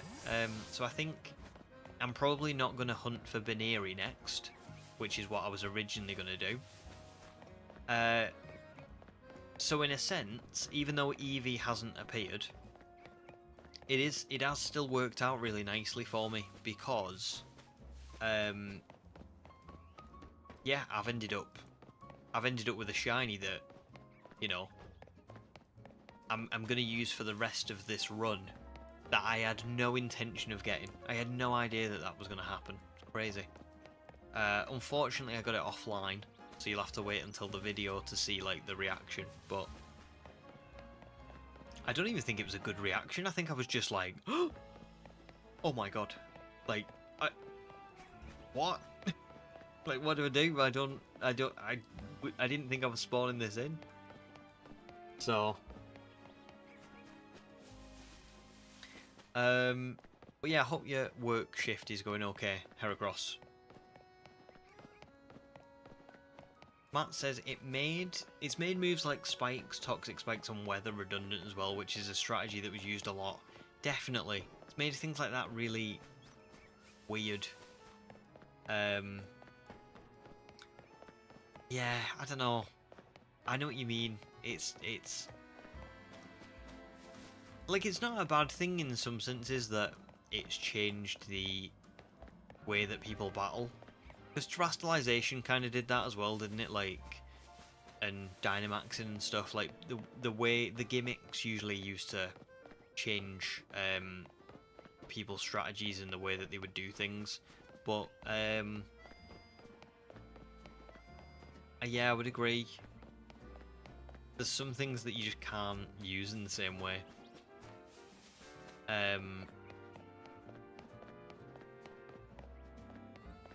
Yeah, Stealth Rocks. Stealth Rocks are pretty good now, like in the sense of I like the way that the way that they've done them, but you just don't. It's almost like, how do you? What's even the point in using them when you can just go for it? Oh, is Fire Spin broken? I haven't actually used Fire Spin, but I can picture it. I saw that freeze dry was also pretty broken.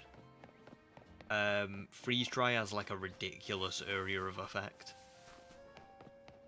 And it's super effective on water types, and it can, I think it can freeze as well. It's crazy. So my Auroras will be learning freeze dry. Heracross can't complain, just dealing with the holiday rush at work. Oh, yeah, but it's brutal. It's a miracle I'm getting any shiny hunting done, to be honest. Currently at 3,000 for Yamper. Oh, no problem. Well, listen, good luck with Yamper. It's a good, it'll be a great shiny when you do get it, you know? But yeah, I hope work's not too bad for you, man. I feel like it's such a shame, isn't it? Because Christmas is like a really nice time. But for some people, it is just crazy busy. Crazy busy.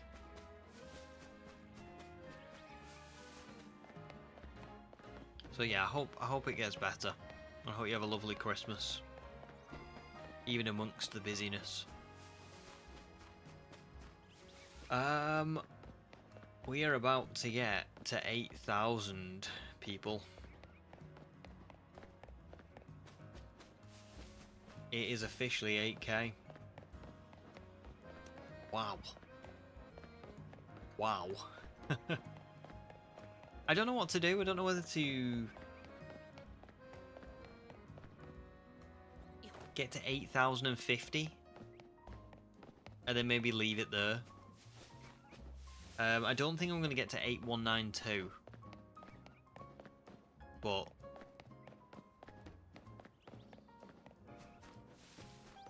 we've done alright today, to be fair. We've done 1,400 encounters at least. Human says, uh-oh. Yep, uh-oh. It's starting. It's happening. It's Motorstoke 2.0. We've not had it for a long time. I've had a year of really lucky shiny hunting, and once again, it's coming around. Isn't it? Like, it's happening again. I feel like I'm in a season of Stranger Things where, like, they had something really awful happen last season, and then a year's passed. Things have returned to normal. Everybody's happy. And now, oh, things are happening again. Everyone's getting a bit nervous. Yep. No probs, Matt. Gotta be put at 5. Oh, brutal. Well, listen. Thank you very much for the good luck. Thank you very much for being here and for chatting for so long and staying on. And yeah, I hope work's all good for you. I will see you Sunday. But if I don't, again, have a lovely, lovely Christmas, dude. I'm sure I will see you, but just in case, you never know what's going to happen. But yeah, hope work's all good for you. GT asks, who's the most underrated rival? Yours is How. He takes away from the previous generation stigma of the rival being an enemy of sorts, with How being a new concept where you battle with your friends and enjoy your journey. Yeah, I do like that. Because even, I mean, X and Y was also a little bit like that, wasn't it? It was kind of, but it was split between probably too many characters. Whereas like How, you kind of get to know him and you get to like battle with him and all that kind of stuff. I think X and Y had like 5 different characters, didn't it, that you kind of sort of got to know. Like they all had personalities, but it was very thinly spread. So I do get that. Although, not gonna lie, I can't really remember too much about How other than he was very happy and he liked battling. But I think that's more me than him. I'd probably pick Hop, personally. I really like Hop.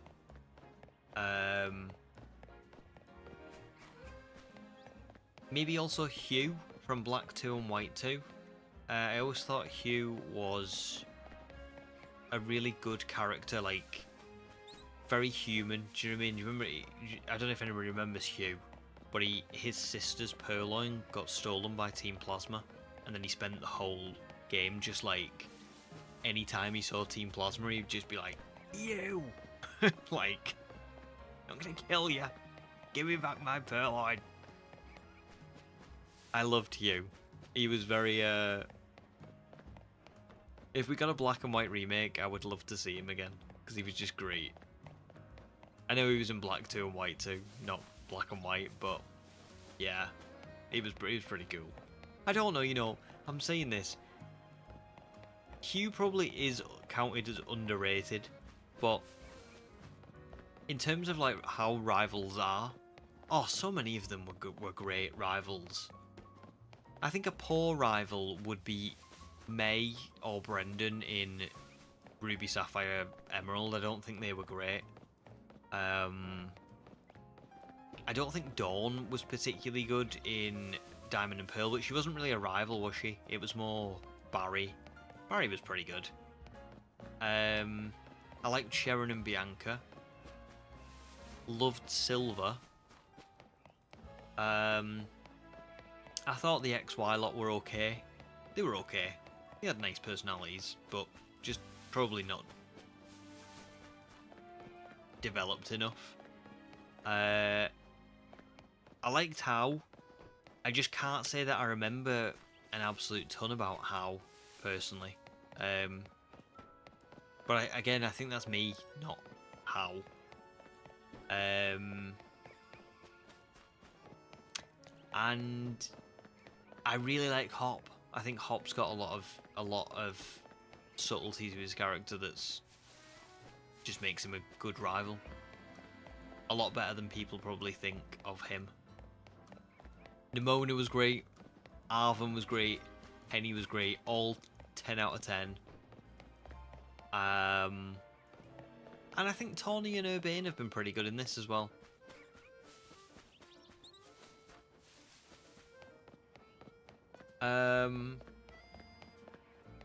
Human says it's not Motorstock 2.0 yet. Yet. Being the key word. It's getting there. Nature is healing. And nature has decided it's time to suffer. Please. Ultron has a great quote, which is something like, when the earth settles, God throws a stone, and believe me, he's winding up. A quote. That's what I feel like right now.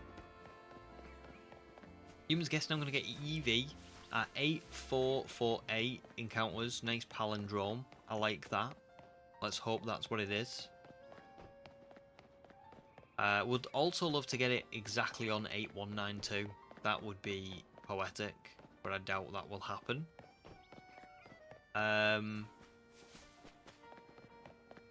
JT likes May and Brendan in Auras. I can't fully remember what they were like in Auras, but I've got to imagine they were a bit more developed, so I'll probably agree that they were probably a lot better in Auras than they were in Ruby, Sapphire, Emerald.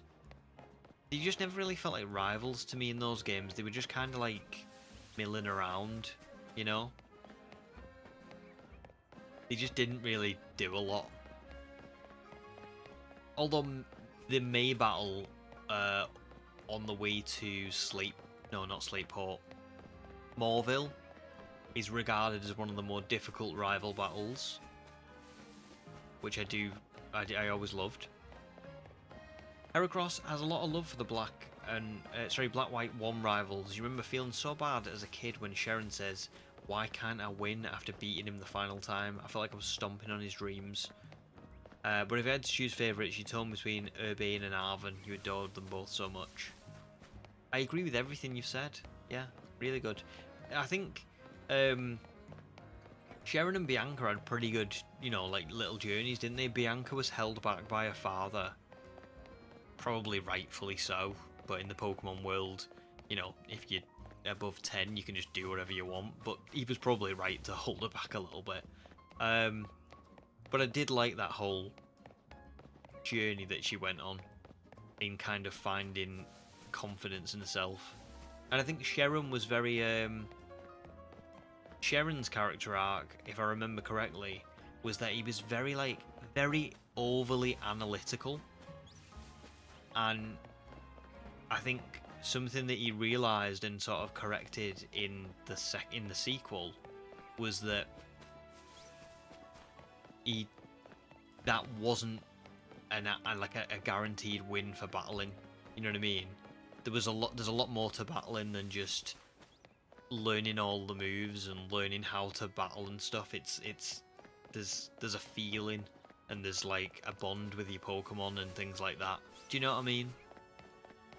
Like, it was a different take on Silver, and Blue, who kind of just like train the Pokemon to a degree where the Pokemon just don't like them all that much, and they don't have that bond, so they don't battle the most effectively. Sharon's was like, he was just overly analysing everything. So, at least from what I remember. JT says Barry is mid in my opinion. I think it might just be because of me playing Gen 4 after both Gen 1 and 2. I think Barry is... I know what you mean. I think he definitely, like... He doesn't have... like a lot of depth to him. He reminds me slightly of Nimona, but not as good as Nimona. Like, he just kind of... He's just this bundle of energy. And he's just very impulsive. But I quite liked that about his personality. I thought it was nice to just have like a simple, kind of friendly but wants to beat your rival.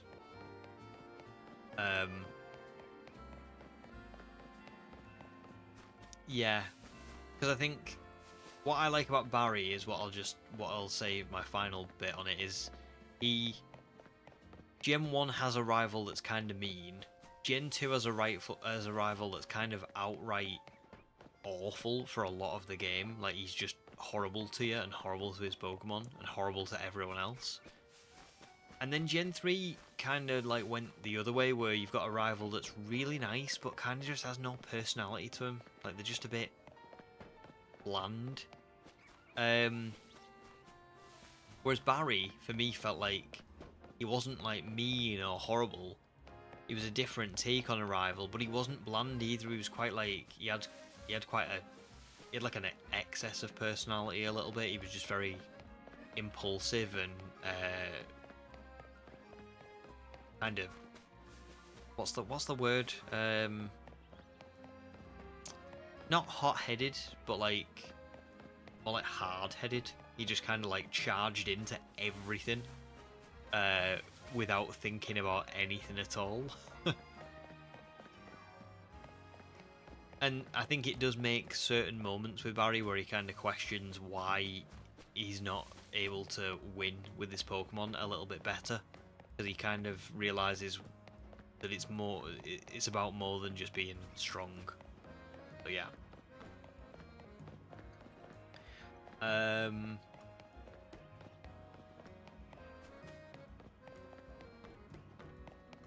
Oh, was that Nimona's Palmy just kept kicking Exile's butt?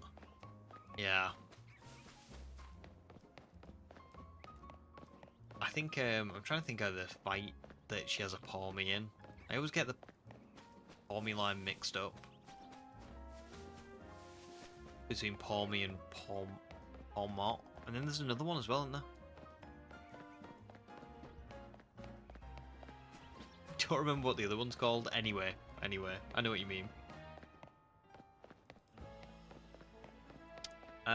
No, Penny's a great rival, Exile. I mean, she's kind of I suppose she's... Scarlet and Violet's a funny one, because it's like, they are rivals, but they're not like outright rivals. They kind of share, you know, the rival moniker, but not in the usual way. Nimona's the real, like, battling rival, and then Arven's kind of a different type of rival, and so is Penny. No probs, Heracross, thank you very much for joining, especially on your break. That's so lovely. But yeah, I hope work's okay for you. If I don't see you on Sunday, have a lovely Christmas, dude. Really. Truly.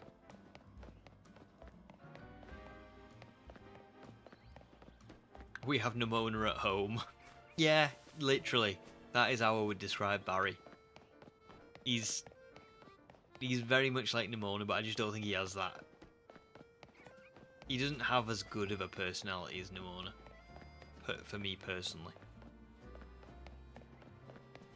Nimona is such a delight, over the top and possibly dangerous, but a delight. I can't think of a better way to put it. Yes, spot on.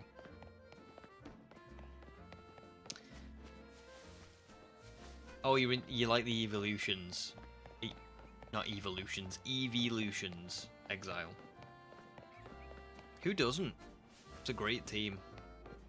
I love when you go into, like, I think you go to speak to Penny at the end of the game, and you kind of, like, I think you can go to a room, and the evolutions are just kind of like lying down or sitting around. It's like such a great little area of the game.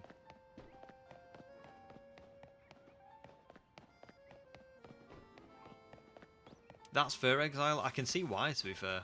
Scarlet and Violet are great. Really great. They're not, I don't know. They're not... Oh my god, I thought that was shiny then for a second. I swear to god, I hate when you... Like, I'll turn to chat and I'll turn back and I'll see it spawning in. And I think when I see it spawn in against the grey, it just doesn't... It just looks shiny for some reason. I think it's because it's, like, the shiny would be, like, white, so it kind of... The spawning in and the grey of the pavement makes it look shiny. Or maybe I'm just going mad. Oh yeah, I forgot, Martin. You're not a big fan of the evolutions, are you? Do you like... You might have told me this already, so sorry if you have, but do you like any of them? Or how many... Which ones do you specifically like? Not like, I guess. Sam says, we grant you a place on the opposition council, but do not grant you the title of rival. This is outrageous. It's unfair.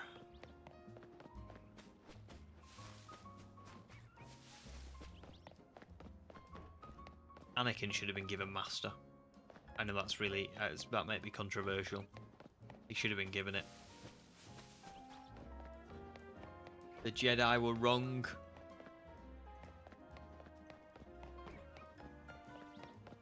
Shiny psychosis, when you think you see the shiny for a split second. It's definitely a thing. I have thought I've seen that shine to the degree that I've felt my chest kind of like sort of, you know that feeling you get, that rush? I felt it start, and then I've looked again and I've gone, that's not shiny, and it's, ooh. Definitely a thing.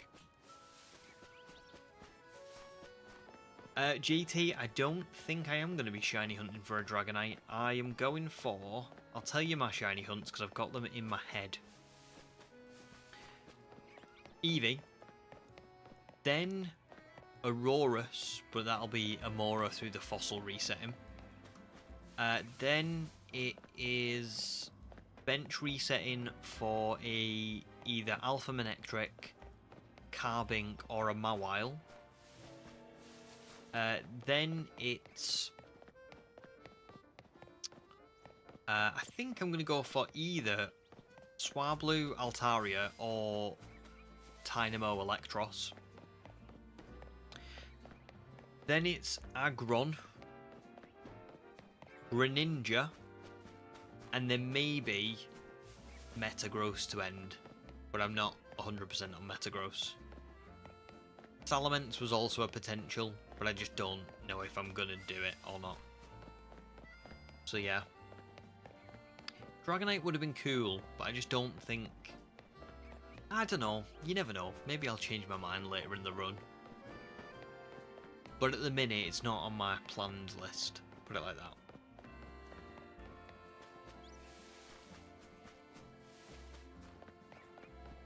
Do you know what? We actually might reach 8192 before the end of stream. I didn't think we would, but we might. Exile says, no matter what others think, you love BDSP because of Diamond, Pearl, Platinum, and those first games where you would have a whole team of evolutions. Yeah, true. You could do, you're right. Because, let me think. Vaporeon, Jolteon, Flareon, Espeon, Umbreon, and then like Leafeon or Glaceon. Yeah, you're right. If I could have a Pokemon team, what would it be? I think I actually picked this. I'm not sure I'm going to be able to find this now.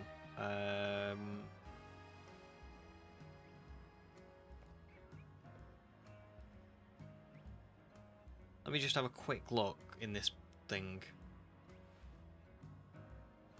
Oh, I found it straight away. That's brilliant. So the team that I apparently picked out for myself when I did my favourite team of everything. I mean, I don't think this is true, personally. But apparently the team that I picked was Milotic, Shiny Farigiraf, Chestnut, Frost Rotom, Lycanroc, and Inteleon. But I don't think that's true. I actually don't think that's the team that I would pick. But there you go. I suppose it just goes to show that that's how favourites and stuff work, isn't it? You pick one thing and then a couple of months later, totally different favourites. So I don't know what my team would be now. Probably would pick Gligar, because I do love Gligar.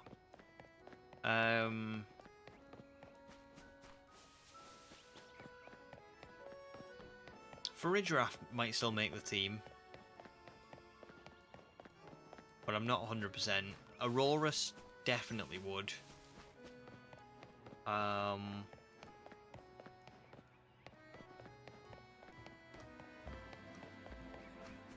don't know. It's so hard. It's really hard to pick. Out of all the Pokemon that have ever existed, to pick just 6 is like, I just feel like it's criminal. It's too difficult.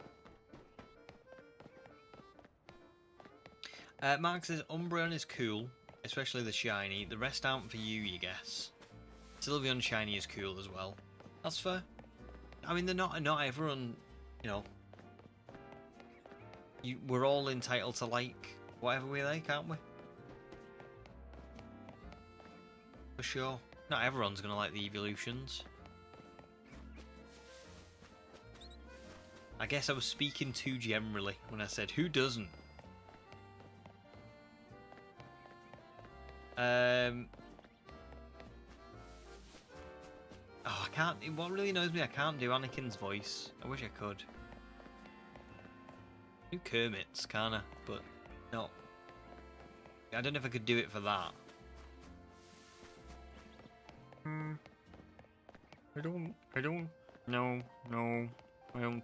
I can't do it. I don't like bullies. They're coarse, rough, and irritating, and they get everywhere. I'm gonna do bullying other kids about it. Yep. That's right. I think I can do better than that. But that's all I can do right now. You gotta really like, you've got to do something with your throat to do the Kermit voice, and I can't always do it. Sometimes I do it and it's like, oh my god, I got that spot on. But sometimes I do it and I'm like, I can't quite do it. It's really annoying. Not too bad though. That was me as Kermit, as Penny, as Anakin Skywalker. That's an absolutely wild, like, sequence of imitations. In fact, it wasn't even that. That was me as Kermit as Sam, as Penny, as Anakin Skywalker.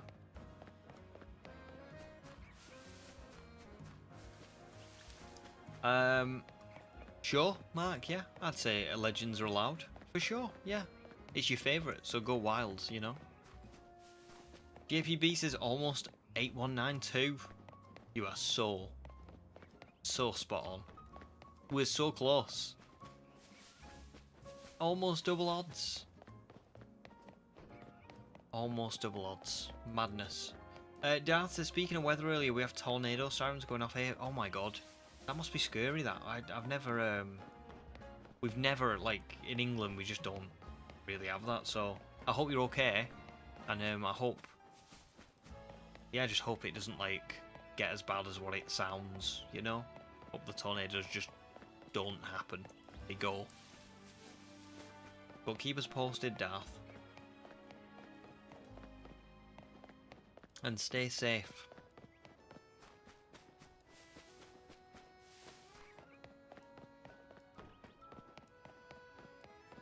I'm gonna be honest, Zachary.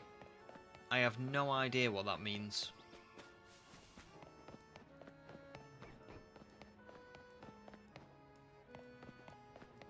No idea. That Pokemon?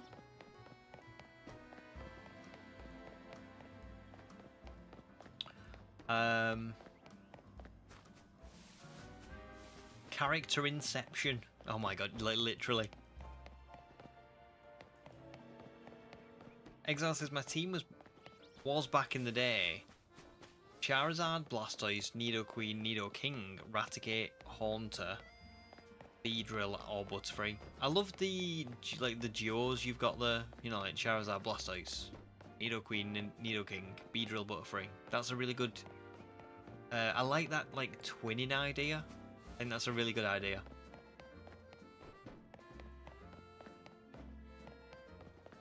JPB says, it's almost cold and wet enough for a big coat in England, but not quite. Not quite, no, I know what you mean. I tend to wear a lot of, like, hoodies and jackets, or, like, hoodies and a gilet.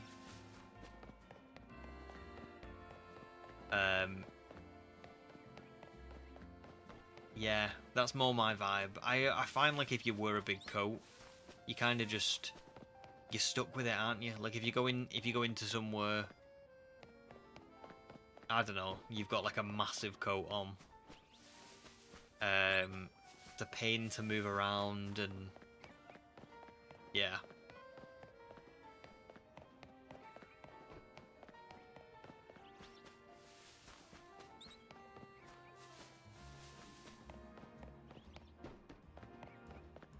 Oh, I see, Exile. The slash is depending on the version of the game. Interesting. I thought you meant they were just like you kind of had all them on your team, and you just kind of cycled between them. Do you know what I mean? You had like 6 of them on your team at any one time.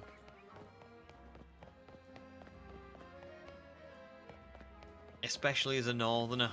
Yeah, we're nearly there, but not quite. It's usually January, February, isn't it? It's like bitter cold. It's always funny. Every year, I always think like, oh, it's Christmas, like it could snow. But actually, it's never Christmas when it snows. Not really. It's usually like either in the, you know, like January, February, or it's like March. March is a really dark horse for snowing, I think.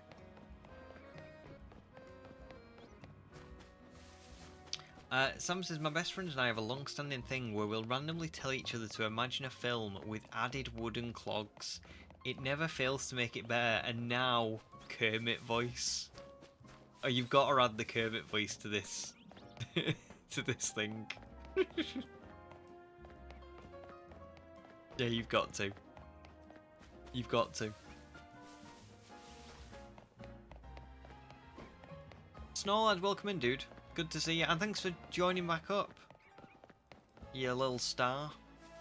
I appreciate it. I don't know if anybody's... There'll be a lot of people who are watching who've already seen it, but Snorlad did post the ZA video this... Was it this week, Snowlad? I feel like time is slipping beyond me, but if you want a good ZA video to watch for a shiny only run, Snowlad posted his, so go and check it out. Oh, we're nearly at double odds.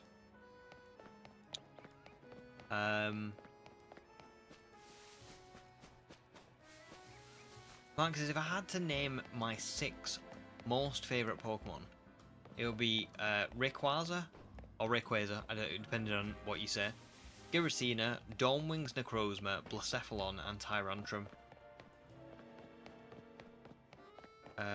Oh!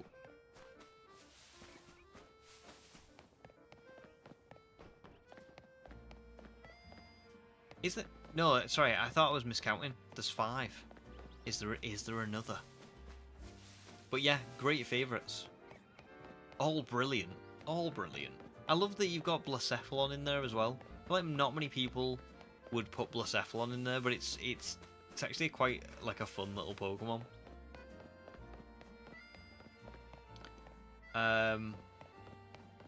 Yeah, JPB, I would agree with that. Usually it's just like the most minor amount of snow, isn't it? You have to like live in the hills in the UK really to get the proper snow, don't you? That's fair, Exile. That's fair. But it's a good. I think that's a good team of 6, to be fair. Oh, Astral's already seen it. Brilliant. There you go. Really good. Here's the snow. I was gonna say here's the Snowlad. Here is the Ralts that I was showing you in the group the other day, Snowlad. Wickstrom. Male. Appeared just on the other side of that Eevee. So I've got a Gallade now. Well, not now, but I will be getting a Gallade. Which is really cool. But no Eevee. Still. Like... Oh, God. We're coming up to double odds. So, yeah. We are nearly there. I've only got 7 minutes left of stream. Which I can probably get. I think I can get to 8192. And then we'll leave it there for today, you know. Feels like a very fitting place to leave it.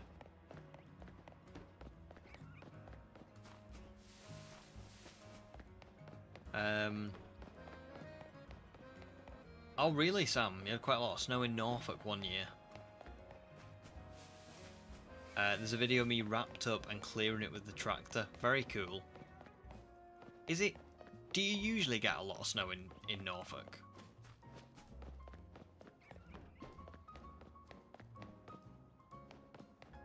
By the way, for everyone who's living in the UK, I mean, some people might know this already, but somebody was telling me about an event in the UK that I definitely want to go and see next year.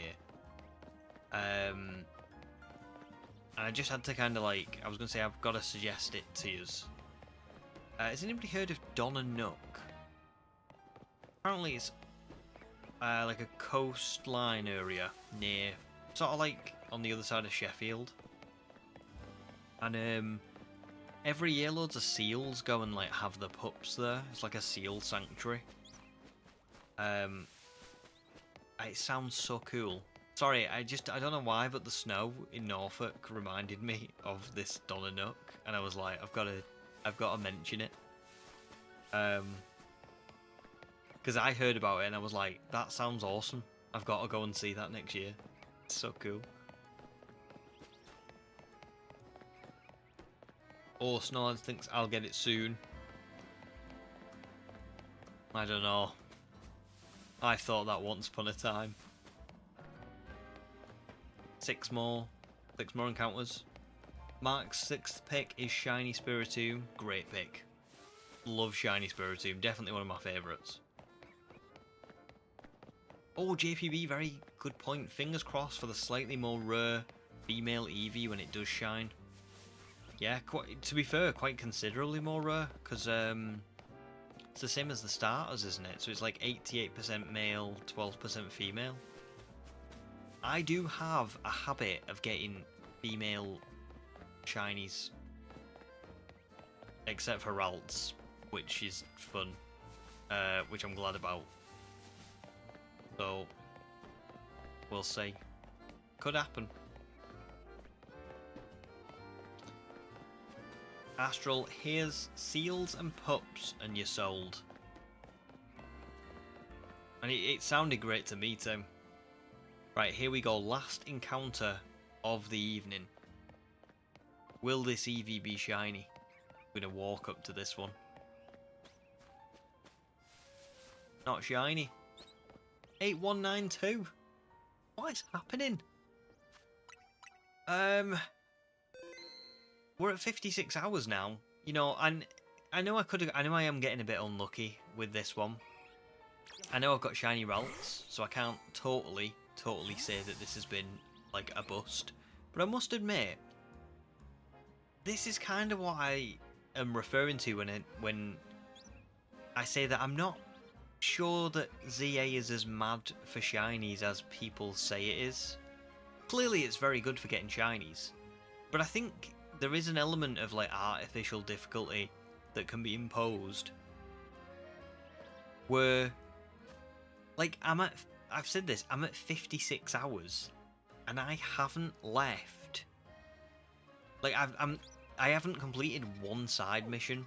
I'm at the mission with Emma, where you have to complete those first 3 side missions. This is very early into the game. I still haven't found this Eevee. You know? So we'll just see. We'll hopefully on Sunday I'll get like a good 2,500 encounters in. And maybe I'll get it then. Maybe. We'll see. But yeah. I've got 3 more minutes left, so I'll just catch up on the last bits of chat. Then, you know.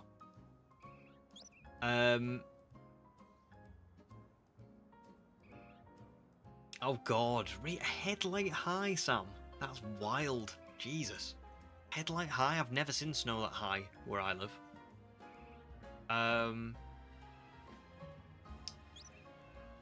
Motor Stoke 2, Electric Boogaloo. Oh god, let's hope not. But yeah, I am getting that vibe. Catch you on Sunday, Darth. Very good to see you. I hope the tornado warning and everything goes away. I hope you're all good. Hope you keep safe in the meantime. But thanks so much for joining. Thanks for becoming a member as well. That's really so kind of you. So thank you. Astral says it's like your Turtwig hunt, especially if it appears after 9,000. True, the Ralts is much better than a uncatchable Starly. You are very, very right there. Oh, cheers, Mark. That's so lovely. I'm glad that your day was made better by stream. I will see you on Sunday, dude. Thank you very much. So kind. Oh, sweet, Sam. I'll have to look that up. That's so cool. I didn't realise seal beaches were a thing in the UK. I knew there was always one place that I used to go on holiday down south called Torquay. And, or was it Newquay? There used to always be seals in the harbour, basically. But I didn't realise there was like big seal beaches and sanctuaries and stuff. It's so cool. It's just, I can't wait to see it.